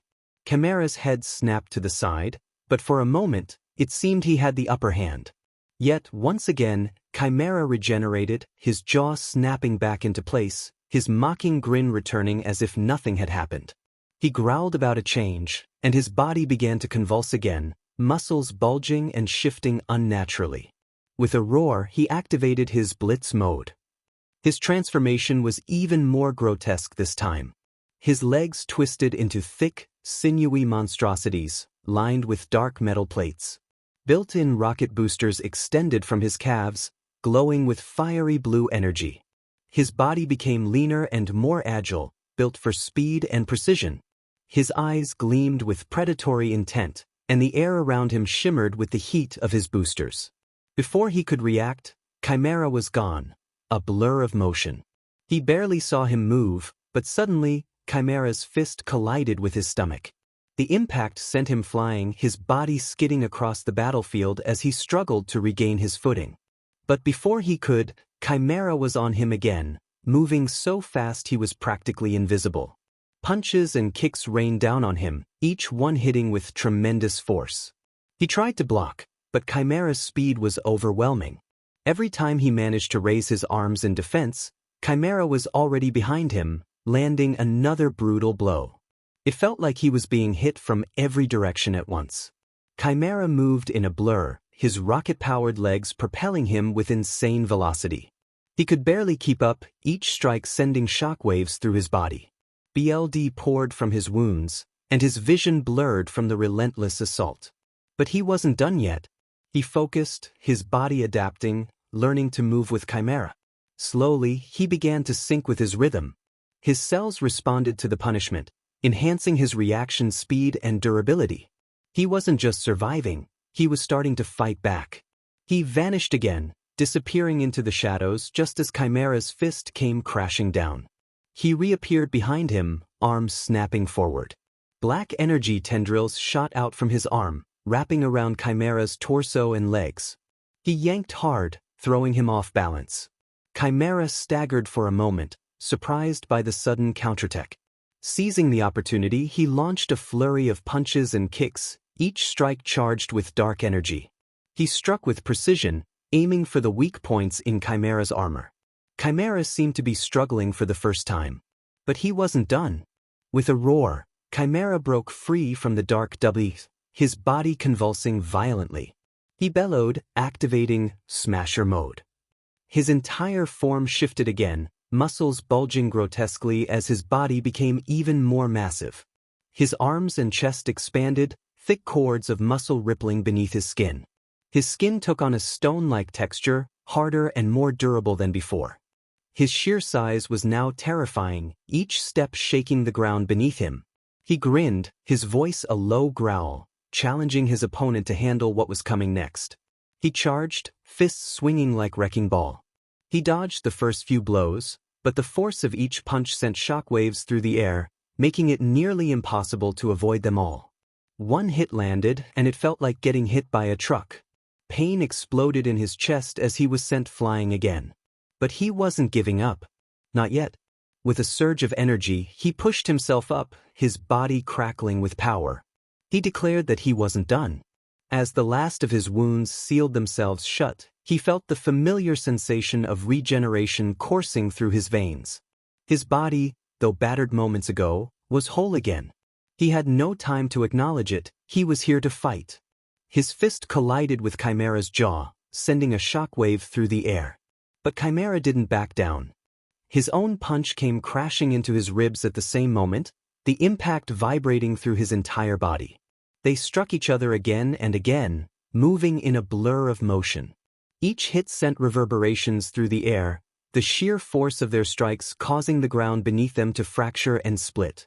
His fist slammed into 𝗵𝗲's chest, but his scales absorbed most of the blow. He retaliated with a swift strike to the side of Izuku's head, causing him to stumble back, struggling to maintain his balance. 𝗵𝗲's movements were relentless, his monstrous hands transforming into thick, clawed weapons that slashed at Izuku with a ferocity that felt almost primal. Izuku ducked under a swing and delivered a sharp uppercut to 𝗵𝗲's jaw, but the impact barely moved his opponent. In response, 𝗵𝗲 kicked Izuku in the stomach, forcing the air from his lungs and doubling him over. However, Izuku quickly recovered, launching himself forward with a roundhouse kick aimed at 𝗵𝗲's side. 𝗵𝗲 blocked it, his arm morphing into an armored shield, but the force of the attack made him skid back slightly. They were evenly matched. Every punch, every block, every move was met with an equal and devastating counter. Their fists collided again, the raw power behind each blow shaking the ground beneath them. Neither was willing to give an inch. The terrain had been reduced to rubble, craters forming with every movement, and the air was thick with dust and debris. Izuku's knuckles were bruised, blood trickling from both their mouths, but neither was ready to stop. 𝗵𝗲 roared, his body morphing mid-fight. His hands shifted again, transforming into two massive, fleshy cannons, each brimming with unstable energy. Before Izuku could react, a blinding beam of energy erupted from the barrels, crackling with destructive force. Instinct kicked in, and he moved to dodge, only to realize it wasn't aimed at him. Horror washed over him as he followed the trajectory of the blast. Tsuyu was right in its path, unaware of the impending danger. Panic surged through him as he pushed every ounce of power into his legs, activating shadow steps and disappearing in an instant, reappearing directly in front of Tsuyu just as the beam reached them. With no time to think, he shoved her aside with all his strength. The world erupted in a blinding light as the beam struck him. The explosion rocked the battlefield, a thunderous roar echoing through the air as smoke and fire enveloped him. The force sent him flying back, his body crashing into the ground hard enough to leave a crater. For a moment, everything was silent. Aizawa's voice cut through the haze, filled with shock and panic, followed by Tsuyu's trembling voice, filled with fear. The others, Uraraka, Ada, Bakugo, screamed his name, their voices echoing in the background, but it was hard to focus. Pain surged through him, relentless and searing. The smoke was thick, but he could feel the devastating damage to his body. As the smoke began to clear, he looked down at himself. His left arm was completely gone, severed just below the shoulder, blood pouring from the stump onto the shattered ground. A significant portion of his torso was missing, exposing raw muscle and bone. The left side of his face had been obliterated by the blast, and he could barely see out of his remaining eye, but he knew how he must have looked, a monster. 𝗵𝗲 stood across the battlefield, watching him with a twisted grin, taunting him with a low growl, impressed that he was still alive. The pain was indescribable, but Izuku refused to let it stop him. He forced himself to stand, his body trembling with effort. His breathing was ragged, each inhale sending fresh waves of agony through his chest, but he wasn't done yet. Uraraka shouted his name, her voice breaking with desperation, urging him to stop, to acknowledge his injuries. But he couldn't stop. He wouldn't. Slowly, painfully, his body began to regenerate. His arm didn't regrow instantly, but the skin on his torso began to reform, muscle and bones stitching back together. The side of his face remained a grotesque ruin, but he wasn't concerned about appearances, not now. 𝗵𝗲𝗄's grin faded as he saw the wounds closing, commenting on Izuku's regeneration with a mix of disbelief and irritation. Izuku clenched his remaining fist, feeling the power surge back through him as his body repaired itself. This time, he wasn't going to hold back. He channeled every bit of energy he had left, the air around him crackling with dark energy. The ground beneath his feet began to shake, small stones and debris lifting into the air as his aura flared. 𝗵𝗲𝗄's eyes narrowed, sensing the shift in the air, the building storm of power. Izuku stepped forward, and in the blink of an eye, he vanished, using shadow steps to appear in front of 𝗵𝗲𝗄, his fist already in motion. The impact sent 𝗵𝗲𝗄 flying back, his massive form crashing through the debris. But Izuku didn't stop there. He chased after 𝗵𝗲𝗄, appearing above him mid-air and bringing both fists down onto his head. 𝗵𝗲𝗄 roared in pain, but before he could recover, Izuku grabbed him by the throat with his remaining hand, slamming him into the ground with all his strength. The ground split open beneath them, and the shockwave rattled the earth. Rage surged through Izuku's veins, not from fear or exhaustion, but from the intensity of the power he was holding back. 𝗵𝗲𝗄 had made one fatal mistake. He dared to target Izuku's classmates. Izuku snarled, his voice low and trembling with barely contained fury, expressing his anger at 𝗵𝗲𝗄 for attacking his friends. His eyes blazed with fury as his injuries finished knitting themselves back together, the last remnants of BLD and broken skin fading into nothing. He was done holding back. A vast surge of energy erupted from his body, so intense it created a shockwave that blasted debris around him in all directions. The ground cracked under the sheer weight of the power, and the air crackled with volatile energy, making the atmosphere heavy and almost suffocating. His anger reached its peak, and his voice dropped to a menacing growl as he declared his intent to unleash his full power. 𝗵𝗲𝗄, who had been standing with that smug, overconfident grin, faltered for just a second, sensing the absolute difference in power between them now. Izuku's voice seethed with venom as he prepared to end the fight. Without warning, he vanished again, his speed enhanced to a level beyond comprehension, making him invisible to the naked eye. Kurojirai, watching from a distance, stared in shock, barely able to comprehend the overwhelming force radiating from Izuku. His disbelief was palpable as he exchanged glances with Black Hole, who could only nod grimly. But their thoughts were no longer Izuku's concern. All that mattered was the monster in front of him. He stood inches from 𝗵𝗲𝗄's face, and for a moment, surprise flickered in the creature's eyes before he slammed his fist into 𝗵𝗲𝗄's chest with a deafening impact. Concentrating a vast amount of energy into his hand, green energy veins spread across it, and the force of the blow created a shockwave that sent 𝗵𝗲𝗄 flying back hundreds of meters, crashing through boulders, buildings, and anything in his path. The ground beneath them split open from the sheer force, cracks snaking across the landscape like a shattered mirror. 𝗵𝗲𝗄 hit the ground, and the earth caved beneath him, forming a massive crater where he landed. But even as the dust and debris settled, he could see 𝗵𝗲𝗄 pushing himself up, his body already regenerating, monstrous features contorting with rage. 𝗵𝗲𝗄 roared, filled with arrogance, claiming that such an attack would not stop him. His body began to shift again, scales forming across his torso, limbs growing bulkier and more grotesque. He charged, morphing into a twisted amalgamation of monstrous abilities, claws, fangs, armored scales, and more. Each transformation seemed more terrifying than the last, yet he did not flinch. As 𝗵𝗲𝗄 swung a massive clawed hand, he dodged effortlessly, sidestepping and appearing behind him. Before 𝗵𝗲𝗄 could react, he drove his elbow into the back of his head, sending him face-first into the ground. 𝗵𝗲𝗄's head hit the earth with a heavy thud, but even as he began to regenerate, he snarled and flipped back to his feet, swinging wildly.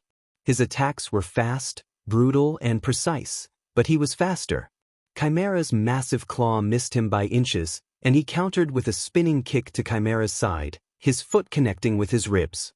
The force of the blow caused 𝗵𝗲𝗄's torso to cave inward, but in seconds his body shifted, bones realigning as if nothing had happened. He lashed out again, morphing his arm into a massive energy cannon and firing it point blank. The beam shot forward, an explosive burst of power, but he was already gone, teleporting behind 𝗓𝗏𝗧. Before 𝗓𝗏𝗧 could react, he grabbed his neck with one hand and slammed him into the ground with enough force to create a crater. 𝗓𝗏𝗧 roared in pain, his body twitching from the impact, but he didn't let up. He followed through with a barrage of punches, each landing with tremendous force, driving 𝗓𝗏𝗧 deeper into the ground. As 𝗓𝗏𝗧 struggled to keep up, his regeneration faltered under the relentless assault. Every time he attempted to shift, every time his body adapted to the blows, he changed his attack pattern, hitting him where it hurt most. 𝗓𝗏𝗧 roared, pushing himself up with a sudden surge of energy. His body bulged, shifting into something even more grotesque, muscles swelling to impossible proportions as he entered smasher mode. 𝗓𝗏𝗧 towered over him, grinning with sharp, jagged teeth, and declared a challenge. Then he charged. His speed skyrocketed, far beyond what was expected. His fist came crashing toward him, and for a brief moment he was forced on the defensive. He blocked the first punch, but the second slammed into his side, sending him skidding back. 𝗓𝗏𝗧 was relentless, moving faster than he should have been able to with such a massive form. Each punch felt like a sledgehammer, straining his bones under the impact. But he wasn't done yet. He dodged the next strike, ducking low and delivering a sharp uppercut to 𝗓𝗏𝗧's jaw, snapping his head back. 𝗓𝗏𝗧 staggered, but he didn't let up. Summoning his dark 𝗬𝗏𝗄, he lashed it around 𝗓𝗏𝗧's leg, yanking him off balance. As 𝗓𝗏𝗧 fell, he used shadow steps to appear above him, driving his knee into 𝗓𝗏𝗧's stomach with enough force to send him crashing into the ground again. He noted that 𝗓𝗏𝗧 was weakening. His regeneration wasn't keeping up with the damage he was dealing, and for the first time, 𝗓𝗏𝗧 was starting to slow down. Gasping, 𝗓𝗏𝗧 claimed he was stronger, but he coldly asserted that he was not. With one final burst of speed, he vanished, reappearing right in front of 𝗓𝗏𝗧. Before he could react, he drove his fist into 𝗓𝗏𝗧's chest with a devastating blow. The shockwave from the punch shattered the air around them, and 𝗓𝗏𝗧's body was sent flying back, slamming into the mountainside with enough force to crack the rock.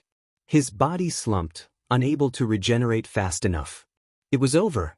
He stood there, breathing heavily, his body shaking with the aftereffects of the battle. But he wasn't done yet. He walked toward 𝗓𝗏𝗧's broken form, fists still clenched. 𝗓𝗏𝗧 looked up, eyes wide with fear for the first time, before grinning and scattering into pieces. Just as he prepared to launch his attack, a blur of motion swept past him, faster than his eyes could track. A familiar voice roared, and the force behind it sent a shockwave that nearly knocked him off his feet. All Might appeared in front of him, his fist connecting with the 𝗵𝗍's face. The impact was so powerful that it sent the creature flying backward, crashing into the far wall of the facility. Dust and rubble filled the air, creating a cloud of debris. For a moment, he felt a surge of relief. All Might had arrived. But then his gaze fell on the ground nearby, and his heart froze. Izumi lay there, limbs bent at unnatural angles, her face pale and twisted in pain. He could barely hear her strained breathing over the chaos. Just a few feet away, Katsumi wasn't faring any better, unconscious and bruised from the earlier fight. Blood seeped from cuts along her arms and legs. The 𝗵𝗍 had already taken them down before All Might arrived. Both of them had been taken down by that monster. He was stunned they had lasted this long. Energy surged through him, but before he could act, the 𝗵𝗍 stirred from the wreckage. It rose as if All Might's punch hadn't even phased it, cracking its neck, the eerie, expressionless face barely acknowledging the damage it had taken. All Might's broad shoulders squared as he glared at the 𝗵𝗍, determination etched on his face. All Might urged young Izuku to get his friends to safety, his voice low but commanding. Izuku hesitated, wanting to protest, but All Might cut him off, stating firmly that he would handle the situation and that this was his fight. The 𝗵𝗍 roared, its massive arms flexing as it charged forward with unnatural speed. The ground trembled beneath its feet, cracks forming in the concrete as it rushed at All Might. Its fist came down with tremendous force, aiming straight for the hero's head. But All Might was ready. With lightning-fast reflexes, he dodged the blow and countered with a powerful punch to the 𝗵𝗲𝗄𝐻 midsection. The sheer force of the impact sent shockwaves through the ground, creating a crater beneath the 𝗵𝗲𝗄𝐻's feet. Yet, the creature did not slow down. Instead, it lashed out again, swinging its arm in a wide arc. All Might bellowed his signature move, meeting the 𝗵𝗲𝗄𝐻's arm with his own punch. The collision created a deafening boom that echoed through the facility. Izuku watched in awe as the two titans clashed, their blows sending ripples of force through the air. Each punch from All Might was met with an equally powerful strike from the 𝗵𝗲𝗄𝐻. It became clear that this creature was made to withstand All Might's strength. Its body seemed to regenerate almost instantly from each hit, its flesh knitting itself back together as if it were nothing. All Might's brows furrowed, his fists clenched tighter as he wondered what this creature was.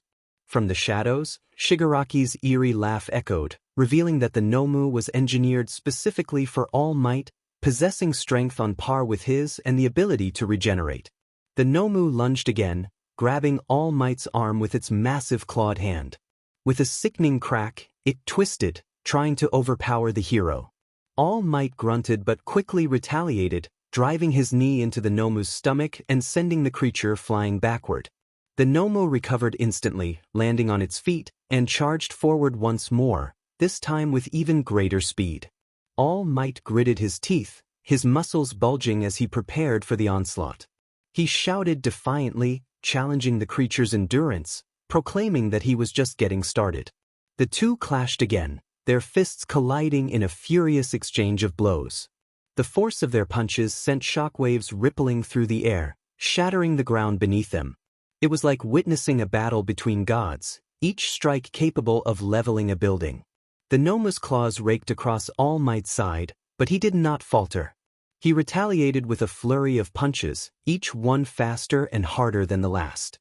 But no matter how much damage All Might inflicted, the 𝗵𝗲𝗄𝐻's body continued to regenerate, its wounds closing up within seconds. All Might's breathing became heavier, and his movements slowed slightly. He was pushing himself to his limit. Izuku felt a surge of determination. He couldn't just stand by and watch. But before he could move, All Might glanced over his shoulder, reminding him to get his friends to safety. Izuku clenched his jaw but nodded, realizing that Izumi and Katsuki needed help, and he couldn't afford to be reckless. He rushed to Izumi's side, his heart pounding.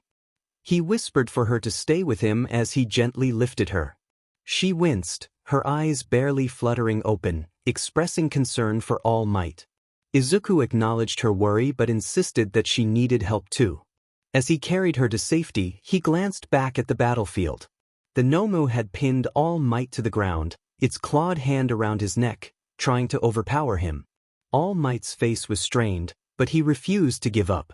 With a burst of strength, he grabbed the 𝗵𝗲𝗄𝐻's arm and twisted, flipping the creature over and slamming it into the ground. He roared his signature phrase, his fist glowing with power. In a split second, he delivered a devastating punch to the 𝗵𝗲𝗄𝐻's face, sending it crashing through the concrete wall with a thunderous boom. Yet, even after that, the 𝗵𝗲𝗄𝐻 began to rise again. Izuku whispered in disbelief, questioning how the creature could still be standing. All Might staggered, his breathing 𝗬𝗏𝗄𝐻, but his resolve never wavered. He wiped the BLD from his mouth and clenched his fists once more, vowing not to let the creature win that day. The 𝗵𝗲𝗄𝐻 charged again, but this time All Might was ready. With a roar of pure determination, he unleashed a flurry of punches so fast that Izuku could barely follow them. The final punch connected with incredible force. All Might stood tall, struggling to catch his breath as he locked his eyes on the motionless body of the 𝗵𝗲𝗄𝐻, embedded deep in the shattered concrete. Dust and debris hung in the air, and for a brief moment, the world seemed to pause, the magnitude of the battle settling in the minds of everyone who had witnessed it. The silence was deafening. Izuku still held Izumi in his arms, his heart racing. She was barely conscious, but he could tell she was trying to make sense of what had just happened. He glanced over at Katsuki, who had also taken a serious beating but was still breathing steadily. Izumi weakly whispered All Might's name, her voice trembling with pain. Just as Izuku was about to respond, a slow clap echoed through the air, causing his body to stiffen. From the shadows emerged Shigaraki, his hand pressed against his face, a sinister smile curling beneath his pale blue hair. Izuku muttered under his breath, questioning who this new threat was. All Might straightened his posture, clearly nearing his limit, but his eyes locked onto Shigaraki with unwavering determination. He declared that it was over and that Shigaraki had lost. However, Shigaraki chuckled, shaking his head slowly. He claimed that while All Might had taken down his toy, he still had plenty of pieces left to play. As if on cue, a dark mist began to swirl in the air behind Shigaraki, and 𝗓𝗄𝐺 materialized beside him, hovering ominously. Izuku carefully laid Izumi down, his mind racing as he stood up, fists clenched at his sides. He was determined not to let Shigaraki threaten his friends. All Might stood over the motionless body of the Nomu, his chest rising and falling with each laboured breath. Dust and debris from the shattered battlefield swirled around him, and for a moment, there was a deafening silence. His body trembled from exertion, sweat pouring down his face, but despite everything he stood tall. He had won, but it had taken everything. The Nomu, engineered specifically to defeat him, had nearly pushed him to his limits. The blows that All Might had landed were nothing short of devastating, but the creature absorbed them, regenerated, and fought back without pause. It was like a nightmare come to life. But now, finally it lay still. A sigh of relief escaped me as I clutched Izumi and Katsumi, slowly rising to my feet. All Might turned to me, a weak smile crossing his face, though exhaustion lingered in his eyes. He began to speak, his voice hoarse, urging me to take care of my friends. Suddenly, a voice echoed from across the ruined facility, declaring that it wasn't over. Shigaraki stepped forward, his hands twitching with malicious intent, an eerie, almost childlike grin sending a chill down my spine. His red eyes glowed with malevolent glee as he stared at the battered All Might and me. He remarked on All Might's strength, taunting him about how long he could maintain that smile. As he sneered and took slow, deliberate steps forward, 𝗓𝗄𝐺 appeared at his side, his swirling mist ready to envelop them both. All Might's body shook with effort, and it was clear he had little left in him. Every fiber of his being had been dedicated to stopping the Nomu, and now he was dangerously close to reaching his limit. I couldn't let them hurt him or anyone else. I slowly set Izumi and Katsumi down, rising to my feet and stepping in front of All Might.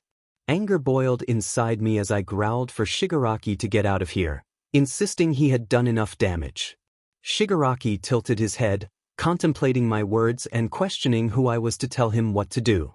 I clenched my fists, every muscle in my body tensing as my 𝗏 Quirk flared to life, black energy crackling around me with renewed intensity.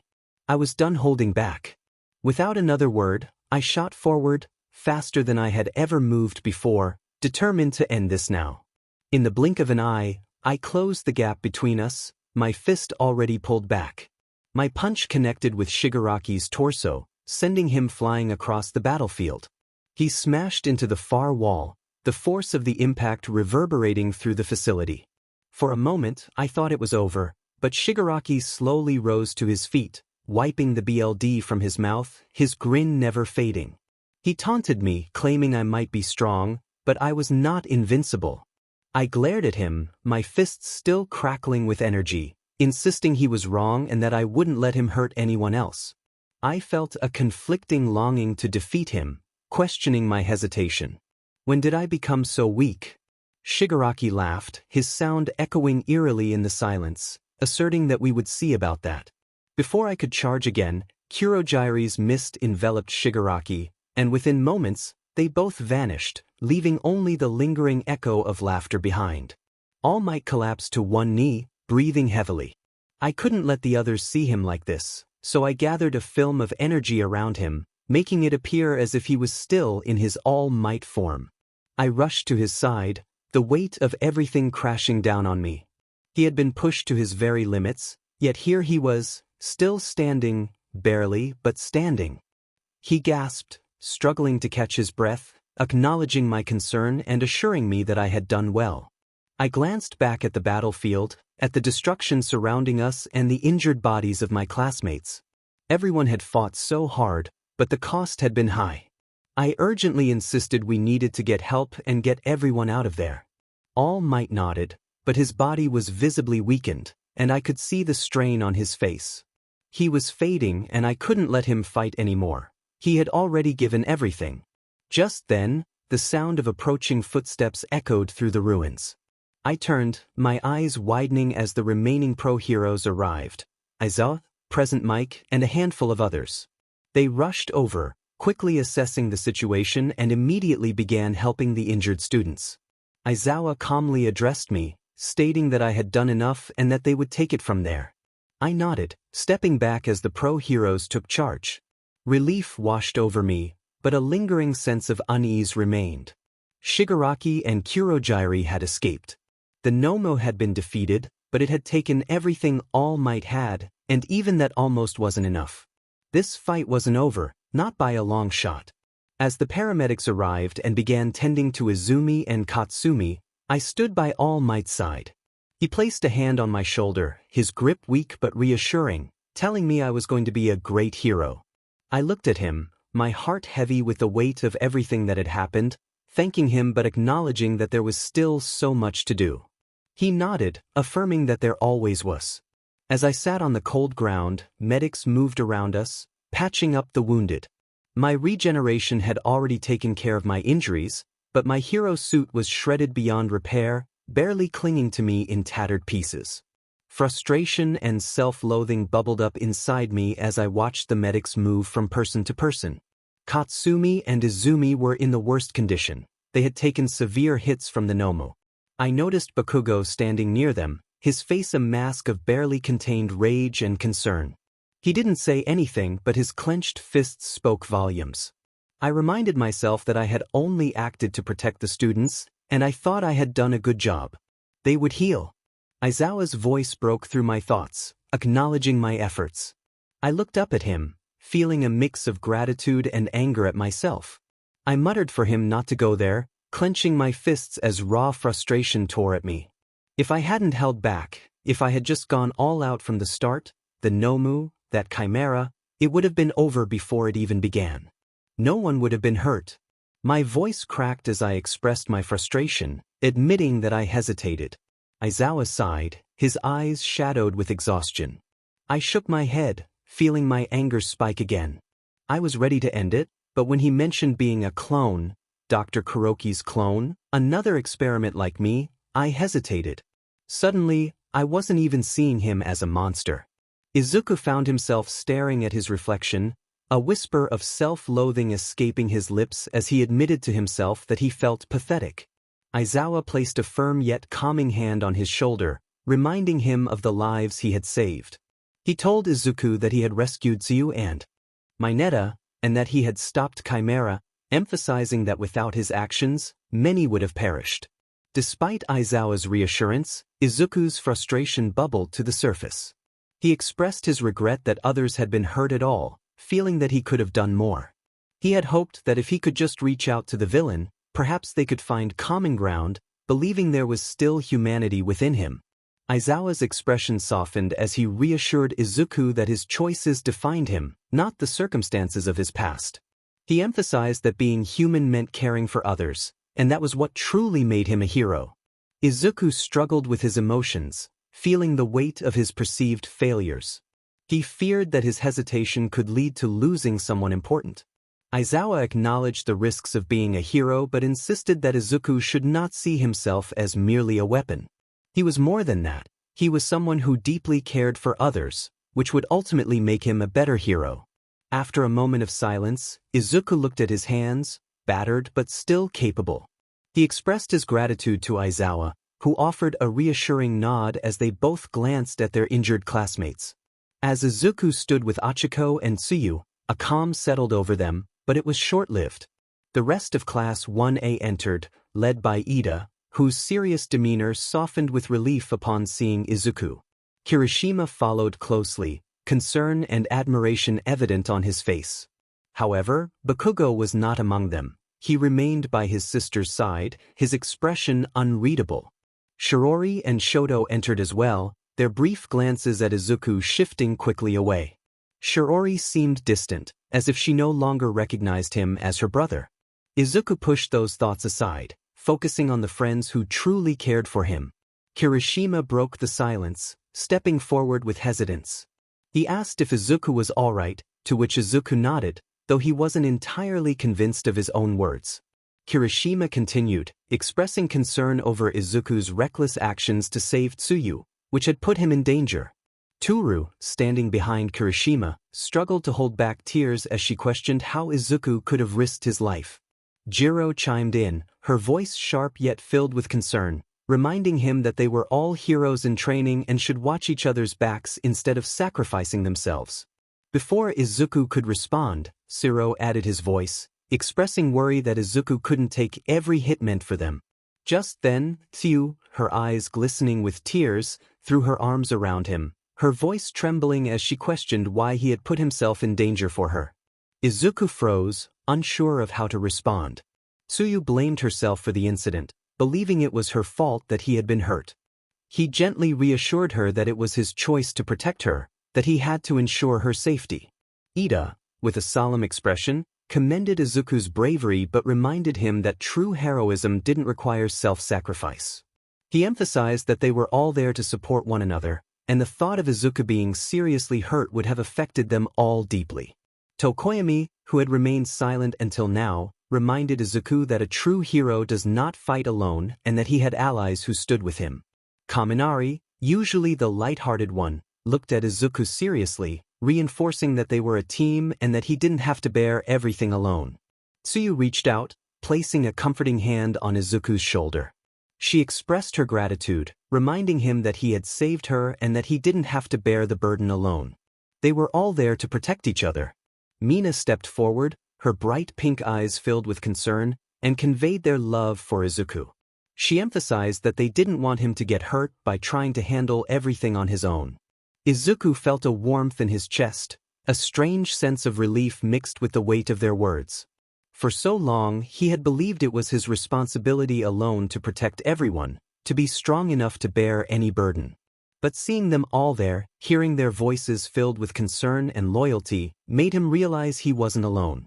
He apologized softly, admitting that he had always thought that if he was strong enough, no one else would have to get hurt.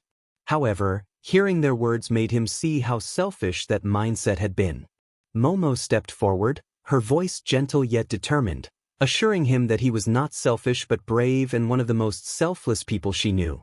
She urged him to let them stand with him, emphasizing that they were stronger together. Even Sato and Shoji, who were usually quiet, nodded in agreement. Shoji, with his multiple arms folded across his chest, spoke with quiet resolve, affirming their friendship and longing to protect him just as much as he wanted to protect them. Aoyama, who typically avoided serious conversations, looked at Izuku with an intensity he rarely showed, reminding him that even stars burn out and that he needed to take care of himself. Mineta, who had been unusually silent, spoke up from the back, expressing his admiration for Izuku's bravery and how much it would hurt if they lost him. Izuku glanced around at each of them, feeling overwhelmed by their support and genuine care. He had spent so long trying to be strong for everyone else, and now he realized how much he needed them too. He thanked everyone, promising to try to trust them more and to let them help. A silence filled the room, one of unspoken understanding and solidarity, as they all nodded. Tsuyu's grip on his shoulder tightened, and he looked over at her. She gave him a small smile, one that was both sad and hopeful, affirming that they were in this together. In that moment, Izuku felt a shift within him, a new resolve, a realization that he wasn't just fighting for them but with them, and that made all the difference. In the quiet room, away from the prying eyes of their classmates, Achiko collapsed into his arms, her body shaking as she clung to him. Her tears soaked through his shirt as she buried her face in his chest, her sobs filled with raw emotion. She expressed her fear, recalling how scared she was when she thought he was gone. Izuku felt guilt rising in his throat as he tried to apologize, but she interrupted him, asking him to promise never to scare her like that again. She pulled back, her eyes glistening with tears, and reminded him that they had just started dating and that she couldn't bear the thought of losing him. Izuku acknowledged her feelings, admitting that he couldn't stand the thought of anyone else getting hurt because of him. He explained that he had reacted instinctively when he saw danger approaching 𝗬𝗪. 𝐒𝐭𝐻𝐿 pointed out that he always put everyone else first, which was something she loved about him, but it also scared her. He brushed a stray tear from her cheek and promised to be more careful, recognizing that he had people who cared about him and that he didn't want to leave them behind. She leaned into him, affirming her commitment to be there for him every step of the way. Just then the door opened, and 𝗵𝗵𝗧, known by her hero name Midnight, entered the room. She closed the door softly behind her and gave them a knowing smile. 𝗵𝗵𝗧 expressed her concern about Izuku's reckless behavior, reminding him that he needed to stop taking on all the risks alone. Izuku felt slightly sheepish under her gaze as he acknowledged her words. 𝗵𝗵𝗧 reassured him that many people cared about him, not just as a hero but as a person. She glanced at 𝗬𝗂𝐻𝐿 and then back at him, emphasizing that they didn't want to lose him either. 𝗬𝗂𝐻𝐿 reiterated that they weren't asking him to stop being a hero, just to remember that he didn't have to do it alone. 𝗵𝗵𝗧 nodded, locking her eyes onto his, affirming that his strength didn't mean he had to face everything by himself. They were there for him. Izuku felt his cheeks heat up under their combined stares. He admitted that he wasn't used to depending on others, but knowing that both of them were there made things a little easier. 𝗵𝗵𝗧 smiled, stepping closer and wrapping her arms around him, pulling both him and 𝗬𝗂𝐻𝐿 into a hug. She assured him that they weren't going anywhere and that he was stuck with them. 𝗬𝗂𝐻𝐿 chuckled, her tears finally subsiding, playfully calling him a big dummy. Izuku wrapped his arms around them both, feeling a warmth that was comforting. After a moment, 𝗵𝗵𝗧 pulled back, a playful smile on her lips, suggesting they get cleaned up. 𝗬𝗂𝐻𝐿 laughed, wiping her face, and remarked that it looked like he had been through a war zone. She reassured me that he was okay, and that was all that mattered. Her eyes were filled with warmth as she added that we were okay. I nodded, squeezing her hand in agreement. Meanwhile, in a bar, the voice on the other end of the screen spoke coldly, cutting through the silence. The words were sharp, and I clenched my jaw, feeling the intense presence of 𝗓𝗋, who was focused on Shigaraki, standing off to the side, scratching at his neck in a jittery manner. Shigaraki admitted that they had failed, his voice barely above a whisper, as if hoping not to provoke 𝗓𝗋 further. 𝗓𝗋's voice turned to me, calm but dangerous, as he inquired if I had been sparring with my brother, Izuku Midoriya. I couldn't help but growl lowly, recalling Izuku's expression when he looked at me, filled with pity, as if he thought I could be saved. The thought ignited a fire within me, and I felt my fists clench as I remembered how he had tried to talk me down during our fight. I muttered to myself about Izuku, but 𝗓𝗋 seemed to hear me and pressed on, curious about what I would do the next time I saw him. I clenched my fists tighter, nails biting into my skin as I resolved that the next time I saw him, I would ensure he understood how wrong he was. I would show him I was not someone who needed saving. I would destroy him. 𝗓𝗋 chuckled, a cold sound that sent a shiver down my spine, reminding me that I had lost easily when Izuku took the fight seriously. That struck a nerve, and I felt my anger flare, but I forced myself to stay calm. He was right. Izuku had overpowered me the moment he stopped holding back, and no amount of bravado could change that. 𝗓𝗋 continued, stating that unless I removed my limiters, I wouldn't stand a chance against him. I let out a bitter laugh, questioning why I was being scolded when I had followed orders to stall Izuku and keep him from interfering with our plans. I insisted that my limiters were still in place, just as ordered. 𝗓𝗋 coolly replied that following orders did not equate to doing well. He pointed out that Izuku had become a greater threat than anticipated and that I had a unique opportunity to bring him down, yet here I was, empty-handed. Anger bubbled beneath the surface as I defended myself, stating that I had kept him occupied and that it wasn't my fault. Izuku was different, resilient. 𝗓𝗋's voice sharpened as he questioned if I was making excuses. I hesitated, caught off guard by the hardened tone. I clarified that I was merely stating a fact. I hadn't expected him to be that strong. 𝗓𝗋 suggested it was time to adjust my expectations, claiming my potential was wasted if I was unwilling to push beyond the limits he had set. His words made me pause. He was offering something tempting, dangling it like bait. I asked if he was suggesting he would remove the limiters. 𝗏𝗏 responded that it was time to prove myself worthy of having them removed.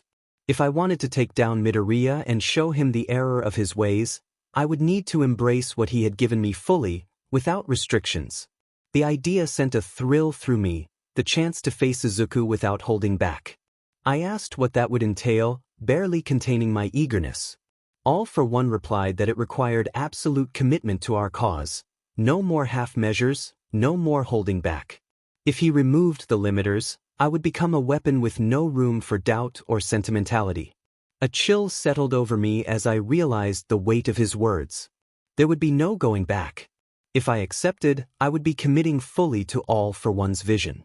Yet, the thought of facing Izuku and finally proving myself was too enticing to ignore. I affirmed my understanding and readiness for the removal of the limiters. There was a pause, and I could almost sense 𝗏𝗏's smile through the silence as he confirmed my decision. He instructed me to prepare myself, stating that the next time I met my brother, he wouldn't stand a chance. Days had passed since the USJ incident, and though my physical wounds had healed, the mental weight of that day lingered. The sight of my classmates injured and the chaos haunted me, replaying in my mind. But it wasn't just about the past, it was about the future too. I had approached Nizu about tracking down the League of Villains, desperate to act. It wasn't just about their attacks, it was about what they represented. They were bold, organized, and growing stronger with 𝗓𝗏𝗏 now determined to destroy us. It was no longer just Shigaraki or Kurohige. There were others like 𝗓𝗏𝗏 who had power that could threaten me. Nizu had politely shut me down, citing the Public Hero Commission's interference. He mentioned timing and political reasons, and though I hated it, he wasn't wrong. Heroes worked within constraints, but villains didn't care about timing or politics. The longer we waited, the more damage they could do. Izuku clenched his fist at the memory of his helplessness, the powerlessness he felt while asking for permission to take action. For now, he had been allowed to leave the school as long as he informed Aizawa where he was going and how long he would be gone. He was not at some secret villain lair or scouring the streets for clues. He was at Achiko's apartment. She had insisted he come over, especially after the incident. He had been hesitant at first, unsure if it was the right thing to do, but her persistence won out. She had told him he needed to rest, and he couldn't argue with her. So here he was, sleeping in her bed. It wasn't supposed to be like this. He had insisted on the couch, wanting to give her space, but Achiko had flat out refused. She held him tightly as they lay in the same bed, her arms wrapped around him as if he might vanish if she let go. And honestly, he didn't mind. Her warmth and presence brought him peace, a peace he hadn't felt since the USJ incident. It reminded him of Nemuri, his other girlfriend, who knew the darkness within him and embraced it anyway. They had shared moments like this, wrapped in each other's arms, finding comfort in silence. Nemuri had been okay with him staying with Achiko. He didn't know how she managed to balance her feelings, but she always had a way of understanding him, knowing what he needed even before he did. But as much as he cherished these moments, his mind couldn't help but wander back to the League of Villains. Shigaraki and 𝗓𝗏𝗏 were still out there, planning their next move while they waited. His body might have been at rest, but his mind was on the battlefield, strategizing ways to find them and stop them. The memory of 𝗓𝗏𝗏's mocking laughter echoed in his head, calling him brother, as if it meant something. He clenched his jaw at the thought, his arms instinctively tightening around Achiko. He would prove him wrong. The next time they met, he wouldn't hold back. He wouldn't hesitate. No matter their similar pasts, he would put an end to 𝗓𝗏𝗏 and his delusions. He had almost hurt Tsuyu, and next time, he would ensure 𝗓𝗏𝗏 faced the consequences. Achiko mumbled sleepily, pulling him out of his thoughts. Her voice was soft, muffled against his chest. He brushed a stray strand of hair from her face and told her they should get up. She groaned, tightening her hold on him, and he chuckled softly, his resolve easing for a moment. He reminded her he needed to go to school earlier than everyone else, and Aizawa would be upset if he was late. She buried her face deeper into his chest, her voice barely audible as she expressed her need for him to stay. His heart ached at the vulnerability in her voice, and he held her tightly, resting his chin on the top of her head, assuring her he would stay a little longer but had to leave soon. Finally, she sighed and loosened her grip, suggesting she make him breakfast. He agreed, saying he would help. They eventually dragged themselves out of bed and found themselves in her cozy kitchen, filled with little touches that screamed 𝗧𝗵𝗲, plants on the windowsill, colorful mugs, and a fridge covered in sticky notes and photos. She asked what he wanted to eat as she tied an apron around her waist, and he replied anything was fine while rolling up his sleeves, ready to help. She handed him a cutting board and a knife, instructing him to chop the veggies and not to cut himself. He chuckled and promised to be careful. They worked together, the smell of cooking filling the air. 𝗧𝗵𝗲 hummed softly as she stirred something on the stove while he focused on the vegetables. Suddenly, she glanced at him over her shoulder and teased him about being a terrible cook. He pretended to be offended, insisting he was not, though he admitted he had never learned how to cook. She laughed, saying it was cute, and he countered that he could make a mean bowl of instant ramen, recalling his survival on it for 2 years. She teased him again, sticking her tongue out at him. By the time they finished, the table was filled with food, pancakes, eggs, toast, and a fresh fruit salad. It was simple, but he wished for some cheese steak. They sat down to eat, and for the first time in days, he felt truly relaxed. 𝗧𝗵𝗲 chatted about random things: school, training, her plans for the week. He listened, letting her voice wash over him, grounding him in the moment. As they finished eating, she reached across the table, taking his hand in hers. With a serious expression, she asked him to promise he would take care of himself, expressing her fear of losing him. He squeezed her hand, his gaze steady, and promised he would. After some time, he knew the battle wasn't over. The League was still out there, and he wouldn't rest until they were stopped. For now, though, he allowed himself to enjoy this moment, a rare slice of peace in a world filled with chaos. The classroom buzzed as Izuku stood at the front, his usual half-asleep expression barely masking his seriousness. The atmosphere had been tense since the USJ incident, with lingering anxieties and unspoken fears hanging in the air. Izuku could feel it, the stares, the concern. Everyone seemed different. Izuku scanned the room, his sharp gaze sweeping over each student before he spoke, acknowledging that everyone seemed well-rested after the incident. The word incident felt understated, and almost everyone flinched at its mention, him included. He shifted in his seat uncomfortably, catching a few side glances directed his way, some sympathetic, some unreadable. He finally interrupted Izuku, sitting up straight and asking if it was a terrible idea to hold a school festival after what had happened at the USJ. He felt ridiculous pretending everything was fine after they had been attacked, after villains had come so close to taking them out. His hands gripped the edge of his desk as he expressed concern about becoming a target again. For a moment, there was silence. Murmurs spread across the classroom as students began to voice their opinions. Jiro spoke up, her brows furrowed as she leaned forward on her desk. She pointed out that the villains already knew their location, questioning the wisdom of holding a public event like the sports festival, which felt like an invitation for trouble. Momo echoed her concern, calmly stating that after the USJ attack, security had shown significant flaws. While she understood the longing to maintain morale, she emphasized that safety should take precedence over tradition. Aoyama sighed dramatically beside her, agreeing that danger could diminish the sparkle of the event. Tokoyami, arms crossed, added that it was foolish to ignore their status as targets, noting that the villains had already infiltrated their school grounds, effectively declaring war.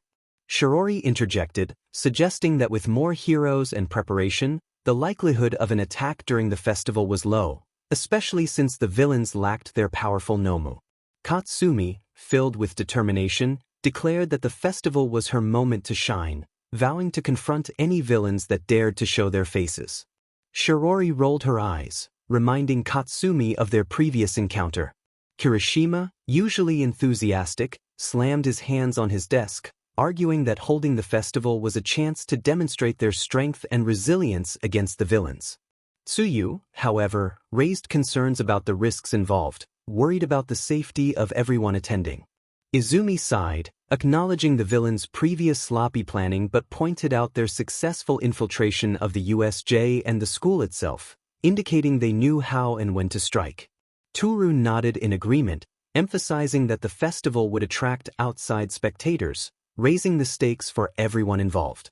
Kaminari shared his unease, expressing a longing to showcase his skills but questioning the wisdom of inviting danger. Katsuki, who had been quiet, suddenly growled, asserting that hiding wouldn't stop the villains. If they wanted to return, he was ready to confront them head-on. Shoto calmly reminded him that their safety was paramount and that caution was warranted after such an attack. Just as the argument began to escalate, Ida stood up, clapping his hands to regain control of the discussion. He stressed the importance of focusing on their responsibilities as future heroes and urged everyone to listen to Aizawa-sensei. Shiro added a more relaxed note, suggesting that the teachers wouldn't put them in danger without a plan. Aizawa, with a heavy sigh, let the class chatter settle before addressing them. He acknowledged their concerns but explained that the higher-ups believed the sports festival was essential for demonstrating 𝐻's resilience. It was about showing the world that heroes wouldn't back down. As Aizawa continued, he assured them that security for the festival would be significantly enhanced compared to previous years, with pro-hero patrols and other precautions in place. The likelihood of another incident was low, but not non-existent. His words weighed heavily on the students, prompting them to reflect on their roles as future heroes. Aizawa made it clear that participation in the festival wasn't mandatory, but he expected each student to consider what it meant for their futures and those who looked up to them. The classroom fell silent as they absorbed his message. Some exchanged glances, while others contemplated their choices. For Izuku, the weight of Aizawa's words resonated deeply. The walk to class felt heavier than usual, with whispers following them and students from other classes watching closely, as if they were a spectacle. Izuku believed that the upcoming 𝐒𝐻 sports festival was a risky idea. The venue could easily become a target, and holding a public event so soon after a villain invasion felt like setting a trap. Additionally, the villains could study their quirks and fighting styles, exposing their strengths and weaknesses. As they walked down the hallway, the stairs felt suffocating. Mineta expressed his discomfort, huddling against the wall as if trying to disappear. Ida noted that the crowd was there to scope out the competition as the sports festival approached. Katsuki dismissed the onlookers, labeling them as mere cannon fodder and asserting that their stares didn't matter. Izuku couldn't help but wonder how Katsuki and his sister had managed to survive this long without actively proving themselves against villains. They hadn't changed at all. The arrogance they displayed was not the same kind of monster I remembered, but it was still present, buried beneath all the shouting and pride. As we approached the door to Class 1A, a voice cut through the crowd. It was low and smooth, yet carried a sharpness. Turning around, I saw a student standing at the edge of the group. He looked as if he had stepped right out of Aizawa-sensei's wardrobe, messy purple hair, dark circles under his eyes, and a perpetually bored expression. If someone had told me Aizawa had a son, I would have believed it. He tilted his head, staring at us.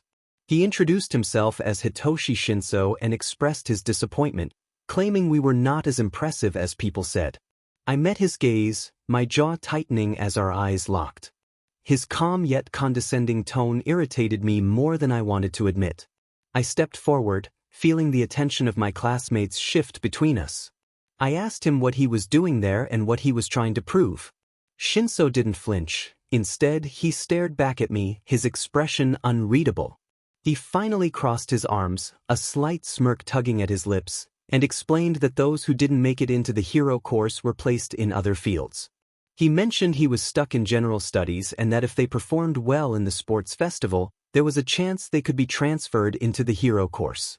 He emphasized that they were taking this seriously, as it was their opportunity to prove themselves. His tone shifted, and his smirk deepened as he added that surviving a villain attack didn't automatically make someone better than anyone else. Just because someone got lucky didn't mean they should be proud.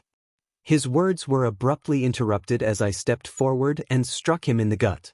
The impact echoed in the hallway, and he staggered back, collapsing to his knees as he clutched his stomach, coughing. For a moment, The hall fell silent, save for his ragged breathing. Kaminari shouted in shock, and I could hear Kirishima's confused stammering behind him. Even Katsuki stared at me with wide eyes, his mouth slightly open. But I didn't look at them, my focus remained on the boy in front of me. I sneered, questioning his sense of pride. I reminded him that some of us had nearly lost our lives in that incident, and there was nothing to be proud of in that. He stared at me, stunned into silence. I stepped closer, my shadow falling over him, and demanded he look me in the eyes and tell me what there was to be proud of. The tension in the hallway was palpable, and no one spoke. The students watching us seemed unsure whether to intervene. I stood there, waiting for an answer that never came. Finally, he averted his gaze, his expression conflicted, gritting his teeth as he tried to steady his breathing. I straightened up and turned on my heel without another word. I didn't need to explain myself further. I knew how close we had come to death, and I wasn't about to let someone dismiss what we had endured. Kirishima finally broke the silence as I started toward the classroom, asking what had just happened. I didn't respond. I pushed the door open and stepped inside, my thoughts still swirling as the weight of my words settled over me. Behind me, the voices began again, the whispers and murmurs. Kaminari and Kirishima were likely trying to talk to the purple-haired student, while Mineta was probably still hiding somewhere nearby. But I didn't care. I walked to my desk, sat down, and stared out the window, trying to steady my own breathing. I thought bitterly about the idea of pride. They had no idea. The cafeteria buzzed with the usual hum of activity, but one table drew attention for an entirely different reason. Izuku Midoriya sat at the center of a small circle of girls, his face as red as a tomato. He fiddled nervously with his chopsticks as the girls chatted and laughed around him, completely unbothered by his obvious embarrassment. It had become a common sight since the USJ incident. Izuku's natural humility and quiet strength had won him several admirers, much to the amusement of his classmates. Not far from Izuku's table, the boys of Class 1A, minus Bakugo, who was likely off brooding or training somewhere, gathered around their own lunch trays. The atmosphere was markedly different. While the girls teased and giggled with Izuku, the boys spoke in hushed, serious tones, a sense of unease hanging over them. Kaminari leaned forward, lowering his voice as he recounted the earlier incident for those who hadn't seen it firsthand. He explained how Shinso had been rude, claiming they didn't deserve the hero course because they survived the USJ attack. He jabbed at his food with his chopsticks, his brows furrowed, and expressed that he didn't blame Izuku for punching him. 𝗧𝗏 nodded, chewing thoughtfully, and agreed with Kaminari. He added that it was what Midoriya had said afterward that really struck him. Kirishima frowned, glancing around the table, and asked if it was about the regeneration. Kaminari confirmed it, recalling how Izuku had mentioned training to regenerate from something as severe as half his body being vaporized. The weight of those words hung in the air, and a heavy silence followed. Tokoyami finally broke the quiet with a sigh, stating that it was as they suspected. He spoke calmly but grimly, noting that judging by the scars on Izuku's body, particularly around his midsection, it was clear his words weren't an exaggeration. He had mentioned before that he got those scars from training his quirk. The table fell silent again as they all thought of the scars that crisscrossed Izuku's body, most of them having only caught glimpses during training sessions or in the locker room, but they were impossible to miss. The jagged lines carved across his arms, legs, and especially his midsection told a story no one had dared to ask about. Mineta, who had been unusually quiet until now, gripped his fingers tightly together. His voice trembled as he finally spoke, expressing his concern about Izuku's ability to regenerate. He wondered why the scars remained if Izuku could heal. The question hung in the air, heavy and uncomfortable. Shoji, who had been silently listening, let out a deep breath. He noted that it didn't make sense. If Izuku's quirk could heal injuries, those scars shouldn't exist. The fact that they were still there suggested something troubling. Kirishima added that whatever had happened to Izuku was severe, his tone unusually subdued, lacking his usual enthusiasm. Tokoyami chimed in, pointing out that it wasn't just the scars. He mentioned Izuku's phrasing about being trained to regenerate, implying a level of suffering and deliberate effort that was not typical. 𝗧𝗏 echoed that it was not natural at all. Mineta shuddered, his hands trembling slightly as he gripped his chopsticks. He questioned what kind of training could do that to someone, acknowledging that they all faced tough training, but Izuku seemed to have endured something far worse. Shoji folded his many arms across his chest, contemplating Mineta's words. He believed there was something deeper to Izuku's situation, something he was hiding from them. Kirishima looked conflicted, expressing that if Izuku was hiding something, he likely had his reasons. Kaminari leaned forward, pondering how much they really knew about him.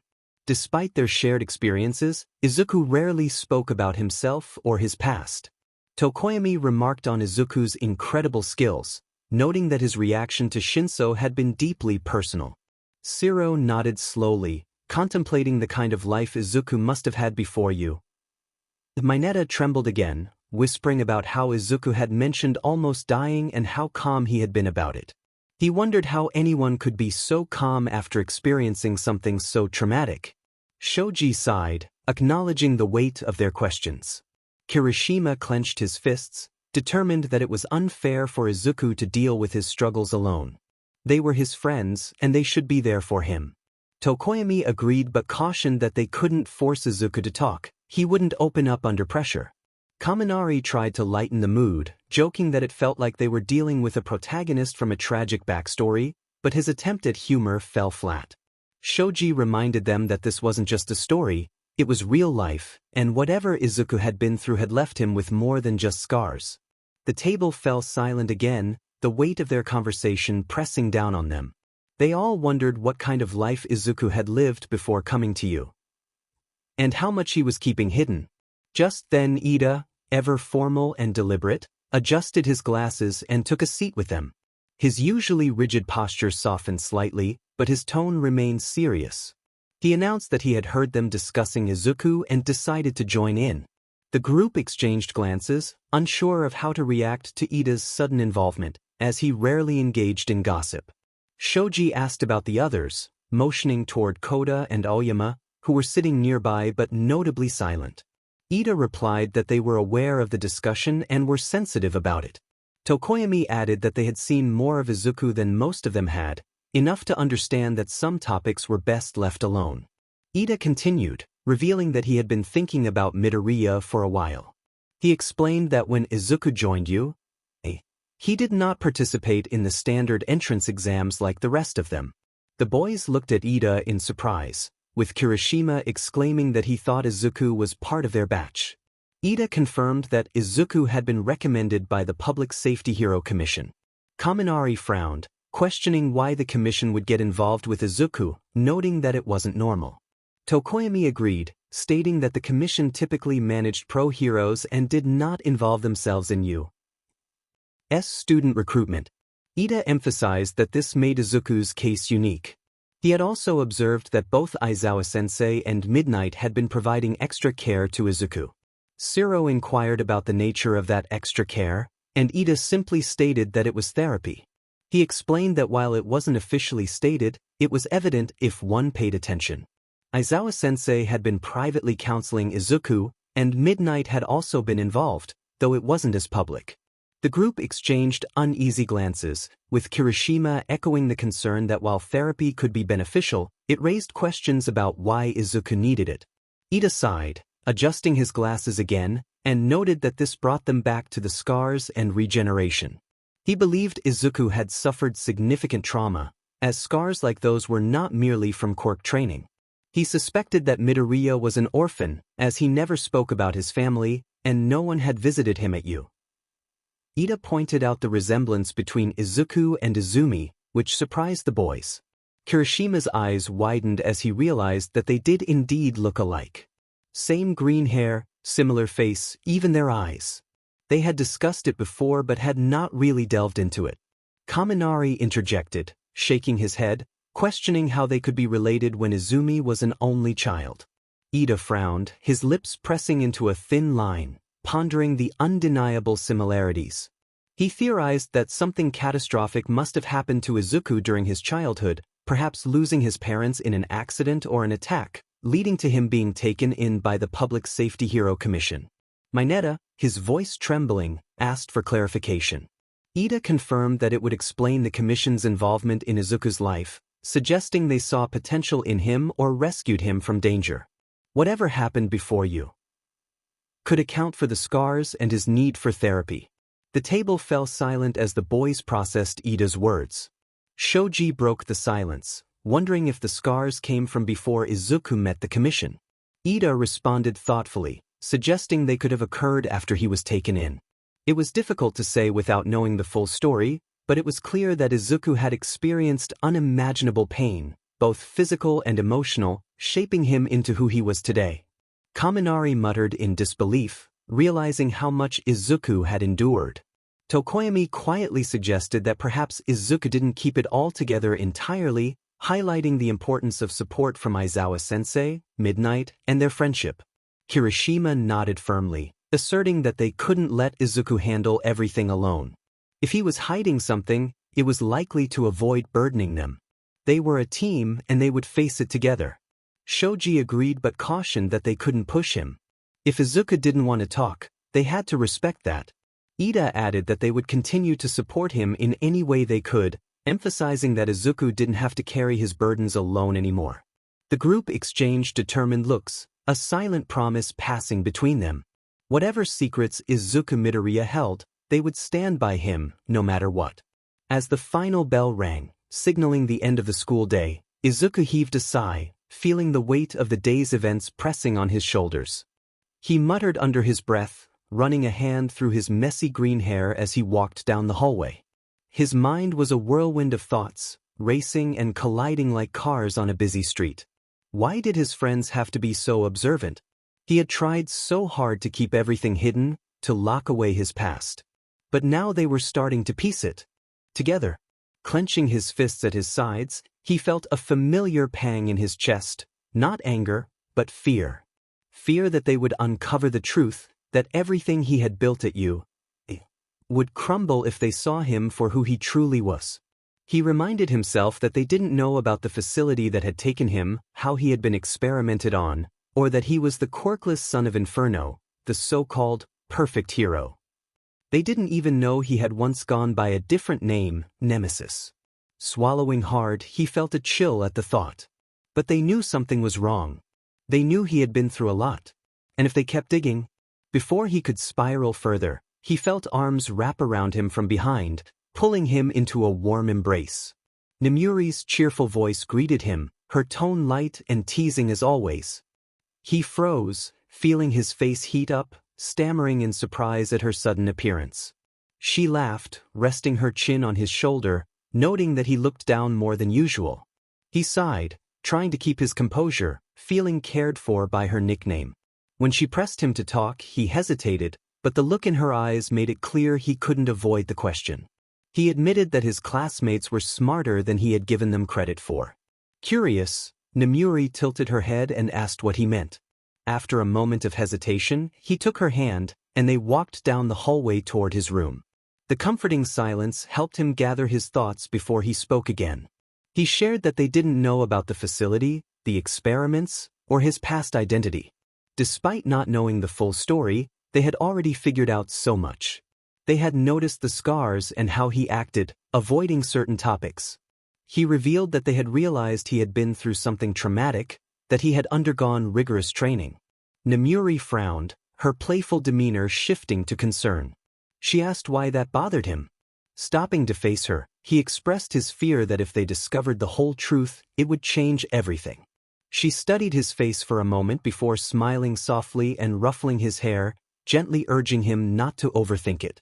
She reassured him that his friends cared about him and weren't trying to hurt him by digging into his past.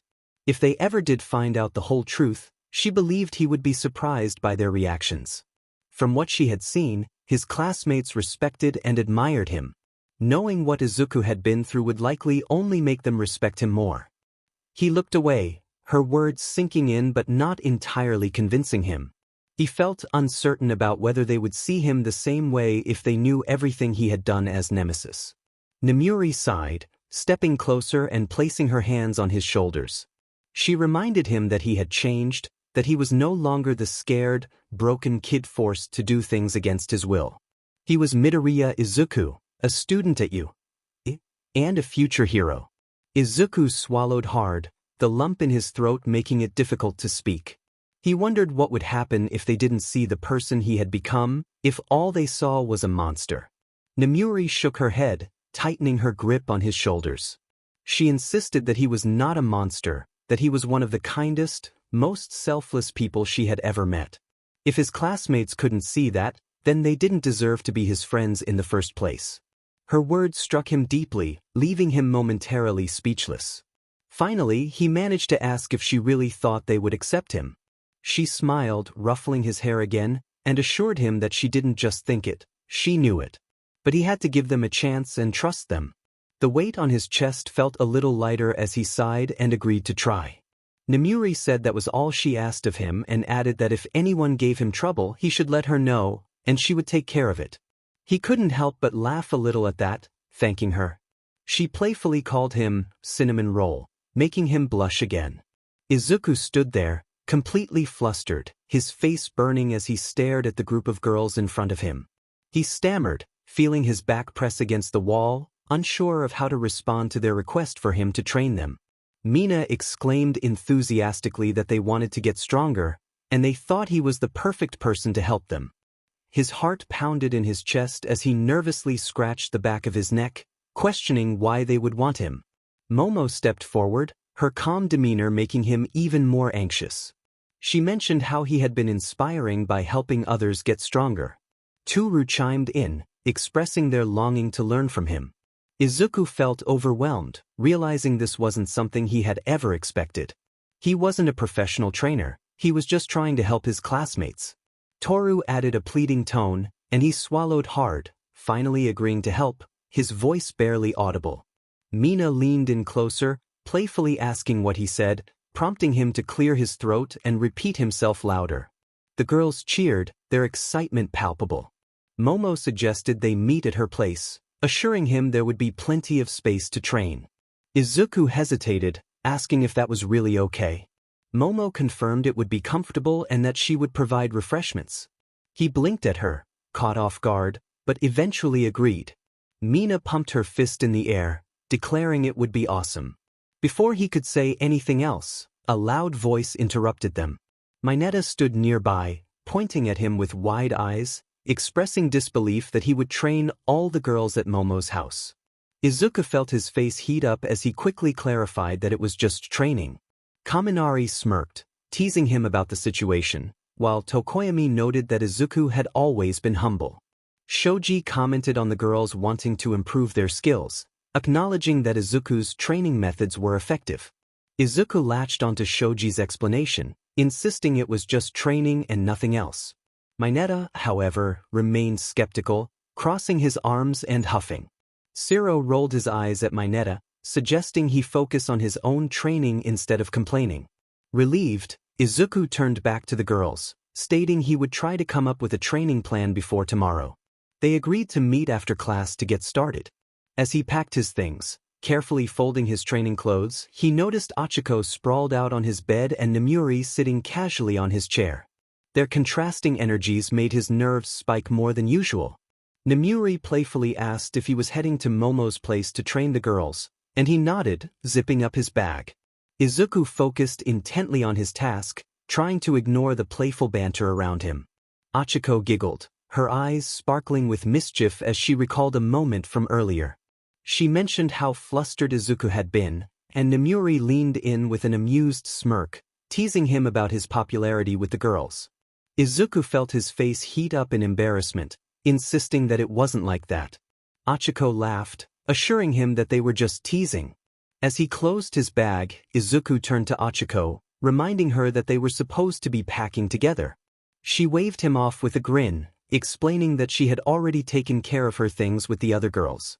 Izuku muttered under his breath, acknowledging her preparedness but feeling a sense of dread about the upcoming gathering. He hesitated before asking if certain people would be there too. Achiko's smile faltered, and she sat up straighter, confirming his fears. The mention of Izumi, Shirori, and Katsumi made his grip on his bag tighten. Memories of his past tormentors flooded back, and he felt anger bubbling beneath the surface. 𝗧𝗃𝐽 nodded reluctantly, confirming that they would indeed be attending. Izuku clenched his fists, recalling the years of bullying he had endured. He whispered bitterly about their likely intentions, feeling the weight of his past pressing down on him. 𝗧𝗃𝐽 looked at him sympathetically, trying to offer comfort. Izuku continued to express his frustration, feeling as though they were trying to manipulate him into forgiving them for their past actions. Namuri stood up and approached him, placing a calming hand on his shoulder. She encouraged him to breathe and reassured him that he didn't have to forgive them if he wasn't ready. Izuku took a deep breath, acknowledging the difficulty of his feelings. He felt trapped in the memories of his powerless past, but Namuri reminded him of his growth and strength. 𝗧𝗃𝐽 joined them, her expression warm and supportive. She promised that they would stand by him, emphasizing that he wasn't alone in this. Izuku felt a mix of gratitude and unease, but he appreciated their support. He expressed his longing to avoid causing a scene, wanting the focus to remain on training rather than his past. Namuri's playful energy returned as she assured him they would keep things on track. 𝗧𝗃𝐽 agreed, encouraging him to focus on training while they handled any potential issues. Feeling a small weight lift off his chest, Izuku resolved to try his best.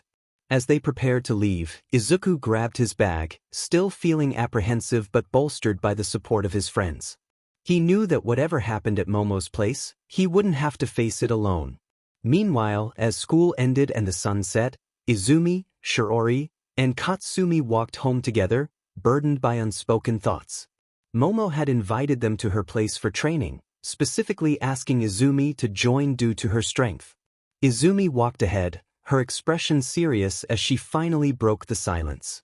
She suggested using this opportunity to mend their relationship with Izuku. Shiori was taken aback, expressing disbelief at the idea. Katsumi, with a bitter smirk, bluntly dismissed the notion, suggesting that it was a waste of time. Determined yet guilt-ridden, Izumi insisted on her longing to fix things. Katsumi cautioned her against trying, reminding her of the damage they had caused. Shiori echoed her sentiment, pointing out the lasting impact of their actions on Izuku. Izumi felt the weight of their words, understanding the gravity of the situation. She whispered her need to try, but Katsumi's bitter laughter cut through the air as she reminded Izumi that simply saying, "sorry," wouldn't erase the past. Shiori hesitated, her voice trembling as she contemplated the depth of their actions and the scars they had left behind. When Shiori's mother discovered what Shoto and she had done to Izuku, she paused, gripping the straps of her bag tightly. She was furious. Shiori's older sister, Fuyumi, and even her older brother, Natsuo, barely spoke to her now. Natsuo had said they were no different from their father, that what they did to Izuku was no better than what their father had done to Tuya. Her voice broke at the mention of her older brother. Even her mother couldn't look at her the same way anymore. Katsumi's expression hardened, though her voice softened slightly as she shared her own experience. Her parents had changed after they found out. Her mother could barely speak to her without giving her looks filled with disdain. Her father didn't even regard her the same way. They were disgusted by her actions, and she felt she deserved it. Izumi's shoulders slumped, tears welling in her eyes as she acknowledged their feelings. She knew they deserved the backlash, but she still wanted to try. She wanted to at least tell Izuku she was sorry. Katsumi snapped back, questioning what Izumi thought that would accomplish. She pointed out that Izuku wouldn't suddenly smile and offer forgiveness. This wasn't a fairy tale, and he didn't owe them anything. Shiori sighed deeply, filled with regret. She agreed with Katsumi, stating that Izuku's mental health was fragile enough as it was. Pushing him might do more harm than good. If they truly cared about him, they would give him the space he needed. Izumi wiped her eyes, her jaw tightening at the thought of living with guilt forever. Katsumi bluntly stated that was the price they had to pay for their actions. They couldn't ask for forgiveness just because they felt remorse. It was their burden to carry, not his. The three of them fell into silence, the weight of their words lingering in the air. As they continued walking, Izumi felt a deep sense of hopelessness settle in her chest. She longed to make things right with Izuku more than anything, but deep down, She knew Katsumi and Shiori were right. Some wounds ran too deep to heal, and some bridges had been burned beyond repair. Meanwhile, Izuku sat at his desk, flipping open the notebook he had been keeping since the start of the year. Its pages were filled with observations, analyses, and strategies for each of his classmates' quirks. He ran his fingers over the worn edges of the pages as he scanned his notes, each one a product of careful thought and observation. He muttered to himself as he flipped to the section dedicated to the girls. He decided to start with 𝗧𝗵𝗲.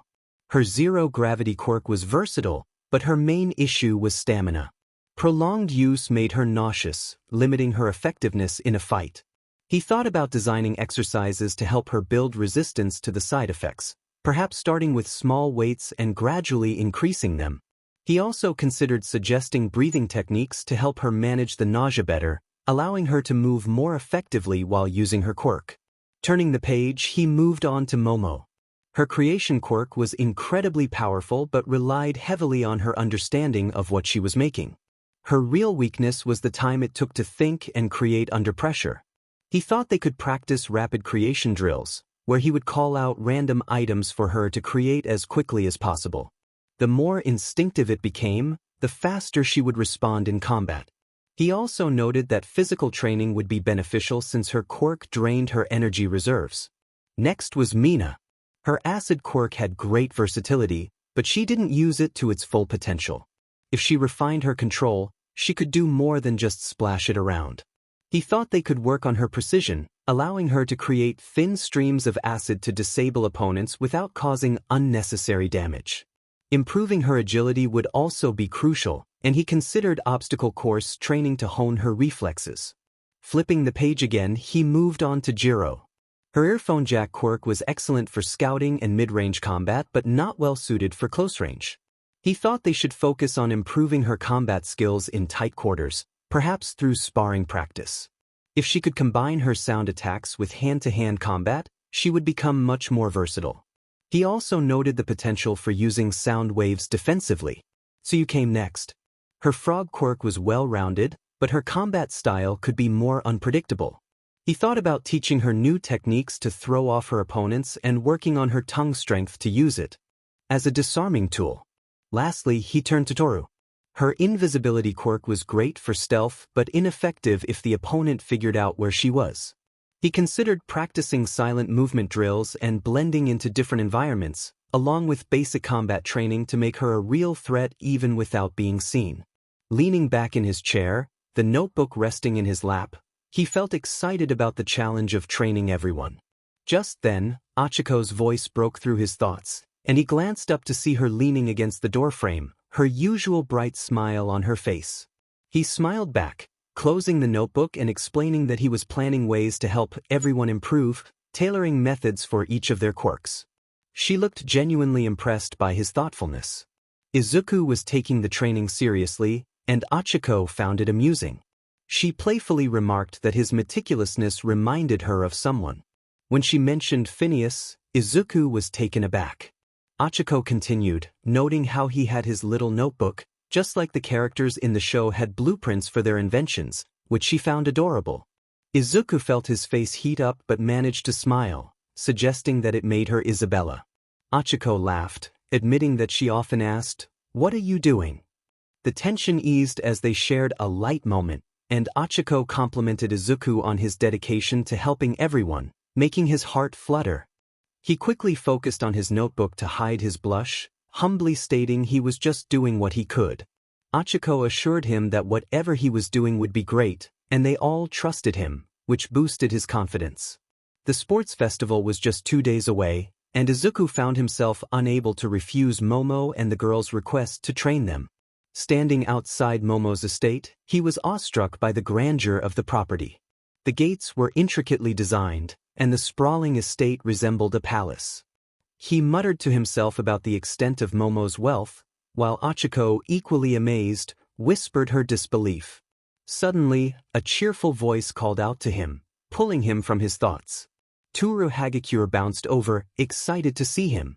Before he could respond, she hugged him tightly, and he sensed 𝗧𝗵𝗲's discontent from behind.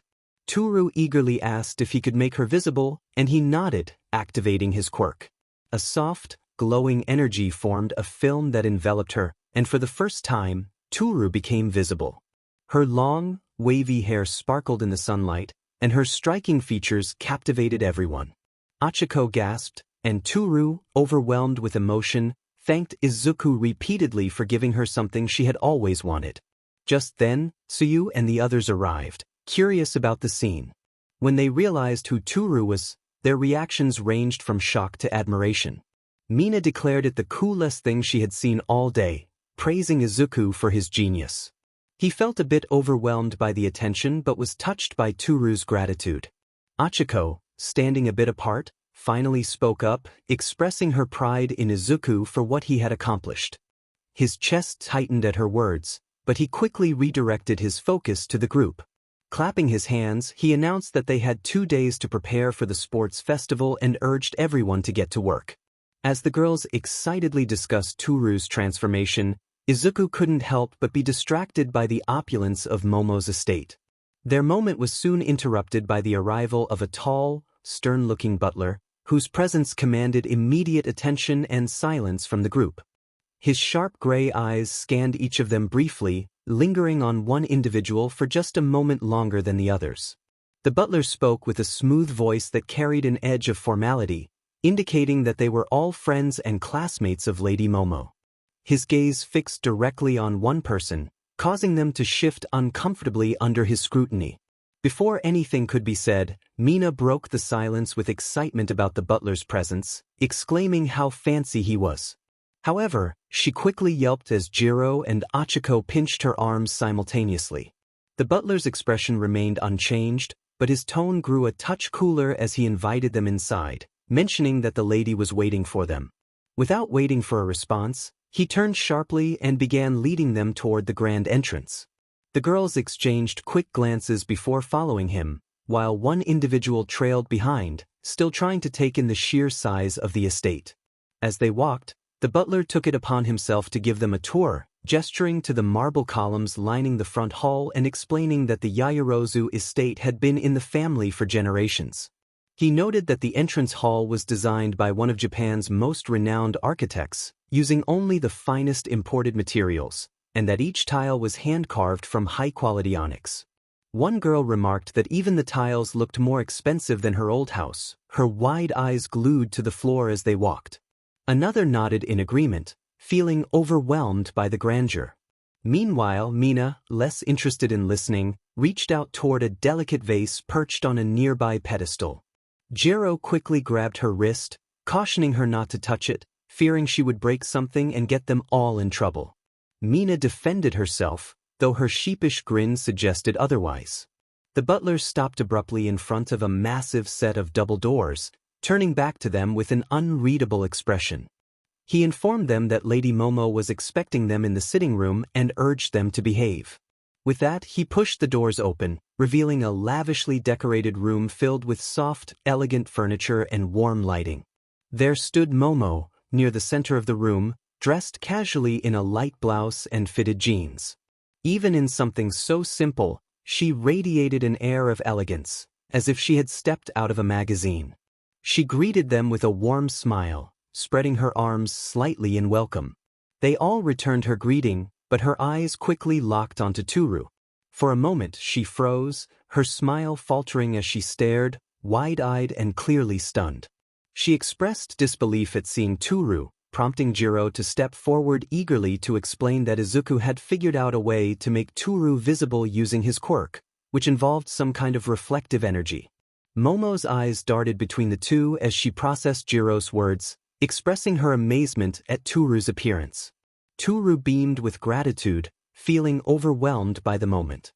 Momo, regaining her composure, suggested that everyone relax and make themselves at home while she spoke with Izuku privately for a moment.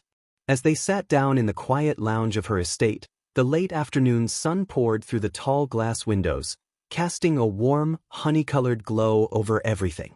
The soft hum of the air conditioner filled the silence, mixing with the faint rustle of leaves outside. Momo sat across from Izuku on an elegant white couch that seemed more expensive than anything he had ever owned. Her posture was flawless, Yet her expression was softer than usual, with a few strands of her black hair falling over her face, framing her deep, thoughtful eyes. For once, she didn't look like the poised heiress of the Yaoyorozu family, just a classmate trying to figure things out before the sports festival. She began by thanking Izuku for accepting their invitation to train them, acknowledging his help with the guys and expressing how much it meant that he agreed to assist them as well. Izuku smiled faintly, feeling a bit overwhelmed by the praise, and explained that he didn't mind helping them too, having already trained the guys. He reached into his bag and pulled out a folded notebook, filled with notes, diagrams, breakdowns, and strategy plans he had scribbled after observing his classmates in training. He shared that he had been keeping track of everyone's progress, including their quirks, strengths, weaknesses, and potential optimizations, suggesting that proper use of these pointers would greatly help them in the upcoming days. Momo took the notebook with careful hands, her eyes scanning the pages.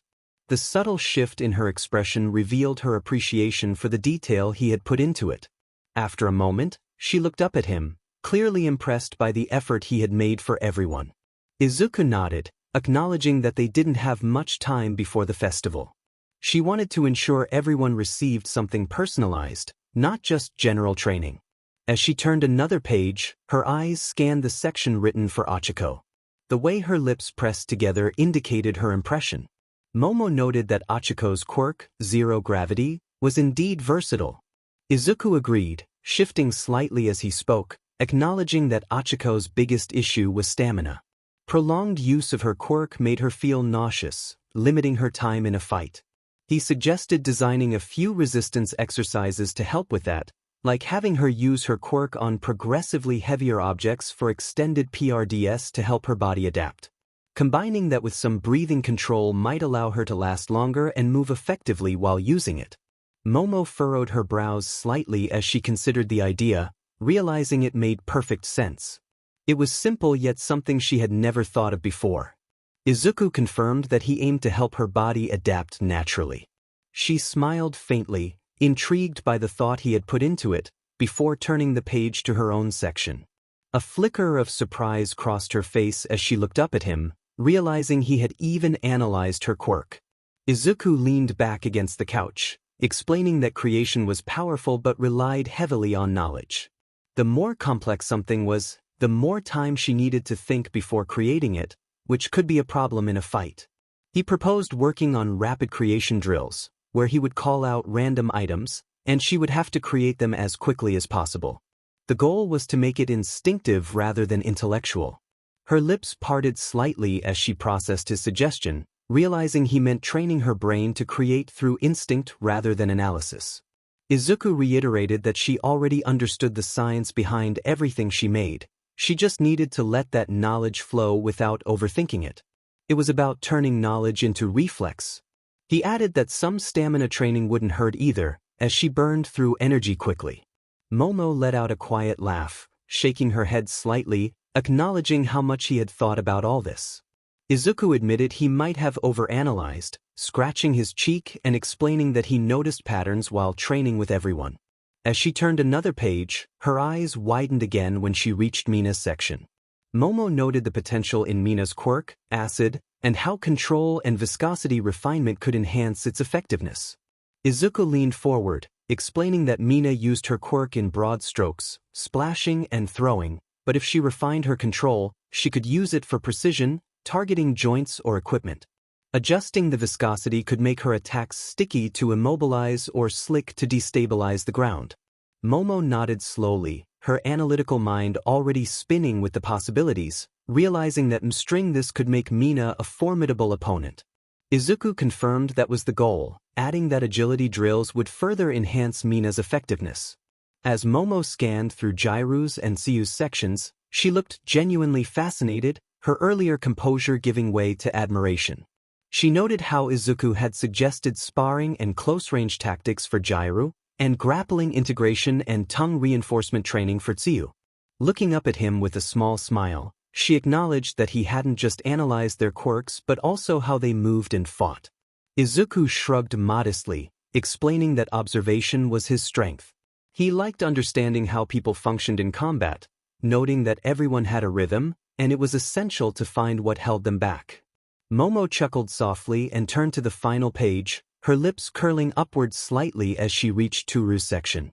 She noted the silent movement drills and stealth integration training he had devised, recognizing the combat potential of 𝗬𝗪's invisibility. Izuku pointed out that 𝗬𝗪 had always been underestimated. Invisibility was only as effective as its application.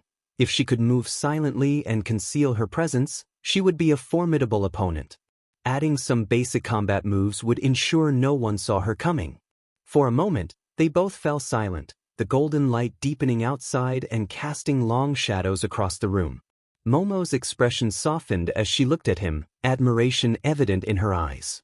She acknowledged that he had done more preparation in a few days than most pro trainers accomplished in weeks. While she had known he was analytical, this level of dedication was different. Izuku looked away, feeling warmth in his face as he expressed his longing for everyone to do their best, especially with the upcoming sports festival. If they performed well, it could define their futures as heroes. Momo carefully closed the notebook, brushing her fingers against its worn edges as if it were something precious. She recognized his belief in everyone, even those who didn't believe in themselves yet. The room fell silent again, and Izuku noticed a flicker of emotion cross her face, something thoughtful and perhaps a little vulnerable. Momo slowly reminded him of why she had come to you, in the first place, acknowledging that it was easy to forget the value of hard work when born into privilege. Seeing how hard he worked for everyone else inspired her to push herself even harder. Her sincerity caught him off guard, as he wasn't used to being seen as someone who inspired others. It made his chest tighten a bit, though he tried to hide it with a light smile. He reassured her that she already pushed herself plenty, she just needed confidence in her abilities. Momo looked at him for a long moment before smiling softly, acknowledging that he was different, not just strong but thoughtful. Izuku chuckled quietly, feeling a bit awkward under the compliment. He explained that being thoughtful didn't win fights, which was why he had divided the next day's session to maximize their time. They would have 3 hours of physical training in the morning, followed by individual quirk optimization sessions. This way, everyone would have focused time without wasting energy. Momo approved of his efficient plan, recognizing how much he had refined it. Izuku reiterated his longing to ensure everyone got stronger, even with only 2 days left. They would need every edge they could get. She nodded slowly and stood, her ponytail swaying slightly with the movement, confirming she would ensure everyone was ready by the next morning. Izuku affirmed he would bring his notes and training setups, planning to run through drills until everyone was sharp. Momo's lips curved into a confident smile, the spark of determination returning full force. She expressed their shared goal of making sure Class 1A dominated the festival. Izuku met her gaze and nodded, feeling the air between them lighten with a shared understanding of their aspirations. Her confidence had always been a quiet kind, one that didn't need to shout to be felt. Seeing it now reminded Izuku just how much potential she truly had. The butler's knock at the door broke the silence. He announced politely that Lady Momo's guests were asking if they should begin warming up. Momo glanced toward the door, then back at Izuku, and suggested they should go. He grinned in response, ready to see how far everyone could push themselves. As they stepped out of the lounge together, the late afternoon light bathed the long hallway in gold. Izuku could already hear Mina's laughter echoing faintly from the training field outside, followed by Jiru's annoyed scolding, which made him smile without realizing it. Momo caught that faint smile and remarked quietly that he really was the heart of their class. Izuku paused for a moment, looking at her before softly acknowledging that it was only because everyone was worth believing in. With that, they stepped out into the glowing courtyard, ready to begin the next phase of training. The morning air within Yaoyorozu's estate carried the faint scent of dew and perfectly cut grass, glistening beneath the early sunlight. The sky was pale blue, with drifting clouds offering brief shade over the sprawling private training field. Birds chirped in the distance, their melodies contrasting with the exhausted groans echoing through the yard.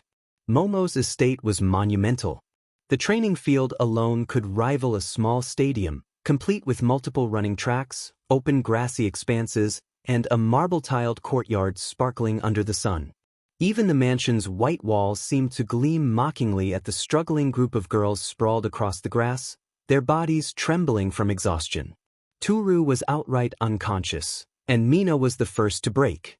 She collapsed face first onto the ground, her pink hair sticking to her forehead, sweat dripping down her chin. Between ragged breaths, she expressed her longing for relief from their suffering. The rest weren't doing much better. 𝗓𝗪 had her earbuds dangling uselessly around her neck, gasping as if she had just been through a battlefield. Her hair clung to her face, her normally sharp violet eyes glazed over with fatigue. 𝐒𝐭𝐲 complained that this wasn't training, but rather torture.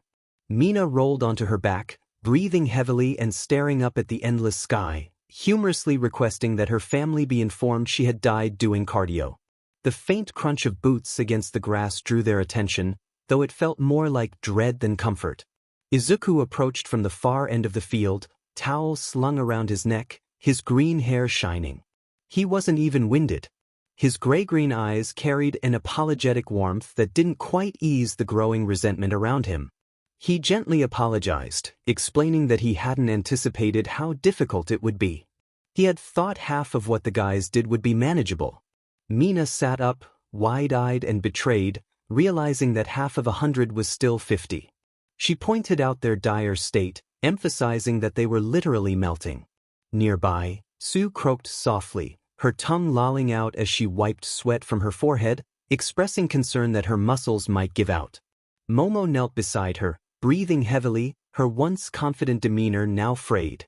She murmured that she couldn't feel her legs, arms, or anything at all. Toru, looking delirious, stretched out her hand toward 𝗓𝗪, who let out a wheezing laugh before regretting it. 𝗓𝗪 remarked on the irony of having a private training ground that had turned into their graveyard.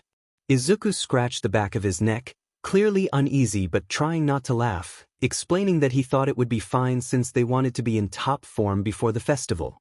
Mina pointed a trembling finger at him, insisting they were not aiming for top trauma.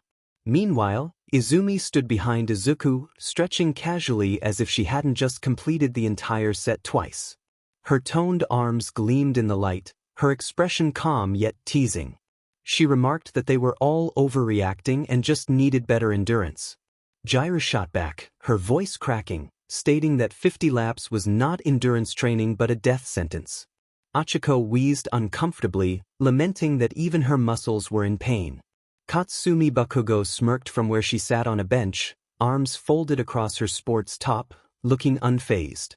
She found amusement in their struggles, calling them pathetic for complaining about a little morning workout. Mina protested, insisting that Katsumi looked like she could handle a second round, to which Katsumi confidently agreed. Maybe even 3. From her side, Shiori Todoroki adjusted her training gloves, her pale blue flames faintly flickering along her fingers as she cooled herself down. Her hair, split evenly in color, white and crimson, hung loose over her shoulder. Her eyes flicked over the exhausted girls without much expression. She softly reminded them to control their breathing, noting that they lose form when they panic. This earned her several annoyed glances. Mina groaned dramatically and buried her face in the grass again, expressing her frustration at not being able to panic properly. 𝗬𝗪 glanced toward Izuku, her wide eyes half-lidded, suggesting he could tone it down a little. Izuku sighed, guilt written across his face as he acknowledged that he might have overdone it. He had thought they would all want the same challenge as the guys. Momo sat up weakly, brushing hair from her flushed face. She admired Izuku's confidence but suggested they start smaller, maybe half of the half. 𝗓𝗪 nodded in agreement, proposing 25 of anything, or even 10. Katsumi scoffed, resting her elbows on her knees, dismissing their concerns as if they had just run a marathon. Izumi tilted her head slightly, pointing out that not everyone had the same stamina as Katsumi. Katsumi smirked, emphasizing that if they couldn't handle the warm-up, they wouldn't be ready for the real world, where villains wouldn't wait for them to catch their breath.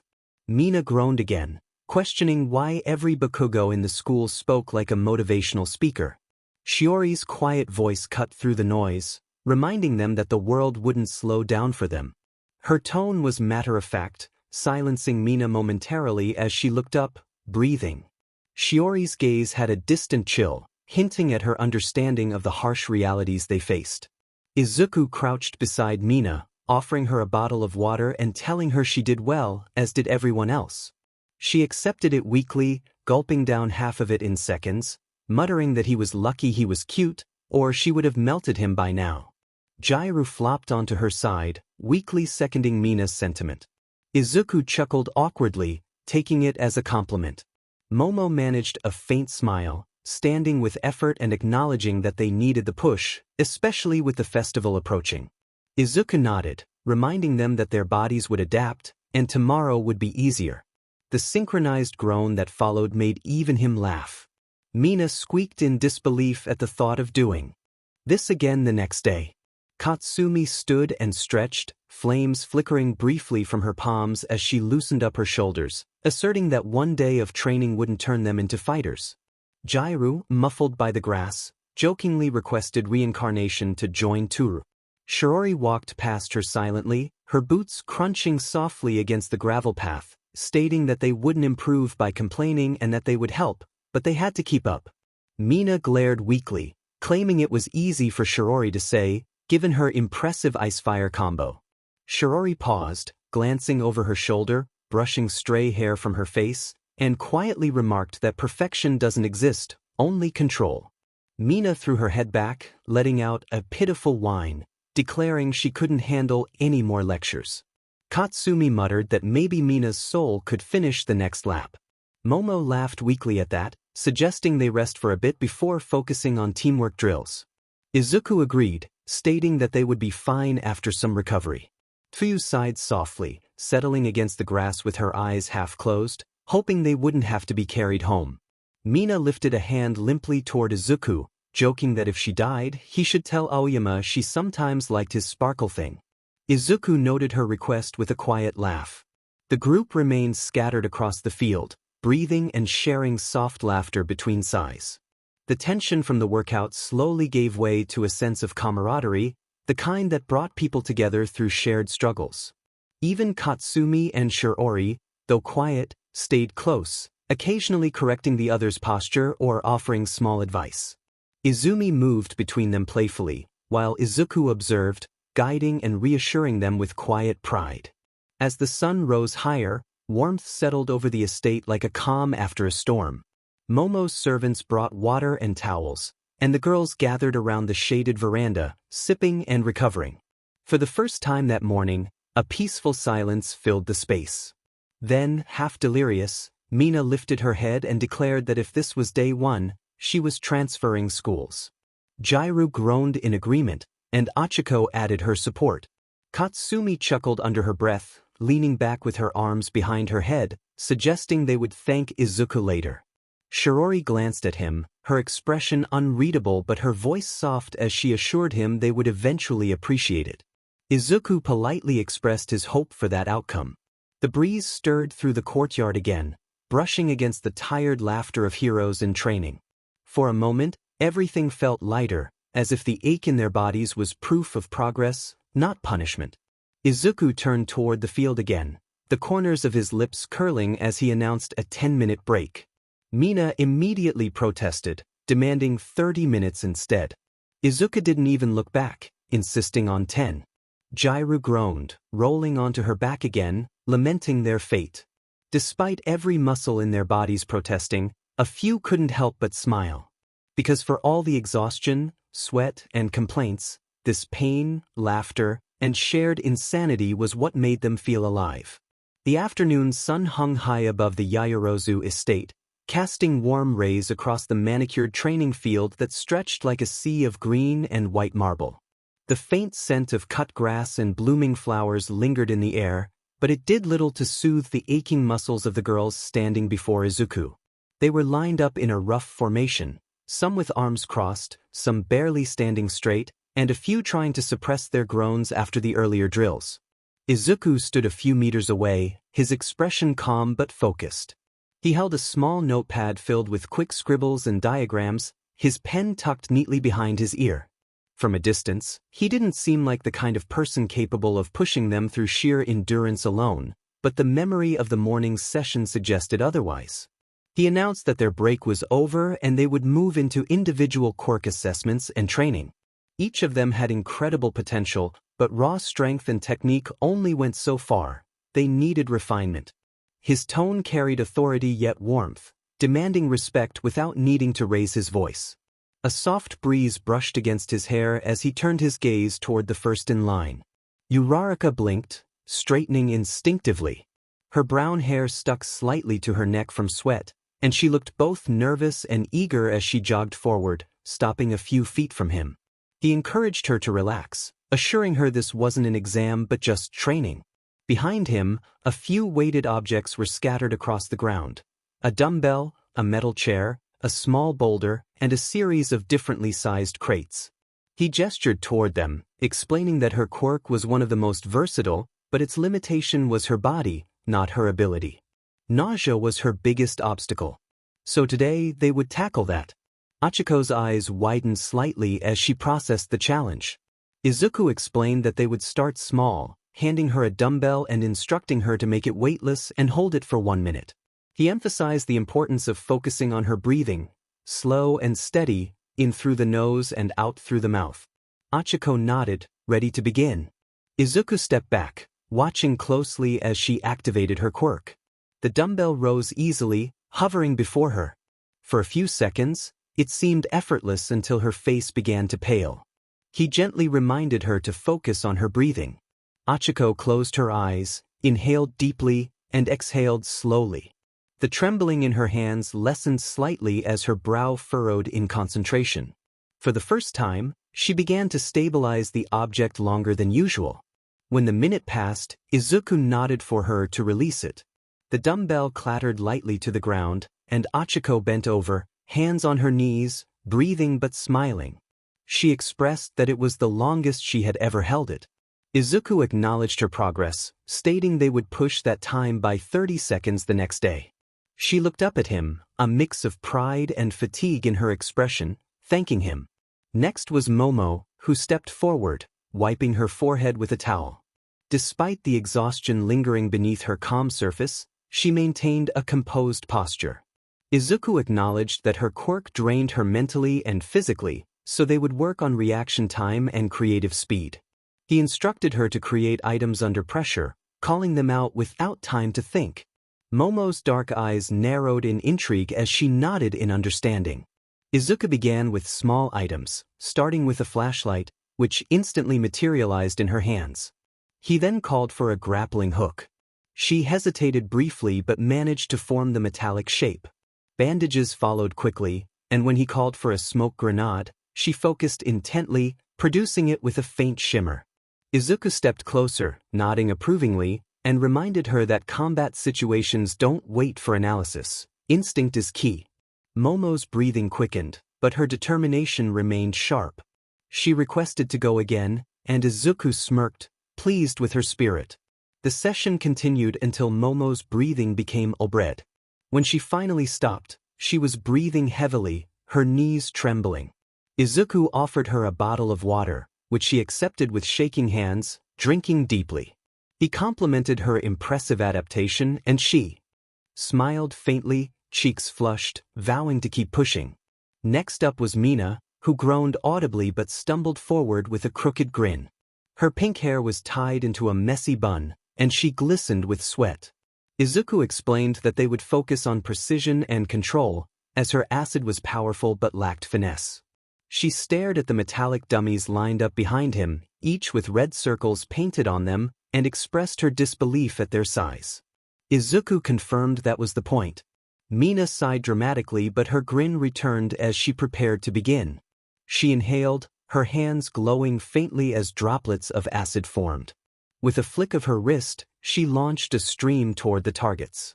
The first shot went wide, melting part of the dummy's shoulder, but the second came closer, hitting the edge of the circle. Izuku instructed her to focus the output for a smaller stream. Concentrating, she struck dead center on her next attempt, letting out a triumphant cheer.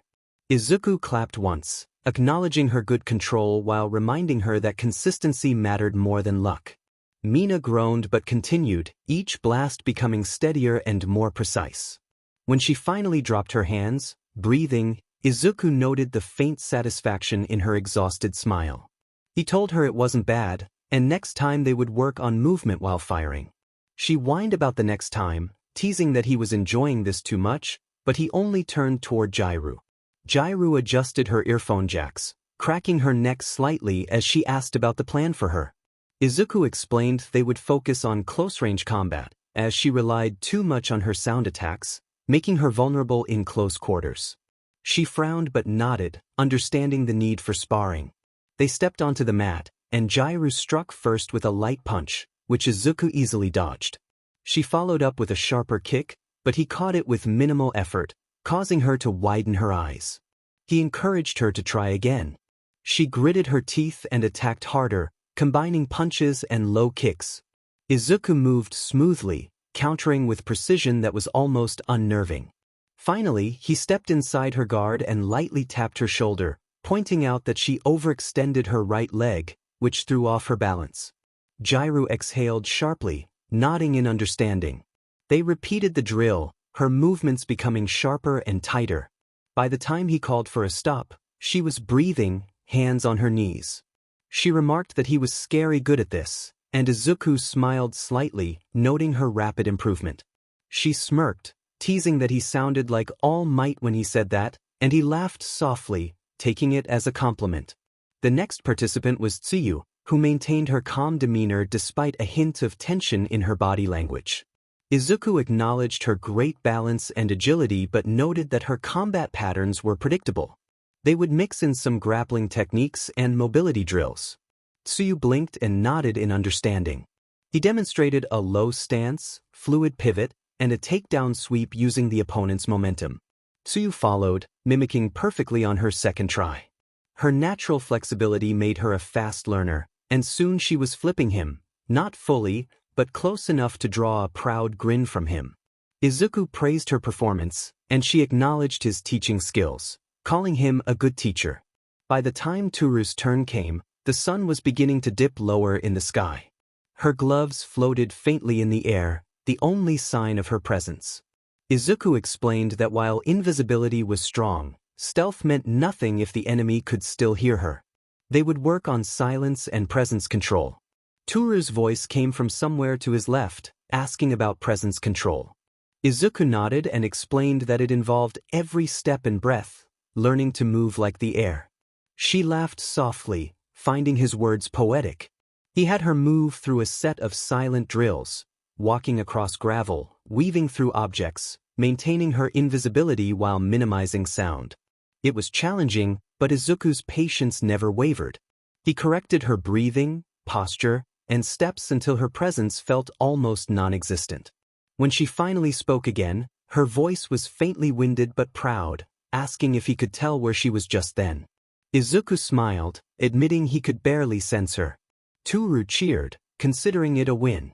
As the final rays of sunlight stretched across the field, the girls gathered near the edge, exhausted yet quietly content. They were bruised, sweaty, and utterly spent, yet there was a glimmer in their eyes that hadn't been there that morning, determination and growth. Izuku stood before them, a towel draped around his neck, watching with silent pride. None of them knew his true identity, his past, or the weight he carried, but it didn't matter. Here he was just their classmate, their guide, their leader in training. Mina broke the silence first, collapsing onto the grass. She expressed that if they survived another day of this, they deserved medals. 𝗓𝗪 chuckled weakly beside her, saying he just wanted sleep. Momo smiled faintly, reminding them that no pain meant no gain. 𝗧𝗑 nodded in agreement, adding that it was one way to look at it. Achiko wiped her brow and glanced toward Izuku, acknowledging that he really didn't hold back. Izuku shrugged lightly, stating that they had asked for the best training possible and he was just keeping his promise. Shirouri, who had been watching from the sidelines, crossed her arms and remarked that they would thank him later. Katsumi smirked beside her, joking that if they survived tomorrow, they would. Izuku exhaled softly, his gaze drifting toward the horizon where the sun was slipping beneath the trees, painting everything in golden light. He turned back to them, his voice calm but firm, commending their good work and telling them to get some rest because tomorrow they would do it all over again. A chorus of groans followed, but beneath them was quiet laughter, the kind that came from shared struggle and a strange kind of respect. The holographic shimmer of the video feed flickered softly across Izuku's face, painting his features in the faint blue light of his phone. His hair was a bit messy, still damp from his shower after the intense training session with the girls. On the other side of the screen, Midnight lounged on her couch in a silk robe, her lips curved in a teasing smirk. Her dark hair spilled across her shoulders, and the lazy morning light filtered through the blinds, tracing along the edge of her face. She greeted him playfully, expressing mock offense that he hadn't texted her good morning and suggesting that he might have forgotten his favorite teacher. Izuku chuckled softly, rubbing the back of his neck and reminding her that it had only been a day.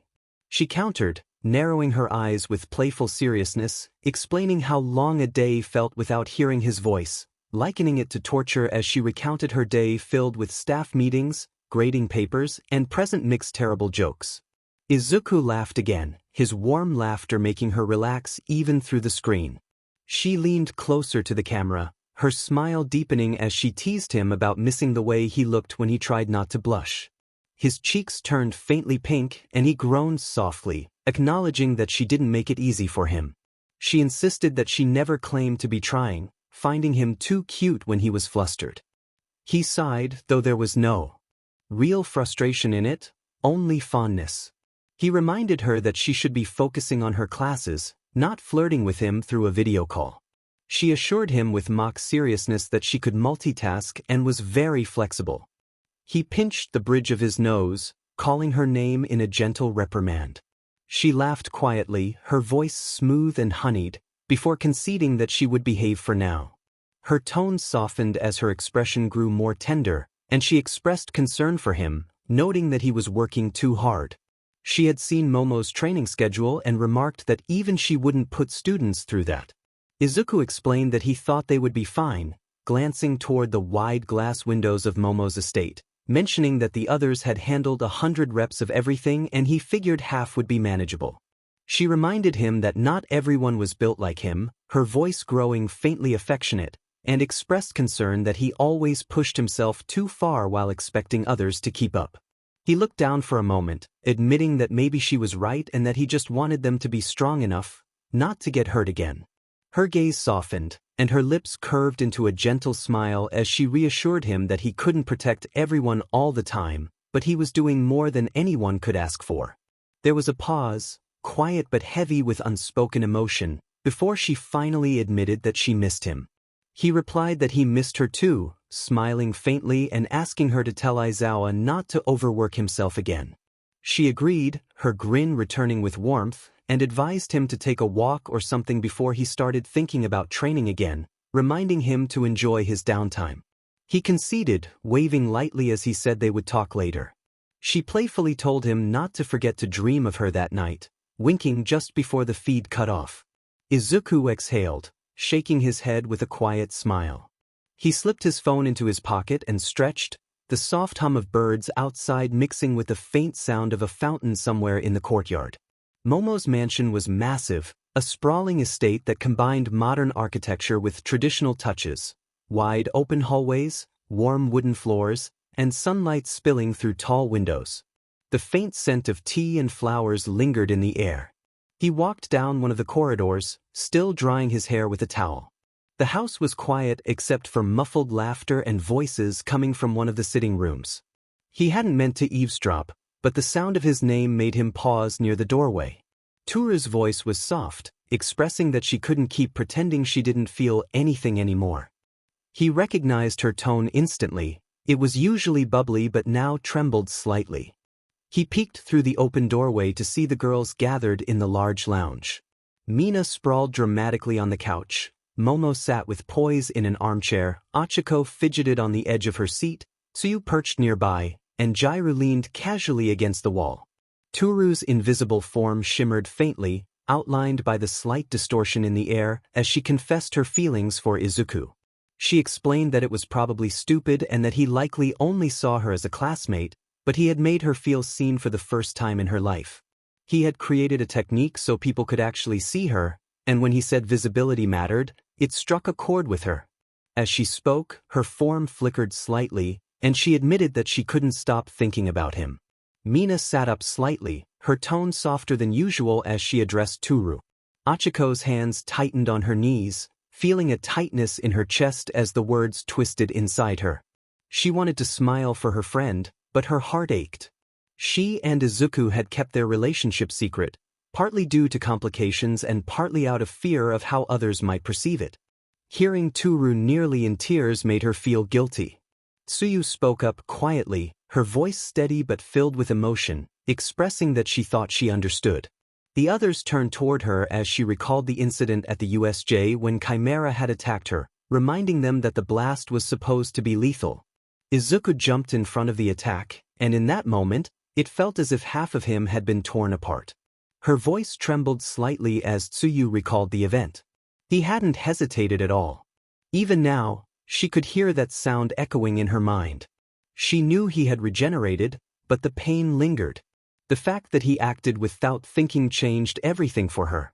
Mina's usual grin faded, and even Jairu appeared unsettled. Achiko glanced away, swallowing hard as memories flooded back. The chaos, the smoke, his still form before regeneration took hold. Her fingers clenched tightly in response. Izuku stood frozen by the doorway, feeling the weight of their shared memories. He hadn't realized how deeply that moment had affected them all. He wanted to step in and express that what he felt was not love but gratitude, relief, and admiration. Yet something held him back. Perhaps it was the vulnerability in their voices or the honesty they displayed. Mina exhaled heavily, looking at the others. She mused about how anyone wouldn't fall for him a little. He was incredibly strong, kind, protective, and not bad to look at either. Jairu muttered an agreement, calling it an understatement. Toru laughed weakly through her tears, expressing her uncertainty about what to do, especially since he was likely interested in someone else. Achiko's heart skipped a beat, and she quickly looked down, pretending to study the carpet. A moment of silence passed until Momo finally spoke, her tone calm and deliberate. She suggested that there wasn't a rule preventing a man from loving more than one woman. It depended on the kind of man he was and the kind of women involved. Mina blinked, sitting up with newfound interest. She asked if sharing was an option, prompting Jairu to raise an eyebrow and question Momo's openness to sharing him. Momo flushed slightly but maintained her composure, explaining that relationships were complicated, especially for someone like Izuku, who carried and expected so much from himself. If multiple people cared for him, the key was understanding rather than possession. Her words hung in the air, quiet yet heavy with meaning. Achiko's breath caught in her throat. She felt torn. Part of her wanted to assert that Izuku was hers, that they had crossed the line between friendship and love, and that Nomuri held a piece of his heart too. Yet another part of her understood Momo's perspective. Izuku was anything but ordinary. Mina gave a slow grin, summarizing that whoever could handle being with him, emotionally and otherwise, would have a fair chance. Momo agreed lightly, and Jairu chuckled, remarking that they sounded like they were negotiating peace treaties over a boyfriend. Toru made a faint sound somewhere between a laugh and a sob, expressing her fear of losing what they had, even if he never loved her back. Tsuyu nodded quietly, stating that all she wanted was for him to be happy. Finally, Achiko lifted her gaze and softly said that they both already made him happy. Her voice wavered, but she managed a faint smile, adding that he would say the same if he were present. Izuku stepped back quietly, his hand brushing against the wooden frame of the doorway. His heart felt heavy yet warm all at once. He hadn't expected any of this, the confessions, the quiet strength in their words, the understanding they shared. He walked away silently down the hall, the faint hum of voices fading behind him. His thoughts were a blur. Nomuri's teasing voice echoed in his mind, along with Achiko's quiet strength, Toru's tears, and Tsuyu's trembling words. He was unsure of what to feel, guilt, gratitude, or something deeper. As he passed one of the tall windows, sunlight spilled over his face, catching in his eyes. He stopped, taking a slow breath, his reflection faint in the glass. He murmured to himself, thinking about how he was seen as a cinnamon roll.